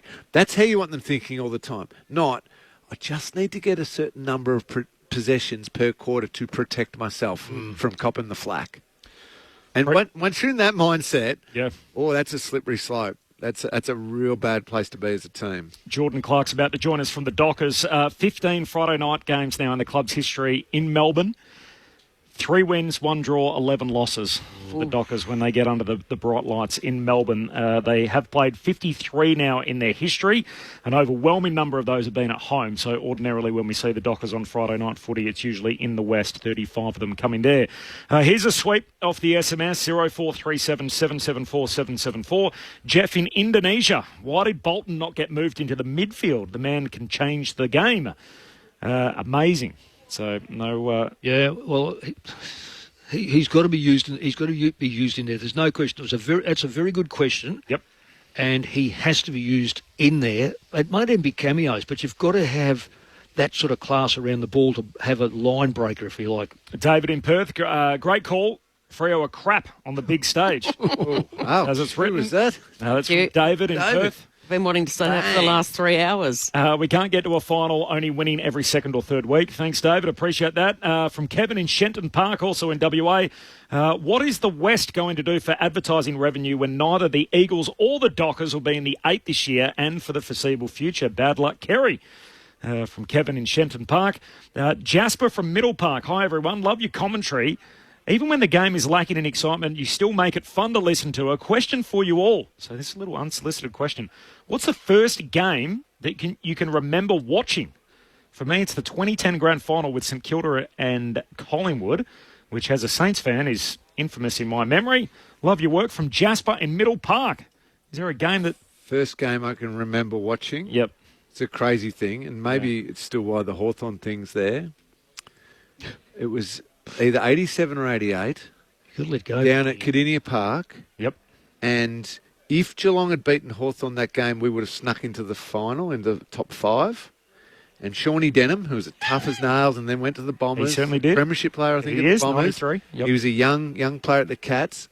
Is when you could waste time by getting it out of bounds. He should have run it out of bounds. Instead, he tapped it back into play. Oh, no. Hawthorn have gone down and kicked a goal. And the Cats have lost, and the Cats missed the finals, and I would have been 6 or 7. Did you cry? And of course I cried. I bawled my eyes out, Cal. But see how long you can stay bitter and twisted. Yeah. Look how long it's taken. And then I went to 89, and then I went... What was your first game that you ever remember? Did they have TV then? Or? We went down to Well, we didn't have TV. We went down to Melbourne, and Wendouree West wore Richmond jumpers. So somehow or another, the fathers... So we didn't have an oval for our first 3 years. Certainly 2, maybe 3 years. And we went down to Melbourne and went to the Richmond ground to watch Richmond play someone. Yeah. And that was massive. The boys to come down on a bus. Yeah. At Punt Road. At Punt Road. Yeah, wow. That's And cool. yeah, so that was really... I can't remember who they... You sit in the Jack Dyer stand, was that? No. I remember... In the outer. I do remember Jack, though. Jack coming to our rooms one day, and he's giving a speech, and he's looking around at us and giving us a bit of a bake, and he's looking straight at Bob Hurd and calls him Barmy. And Bob Hurd, if you know what Bob Hurd looks... Bob Hurd would be about 6'6" and 80 kilos.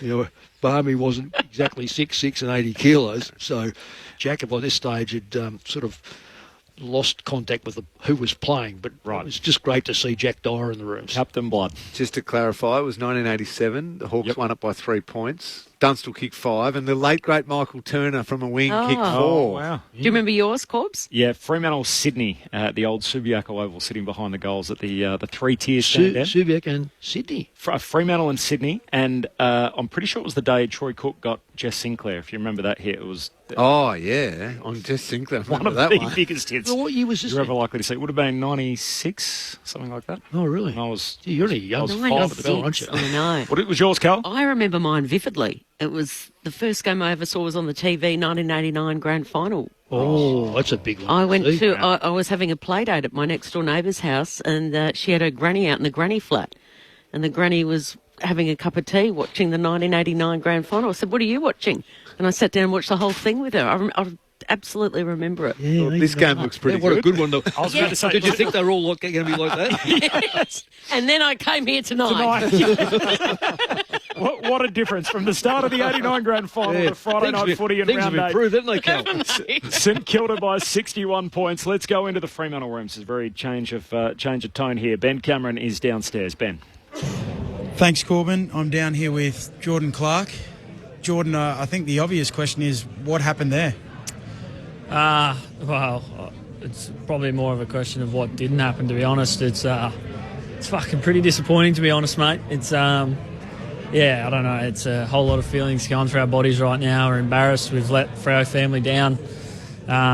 We feel a lot of responsibility for an absolute crap performance tonight. So, there's a lot of frustrations, feelings running through each and every single one of our bodies at the moment. But to put a finger on exactly what it was, I don't know at the moment. There's a lot of things. You've just had a reasonably lengthy meeting with the coaches or as a playing group. What was said? Yeah, it's more about sticking together, embracing the challenges of the season. You know, it's a bloody long season, and every single game, every single week throws a different challenge at you. And unfortunately tonight, we weren't able to, come through the other side of it. And unfortunately, that's the game. It's, we probably won't be the only team that goes through this year, but, the important part is sticking together, improving on this sort of stuff, and, it's about the response from here on in.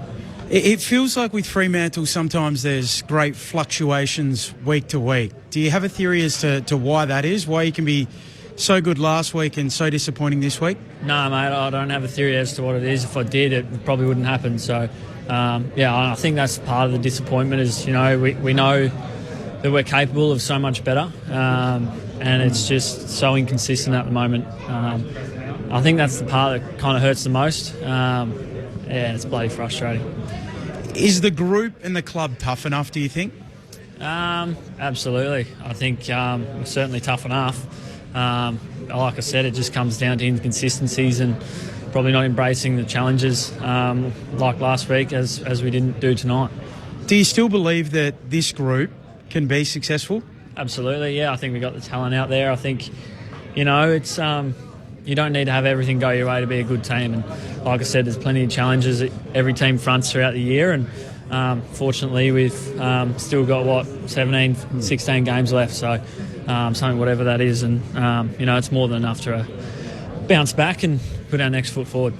I know you're not in the midfield group and you're down back, probably a victim of some of the struggles of the midfield group tonight. But where did it go wrong for the mids from your point of view?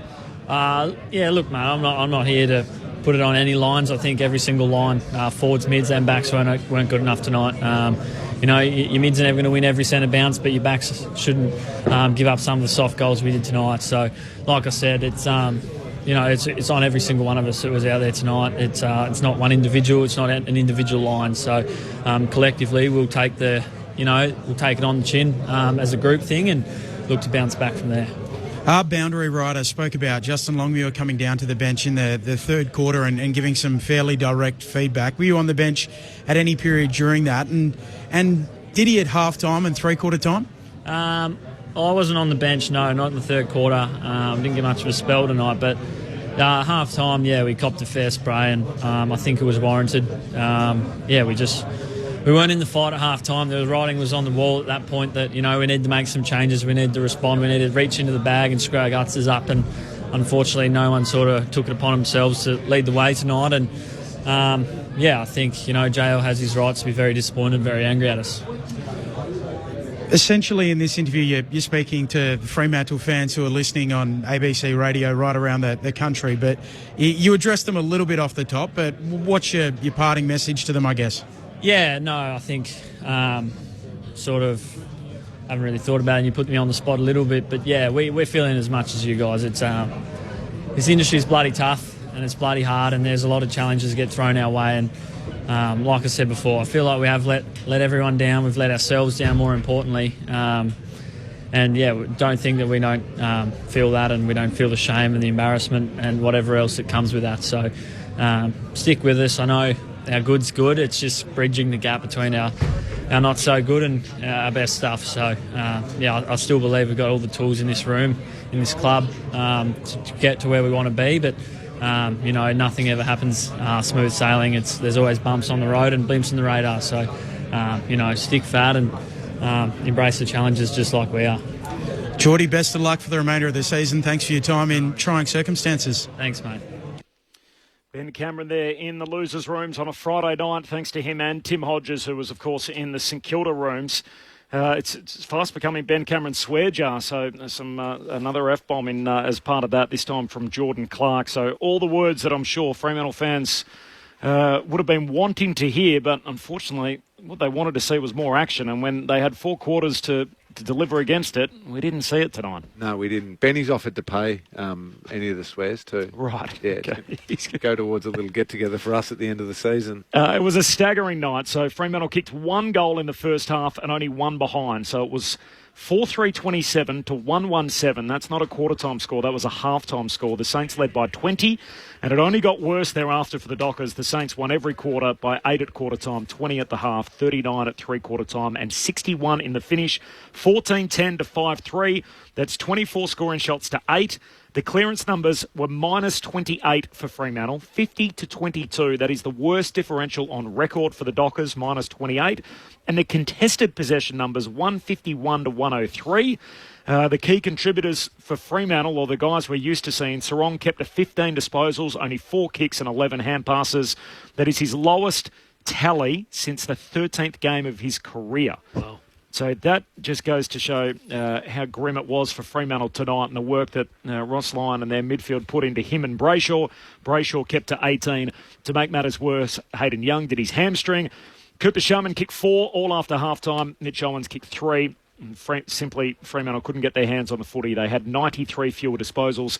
And after the week before, Ross Lyon was criticised for pulling the early sub.